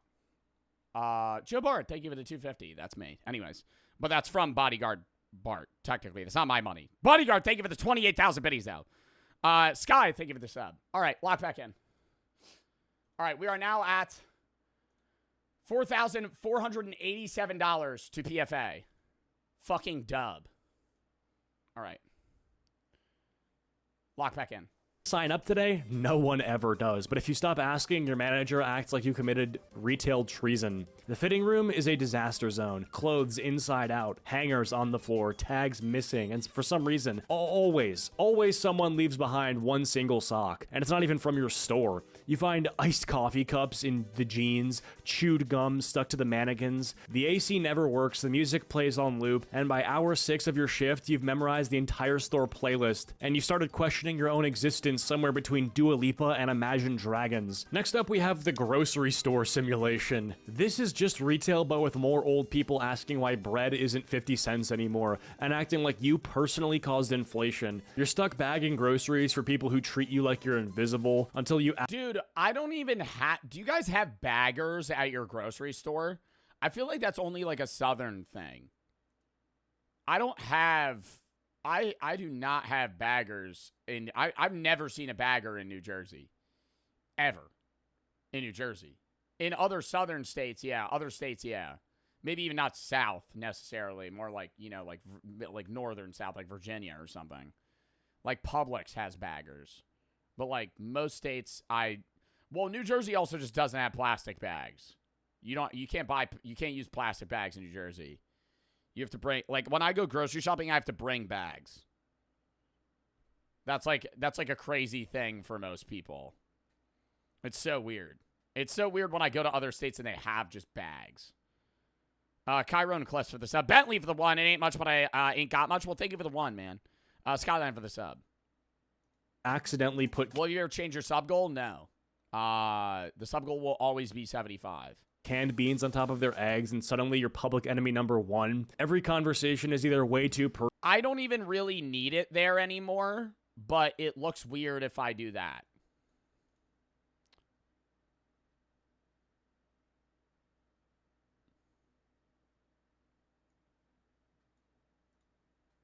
So it needs to be there. No, it doesn't. I mean, do a poll. It's just been there for years. So it's just like if I remove it, now it just looks like something's missing. So I always just keep it. But I'm not going to up it. Because I'm not like— I always say, like, I appreciate the subs and everything. But it's like, I'm not like trying to press people to like send donos. It's like an optional thing. So I just have like 75 because I think that's like a fairly reasonable goal for my size. You know, it's been there for years. And yeah, I usually beat it, but it's like whatever. Personal or painfully awkward. Someone's telling you about their hip surgery while you're scanning cucumbers. Do I remove the sub count? Most people are saying no. Another person staring at you in silence while their card declines and pretends it's your fault. And the self-checkout machine, oh, that thing hates you. It freezes, it glitches, it calls for assistance needed every 2 items. Then customers get mad like you programmed it. You're over there scanning coupons like a speedrunner while trying not to snap in front of a 9-year-old buying Takis. And let's not forget the summer rush. People buying for cookouts, parties, family reunions. It never ends. You're lifting 12 packs of soda while sweating through your polo and then just praying someone brings you a cold Gatorade out of pity. It's a grocery store, but at the end of your shift, it feels like a psychological experiment. Good luck on all your summer jobs, and thank you guys so much for watching. If you enjoyed, please be sure to leave a like. That was a fucking fun video. Did you take the edible? We refunded that, because we're probably drinking later during the slap fight. These are the only jobs a lot of us folks can get nowadays. Yeah, I think even outside of summer jobs, I think a lot of retail work and just restaurant work is like what's readily available to people. Be a janitor over the summer, 15-hour work indoors, coming tasks. It's just like, yeah, you could say like, oh, just be a janitor. But it's like, you also have to look at jobs that are open in your individual area. Like, you're not able to, like, pick and choose a lot of the time, especially if you're, like, a high school or college student, little job experience, no real degree. Like, you're kind of just, like, you don't have work under your belt, so you just have to do stuff. You know, it's like whatever job you can get really is what you're picking from. But yeah. Aiden Duncan, thank you for the 100 to PFA. I hope to all that suffering get out of any hard situation. Remember, there's always a way to break free from a temporary problem. Well, Aiden Duncan, thank you for the fucking $100 dono, and thank you for the nice message as well. We are now at $4,589 raised for PFA. Dub in the chat. That shit is amazing. I did not think we would get this much for the charity. That is fucking awesome. Okay. Next video. Humans are evolving backwards.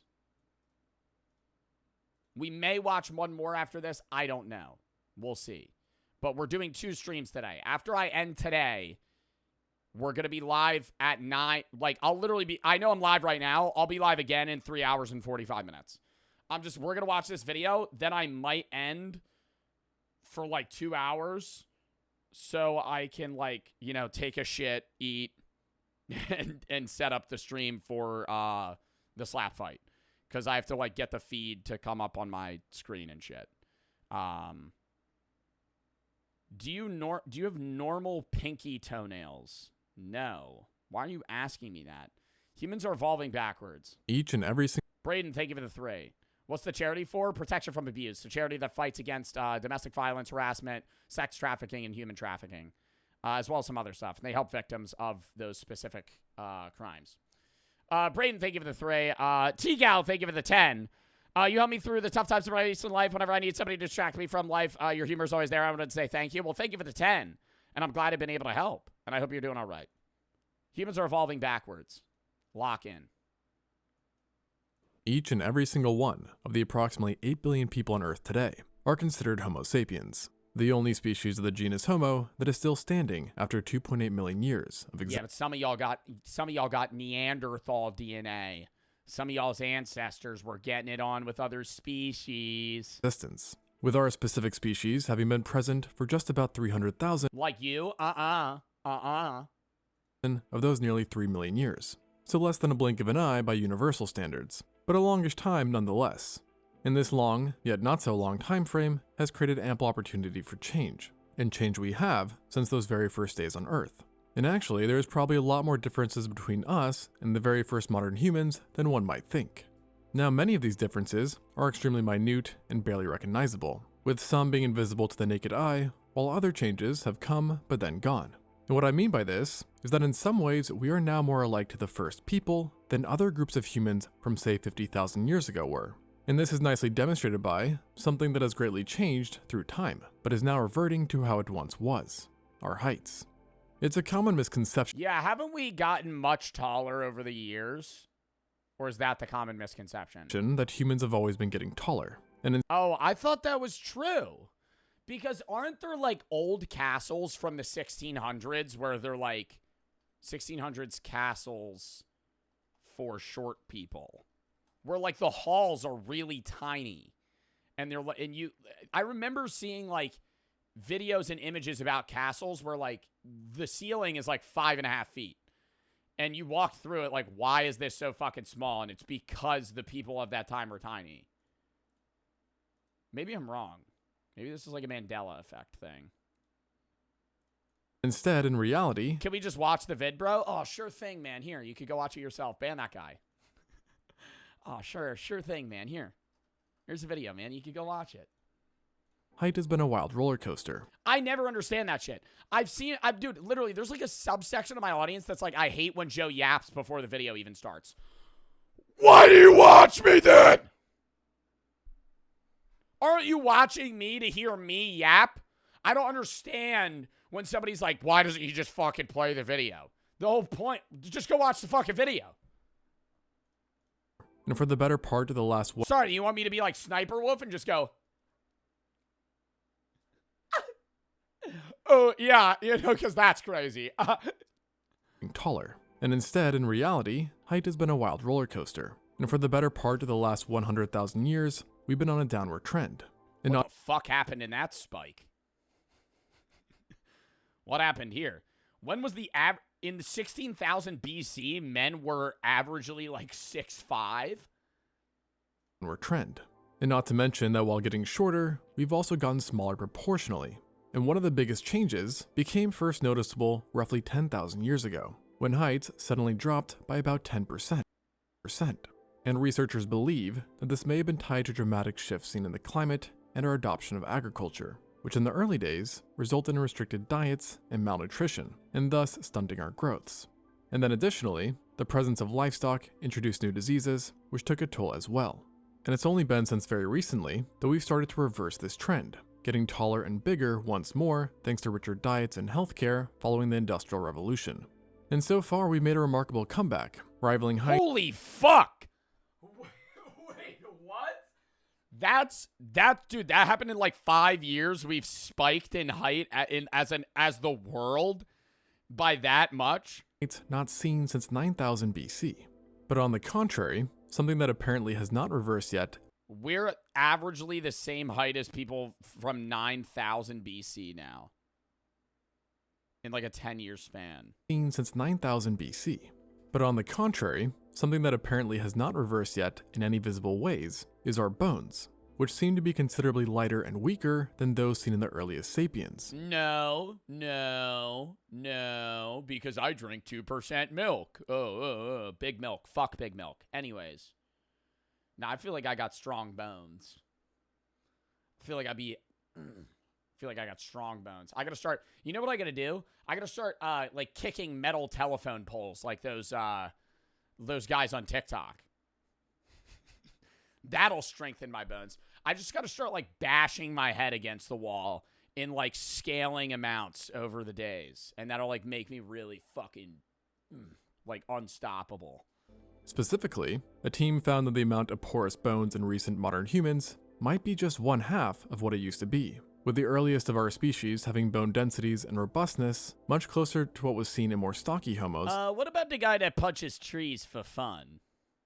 What about that? What if I said I punch trees for fun? What about that? What if I don't know. I'm just saying that's like the Neanderthals, or even earlier hominins.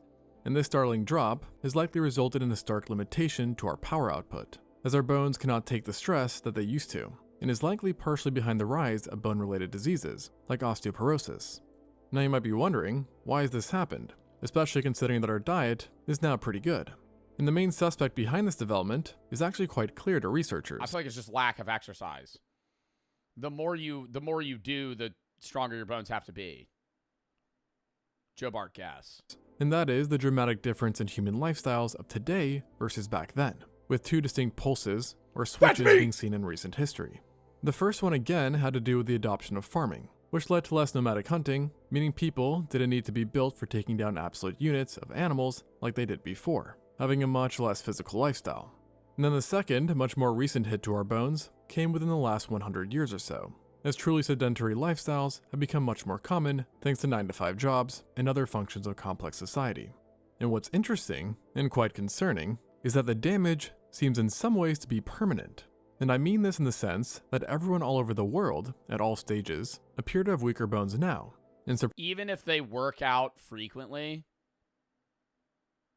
I mean, dude, I used to get stress fractures from just running. I shattered my sesamoid bone running track. I'm not skipping this video. I shattered my sesamoid bone running track. Not even like, oh, I fucking ran wrong. Like, I just ran a lot, and then I broke my foot from running. Your sesamoid bone? Imagine this is my big toe right here. It's the bone that's, like, right there. But it was because I ran hurdles, so every time I would land, it would go like that on the ground, and it would directly hit it. You overwork your foot? I don't know. I just have, like, fucked up feet. So I would always get stress fractures all the time on my shins. Surprisingly, the team didn't even see improvement. So you landed wrong? No, I have a long first metatarsal for people that understand anatomy. Improvements in groups, which were so almost all of the weight and shock when I land goes directly into the portion of my foot and up my shin. More active. And only time will tell how this trend continues to have an impact. And counterintuitively, While our bones have gotten smaller, our bodies have gotten heavier through the worldwide increases seen in BMI, which unsurprisingly is chalked up to lifestyle changes once again. I mean, I've seen this video a bunch of times. This shit just looks so scary. Like, you're in a flooding room, sitting in water, using 5 computers. Like, if couldn't they die if like one of these PCs fell in the water? Is chalked up to lifestyle changes once again. And something else which has only gotten worse over time and may come as an alarming surprise is our shrinking brains. Compared to the earliest humans, and especially those from a couple thousand years ago, our brains have gone smaller and smaller. And the modern person's noggin is about 12% smaller than the size of one during the last glacial cycle. Not me, though. Look at my fucking big head.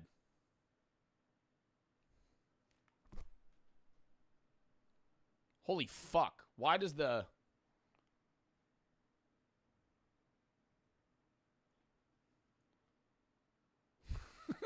What the fuck happened? What the fuck happened? Cycle, i.e. about 17,000 years ago or so. Additionally, it's thought that our brains have decreased by 100 to 150 cubic centimeters compared to those of earlier But, like, are we getting dumber or are our brains just getting denser? humans. Now, this whole dilemma has actually been somewhat of a debate, as in 2022, a group had declared said shrinking, and then shortly afterwards, someone else said, no, that's not happening. But then in 2023 and 2024, separate studies came out which have concluded that the shrinking has really happened. Yet exactly when, where, or why remains unclear. But both seem to agree that the biggest decreases only took place in the last few thousand years, while the trend as a whole appears to have been going on for far longer. And some pretty interesting ideas have emerged on why exactly this happened, with one of the more colorful ideas being the self-domestication hypothesis, which sounds weird, but let me explain. Now, you may not know this, but domesticated animal brains are about 10 to 15% smaller than their wild counterparts, possibly due to less threats and them being more tame and social. Oh, is it the certain parts of our brain that are more needed for survivability have shrunk, but the rest of our brain hasn't? Like, the individual sections of our brain that are required, it's not like, oh, we're worse at, like, strategic thinking or something. It's like you're less attuned to knowing or using those parts of your brain that are needed for, like, hunting or, like, tracking. Thus requiring, in general, less brain power for stuff normally associated with survival. And so the idea is that this has applied to us as well, with the hypothesis saying that as we built complex societies, it was better to be more docile, which compiled then on top of the new lack of threats, which ultimately resulted in our brains cutting down a size or two. However, the criticism to this But does that make us dumb? is that the timing of when the complex communities arose doesn't line up at all for when our brains actually began to dwindle in size. So most have thrown this idea out along with the next one, the know-it-all hypothesis, which suggests that as societies began and people started to become more specialized, they no longer need to know how to do everything, and thus again leading to a size reduction.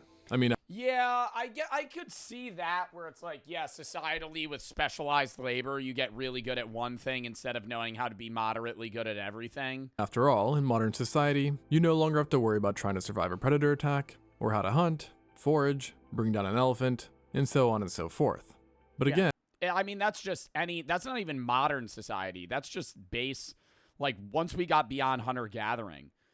Like, once farming and societies just effectively rose, you could just be a farmer. You could be a blacksmith. You could be, somebody that just got good at one specific task and then used that task to be able to enable you to afford things that you weren't good at. And this idea does have a bit of a timing issue between these changes in the brain. No, somebody might just said, no lie, I could kill an elephant. What the fuck does that have to do with this? And I don't think you could. I don't think you could. Maybe with a gun. I don't think any melee weapon, you're not killing an elephant. And the changes maybe with like a cannon in our lifestyle. And therefore, the currently most supported, or rather least contested hypothesis, is energy preservation. Basically, the world of today is much warmer than it was not so long ago. And seeing how our brains are energy burners, accounting for 2% of our body mass, but consuming over 20% of our resting energy, it's possible that they got smaller in order to better dissipate heat and reduce heat output. but again, nothing is conclusive. But does that have to coincide with, like, how intelligent we are, is what I'm saying. But regardless of the hypothesis, it's definitely true that our brains have shrunk. So naturally, you may wonder how all this impacts our intelligence. And the answer to that is, unfortunately, no one has conclusively said anything on this front. But what scientists have said, or at least wondered about, is how current and future warming temperatures may continue to impact this trend, especially since I wonder if you were to throw a older human, like an older Homo sapien from, 10, 20,000 years ago, into modern society, I assume in a lot of ways they would do worse, like socially, but do you think they would be smarter in some ways? Depending on brain size. Like, there has to be certain sections of the brain that are more active to where they're able to understand things better. this time around, we also have technology, which has led to somewhat dependence on it, and not so much on ourselves. Which Yeah, is then to that's true. say, if the self-domestication hypothesis is at I don't know if that's about self-domestication. I wouldn't say that necessarily leads to shrinking brain. Actually, maybe. Because, it's like, it's the same thing with, like, muscles. Like, if you don't use it, you lose it. But I think that's more along generations than, like, muscles, and the idea of if you don't use it, you lose it is more attuned to, like, your own individual life versus the life of, like, your kids. But, like, if you're somebody that's growing up in modern day as a Gen Alpha kid, never really learning anything and always using ChatGPT to cheat on your tests and understand all the things that you need to get done, you're never really using your brain to its fullest capacity. And so when you trade that onto your kids, that would be the same for them. And then it would just be a chain of effect where, like, 20, 30 generations down, that kid is just genetically dumber. least partially correct, then things aren't looking too good. And speaking of technology, one thing that's definitely changed. I don't even think that it's. I don't know how to describe this. Actually, I do. I think the disparities between intelligence levels has grown. I think if you were 80 years back, I think the dumbest person, I said this with schooling as well, and teachers can usually confirm this, just in classes with students. The dumbest kid in 1950, the middle kid, the highest kid, or even adults, dumb, middle, high. I think it's like this now. Like, I think you have people that are, like, bottom of the barrel, like, stupid. Like, I'm not saying, I'm not saying by any, like, genetic means or anything. I'm just saying they don't try. Like, they're dumb. Like, they just don't care about anything. And then you have, like, the average person, which is still around the same. And then you have people that are, like, extraordinarily smart, right? They haven't abused the system to aid them in a way to where they've become lazy, but they've used it to prop themselves up and make themselves smarter. And then you have people that have done the opposite and just become dumb and dull. Is our standard for grooming. This is an ad. Become a temporal anomaly, and regret another change has yet again something to do with our brains. But this time the shape, as somehow the shape of our brains is not what it used to be. Back in the day, brain cases were more elongated or stretched out, while now our brains are more globular. So in other words, Yo, but that's you. Isn't that crazy? I don't want to show this again, but I want to because I want to make a point. That's you. Like, the conscious part of you that went, ugh, you're looking at yourself. more elongated or stretched out, while now our brains are more globular. So in other words, round. Now, in contrary to previous things mentioned, this does not seem to be a change that is happening right as we speak, but rather something that took place a long time ago, with the current belief being that our brains reached their present shape between 100,000 and 35,000 years ago during the late Pleistocene, with earlier sapiens having more archaic, elongated brain cases. And within this rounding trend, it seems that two big changes occurred with our parietal and cerebellar regions, with them essentially bulging out. And this coincidence has led to the idea that globular brains developed to improve the function of these two areas, which is actually good news for us, as together these areas of brains are associated with many positive things, including planning, self-awareness, memory, tool use, motor function, language, and social cognition, among many other things. So basically things we all could probably use more of. In continuing the trend, it does seem that our heads really took the brunt of human changes, as another one which has popped up regards not our brains, but our teeth and jaws.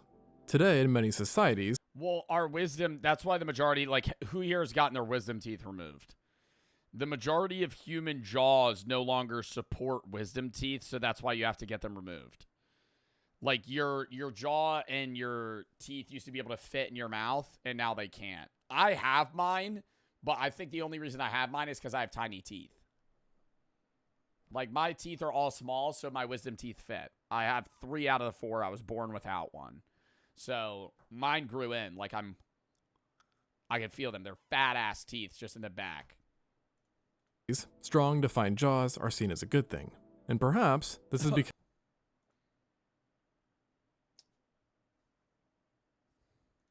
they're becoming more and more of a rarity, seeing that jaws are now smaller than ever before. Really? I feel like I got a fat-ass jaw. Dude, my chin look at my chin. It just sticks out.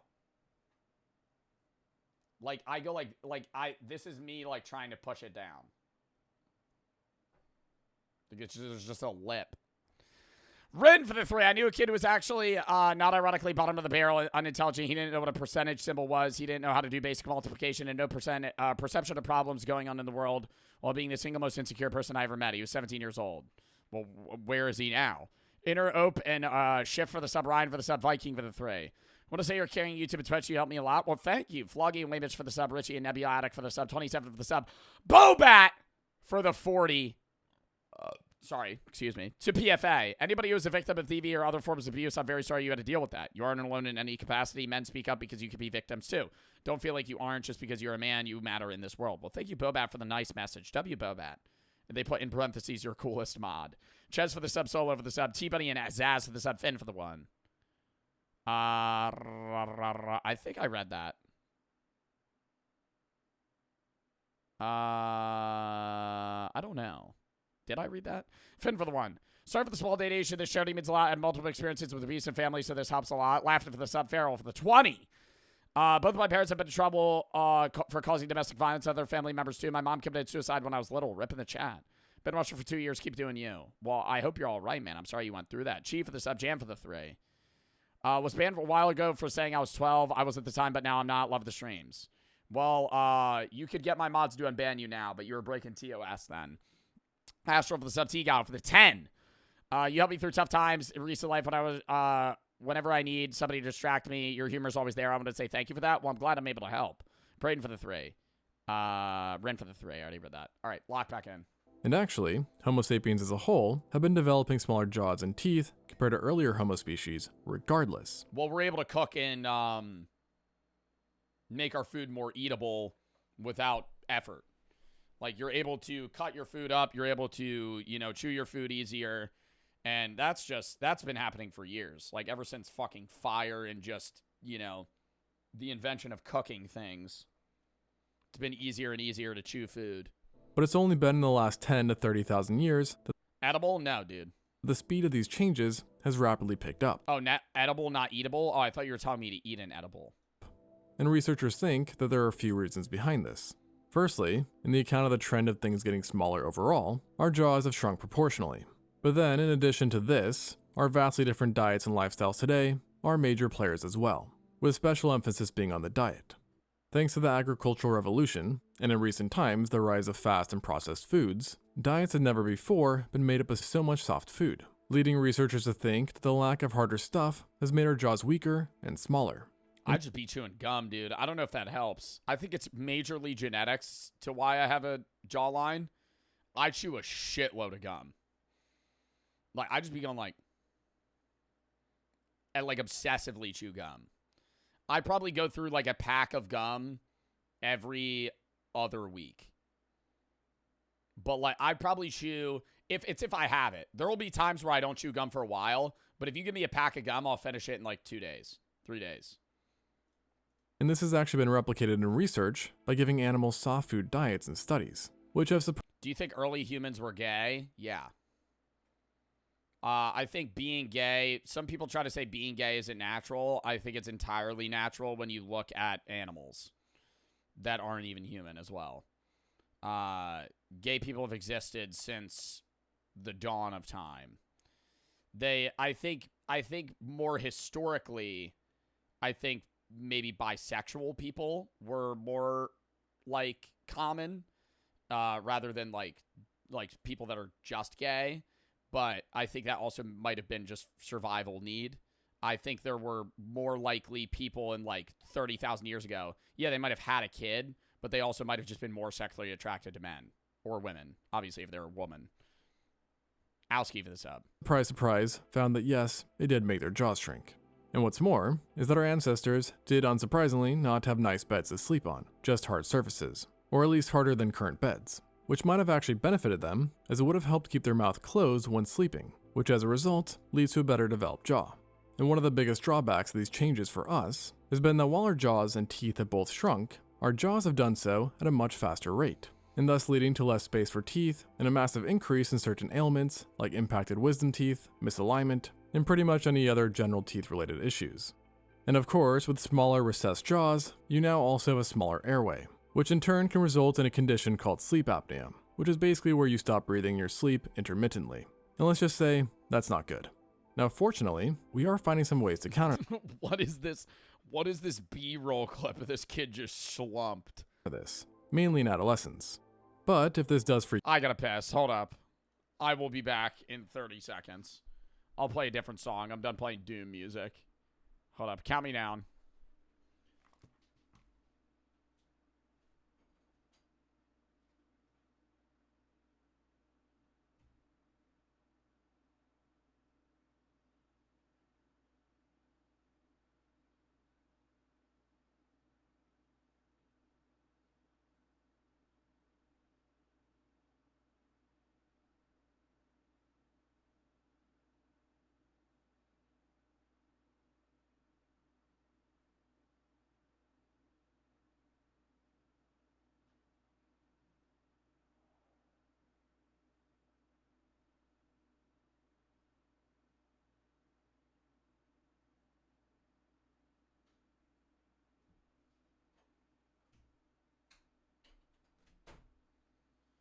Oh. All right. We're back. Owski, thank you for the sub. freak you out, take a deep breath, and chill. And I mean this literally, as that's another thing that has changed in humans of 2025. We've gotten colder. This all started back in 1868, when a German physician stated that the normal human temperature was 98.6 degrees Fahrenheit, which then went on to become a cornerstone in medicine. But then, not so long ago, a new study found that this number was not only off, but quite some ways off, finding that actually the normal temperature for humans was closer to 97.9 degrees Fahrenheit. And this led to a question of how the German doctor had been so off, and prompted Isn't us getting colder better, though? Because we're able to maintain our body temperature without burning as many calories, so you're more efficient? Because if you're hotter, that's bad. If you have to but we're colder in a hotter environment. It would be different if we were colder in a colder environment. I don't know an Owski for this up. a study which analyzed This video's boring, Joe. I don't give a fuck, man. I think it's interesting. 200 years in medical records. And the conclusion was that not only have humans chilled out, but they keep doing so every year, as they found that body temps have fallen by roughly 0.05 degrees Fahrenheit every decade. But this brings up the question of why. And we're not 100% sure, but the reason behind this, according to one researcher, is that it's possibly due to our improved living What is that? And why do they? What is this vial? And why are we showing this fucking guy every time? This dude that takes 45 pills every day, and he's like, I've biologically re-engineered my heart to where it's 10 years younger than it should. You're still gonna die by the time you're 95, boss. I'm not preying on your downfall or anything. But is that like blood and cum? Like, what is that? What is in that vial there? What is that? Why are we showing that? What is that? Plasma? It's just blood? What's at the bottom of that fucking thing? Standards. That has in turn decreased the amount of viruses, infections, and diseases that people live with, and thus Wait, we've gotten colder to prevent disease? decrease the amount of viruses, is that it's possibly due to our improved living standards. That has in turn decreased the amount of viruses, infections, and diseases that people live with, and thus reducing the total amount of inflammation in people, which in itself is known to raise our internal temps. And seeing that diseases were way more frequent throughout all of human history, including when we first appeared, scientists think that they too were considerably warmer than us. So in other words, who knows how hot early modern humans were? Furthermore, the researchers who put out the study believe that due to technology, which is presumably going to continue getting better, we can expect ourselves to become even colder, but by how much is unclear. Now, another massive change, which can definitely be seen as beneficial, is regarding our age, because as a whole, humans have much longer lifespans than our ancestors. And that's also in part, like, it's usually a skewed statistic. Humans used to live a lot shorter lives, like thousands of years ago, but that's also in part because the average human lifespan accounts child mortality and infant mortality, and kids at childbirth, the majority of kids like 10,000 years ago would just fucking die before they turned 2. Like they wouldn't reach 5 years old. And it like once you surpassed adolescence, it wasn't uncommon in like Greek or Roman times for you to live to like 50, 60 years old. The majority of the time, yeah, you wouldn't be living to 70, 80, 90, 100, but like you would make it, into your 40s, even if you were alive in BC days. though it's hard to say with complete certainty how long the first people lived, the lifespan for the entire Paleolithic is often chalked up to be between 22 and 33 years old, or an average of 27.5, while now it stands at 73.2, so more than 2.5 times greater. And to just put this into perspective, that's pretty much like taking a group of bears, sticking them on an island, and then coming back to just find that they now live to 65 years old. And as you can probably imagine, this change has primarily come from our advancements in technology, which has aided our health and has allowed us to better avoid and conquer Oh my god, Age of War. threats. However, technology is somewhat a double-edged sword, because it has also brought some changes which are very negative, such as poor eyesight from constant screen use, cancer from pollutants, diseases like diabetes and osteoporosis, and many, many more. And ultimately, well, and then we make medicines that solve problems, that give problems, that need medicine to solve those problems, that give problems. And it's just like a never-ending chain of shit. I think we need to just eat better food and not live in polluted areas or fix pollution. I think a lot of that is just going to be, a problem until other countries kind of hoist themselves up, because we were a very polluting country. We still are, but not as much as like when we were watching the video about Bangladesh, and people in Bangladesh live in like an average of 7 or 8 years less just because they live in an environment that has heavy air pollution. many of the recent changes in ourselves do boil down to recent technological and cultural developments. But one thing that did not is diversity, specifically phenotypic diversity. The first humans were likely much less diverse in appearance and traits than we are now, seeing that they, 1, lived in a much smaller area, 2, had smaller populations, and 3, lived in environments that were more homogeneous. Well, like they all looked the same back then? But then, some tens of thousands of years ago, or possibly even longer, certain groups finally decided to take the leap out of Africa, likely spurred on by climate change and droughts, and thus beginning an explosion of phenotypic diversity due to new and varying environmental pressures.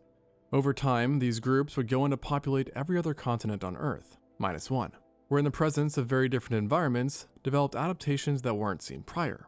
And then to add on to this, the Earth overall has undergone some pretty big changes in just the last 300,000 years, including the last glacial maximum, which again brought pressure upon humans. I will say, I think it's so weird that, like when you looked at that map of how humans spread, humans started Africa, obviously spread into Europe and Asia, and then kind of hopped over to North America because there used to be a land bridge over here. And then they worked their way down.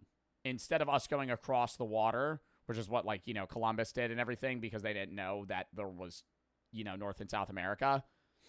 Earth, minus one.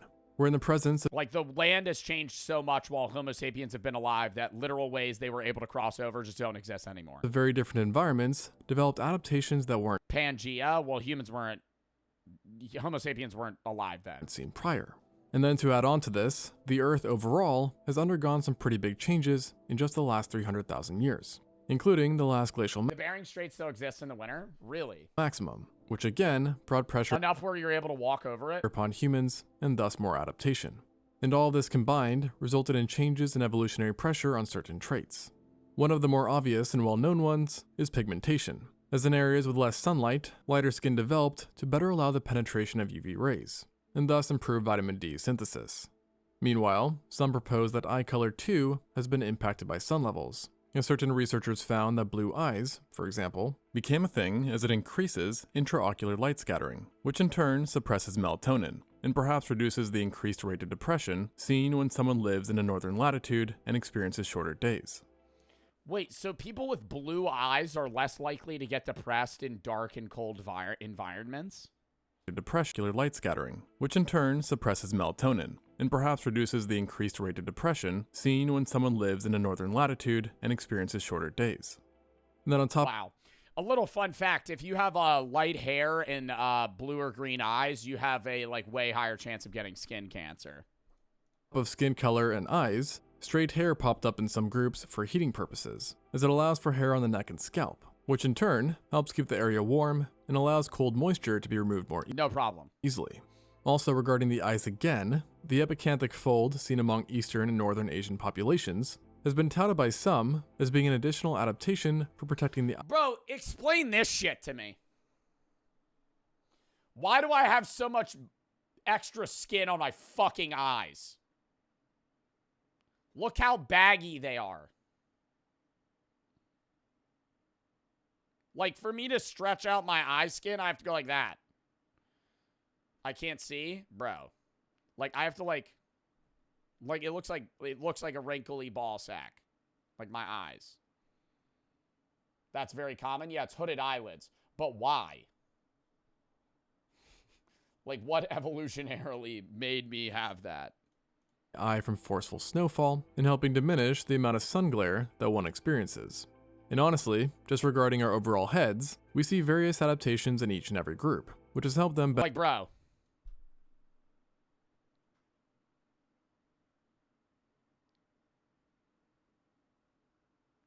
Like, it's so much skin. It's so much skin.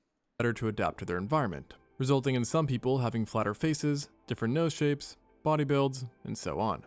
Now, a lot of the traits that I mentioned are seen across massive populations of people, but then we also have those that are very specific. Take the Sama Bajau, for example, a They group can hold their native breath way longer. to maritime Southeast Asia, who typically live a seaborne lifestyle and have developed traits to aid them in it. Namely, their spleens are much larger than normal, being about double that of those seen in their neighbors. And while not necessary for survival, because yes, you can actually live without your spleen, spleens do store oxygenated blood, which definitely helps out if you're trying to hold your breath for long periods of time. And coincidentally, many marine mammals in general tend to have enlarged spleens, and the Bajau people on average can hold their breath for up to 5 minutes while diving down, which just for perspective is about 5 to 10 times longer than the average human. And then in a somewhat similar situation, groups that live in high altitude, like Tibetans and Andeans, show traits designed for living up in the mountains where there is less oxygen, resulting in traits allowing them to survive in this environment. What was that one video we watched about those people that live so high up in the air where there's like gold mining that their blood's so thick that they usually die of heart attacks by like 50? Including showing adaptations to their hemoglobin, decreased No, not Sherpas. It was like I think it was in Peru. resting heart I rate, don't know. and increased lung capacity. And what makes this all more fascinating Somebody redeemed Scream refund that. I'm losing my voice. Sketty for the 3. Got a large daiquiri started the pregame for tonight, so hyped. The kid for the 5. 100, you made yourself a daiquiri? Do you have a fucking machine or something for that, or do you use a blender? The kid for the 5. Blender? 100 average modern humans with 6 hours prep time versus 100 Neanderthals. Who wins? 100 average modern humans. They get 6 hours of prep time. Do the Neanderthals get 6 hours of prep time? Then the Neanderthals. That and Monkey for the sub. Anonymous for the 3. The average Neanderthal, would be like an NFL linebacker. Why are you bullying me? I'm not. No, the average Neanderthal would be like an NFL linebacker. I'm serious. Like, those guys are big. They are guns allowed? Yeah, if guns are allowed, then it's fucking skill diff. But how much could the average male Neanderthal bench? We looked at this. 500 pounds. Like, just the average Neanderthal, you pull him out of the crowd. Hey, man, come rep this real quick. 500. Up, down, up, down, up, down. The average man, like, how much can the average man bench press? I'm going to go like 185. What is the average bench press? The average bench press is 220 pounds. That's a lie. That's a lie. Maybe the average man that weight lifts, I think it's like 5 or 10% of the average man at a gym can lift fucking like 225 pounds. That's not true. That's not true. How much can the average man lift in the world? The average man, here it is. The average man can squat 135 pounds, bench 135, and deadlift 225. That's fair. The average man that ends up committing time to lifting can averagely squat 225, bench 185, and deadlift 275. 1 in 6 lifters can squat 315. Yeah, that's more reasonable. Is that most of these features are seen even in people from the group that don't end up actually living in higher altitudes. So another 135's light, brother. The average person in the world is unathletic, obese, and incapable of lifting weights. 135 is easy for people that lift consistently. For the average man that is like, 5'9" and like 180, they're not deadlifting 135 if they don't lift. Like, most people don't work out. Most people. In other words, they're built different. It's different if you're like naturally 6'4", 220. Yeah, just biologically you're able to throw up 135 because that's more around your weight. But you also got to factor in people in Asia that are, averagely smaller and have like a lighter, skinnier build. However, with all that said, phenotypic diversity is also substantial, and genetically arguably greater, among populations that remained in Africa. In fact, the continent... What did that say? Genetically arguably greater. Higher numbers represent darker skin color. Wow, Europe's the whitest? Really? Greater among populations that remained in Africa. In fact, the continent contains the highest levels of human genetic variation than anywhere else on the planet, and evolutionary pressure here is very much alive and well, just like the rest of the world, and has continued to drive significant adaptations even within the last 10,000 years. One such example is the sickle cell trait, which alters red blood cell shape to offer protection against malaria. And this trait is found at rates of between 10 to 40% in Western Africa, despite it only having evolved some 7,000 years ago or so. Now, with this all said, it is also highly likely that the earliest humans had their own fair share of odd features based on their environment, climate, and genetic pools. And speaking of genes, that's a whole other area we could talk about, as ours are certainly quite different and always changing. Off the bat, more genetic diversity exists now than ever before, due to the... What does it mean, genetic variability lower? 1.3 to 1.4 lower, and then yellow's higher? Why is there such low genetic variability in Bolivia and Peru? And China? Japan? Genetic diversity exists now than ever Mountains? before, due to the massive increase in human population. While then additional factors like Neanderthal DNA and other extinct human admixture all just go to further increase the diversity of our genomes. And so with all these factors taken into account, you can probably understand why overall, we are surprisingly different than the people who walked the earth 300,000 years ago. And perhaps poetically, it is change itself that is the last thing to talk about, because even how we change is different today than it once was. Never before has an animal been able to use technology to seamlessly spread out across the entire world and basically inhabit any climate it wants to, while simultaneously using technology in pretty much every other part of their lives as well. And honestly, it's basically impossible to tell how our dependency on technology will have a long-term impact on our future, especially... Yeah, dude, you gotta be thinking your great-great-great-great-great-grandkids might be dating a fucking AI. That'll be interesting. That was a fun fucking video, though.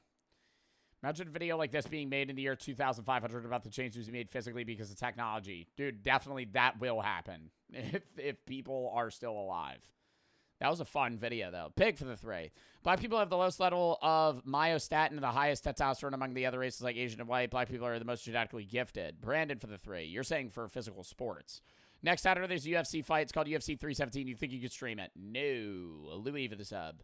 Me getting the rights and, permission to stream a professional slap fight is a lot easier than a UFC fight. Sketty for the 3. Oh, I already read that. But yeah, chat, we're going to call that there. I know it's a bit of a shorter stream, 4 hours, 15 minutes, but we're literally going to be live in 2 hours and 45 minutes. I got to go eat, take a shit, and set up the fucking stream. W charity stream, by the way. We've raised $4,677.15 to protection from abuse. One of the best charity streams we've had, monetarily wise.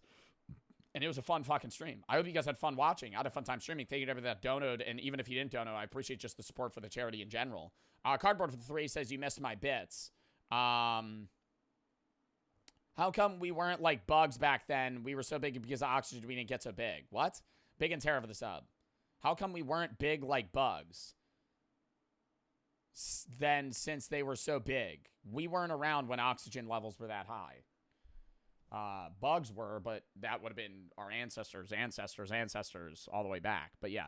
Anyways, W stream. We're going to be live later tonight doing a professional slap fight watch party. 9:45 EST, I'll be live. The slap fight starts at 10. It's probably going to be around an hour and a half, 2 hour event. So we'll probably be live till like midnight. Saturday, I'm going to be live at 1. We're going to be doing Slime Rancher, Jack Smith, maybe some other games. Probably be a 4-hour stream Saturday. Sunday, probably 4 or 5 hour stream. We're going to be doing Reacts, Philosophy Reacts. Monday, random games, Bling Bling, Bankruptcy, Tabs, other random shit, maybe more Jack Smith. Then we're playing Peak, me, Sneak, Zeusy, and Chris. Tuesday, we're going to do kind of a full-on random chat day. Maybe some Roblox games, rematch, other random shit, whatever chat really wants, itch horror. Because then I'm gone the 25th and the 30th, gone for 6 days, doing 2 vlogs while I'm gone. Obviously going to get them edited and posted when I'm back. We're going to be grinding out stream when I'm back. And then I will be doing a bunch of other events and other shit in the future. I take 3 breaks every summer. This will be the first one. I usually take 1 every month. But yeah, W stream, we're going to be posting on the main in the gaming right when I end. Just because I'm not going to be able to post, obviously, when we're doing the slap fight stream. But yeah, outside of that, if you guys have any videos you want me to watch or games you want me to play, videos subscribe, games subscribe. It's how I find most of the videos that I watch and the games that I play. So if you have any videos you want me to watch or games you want me to play, send those there. And I think we're opening a tab soon for Temu suggestions. So if you have any of those as well, send those there too. But yeah, let's fucking raid. But I will be back in like 2 hours, 2.5 hours. So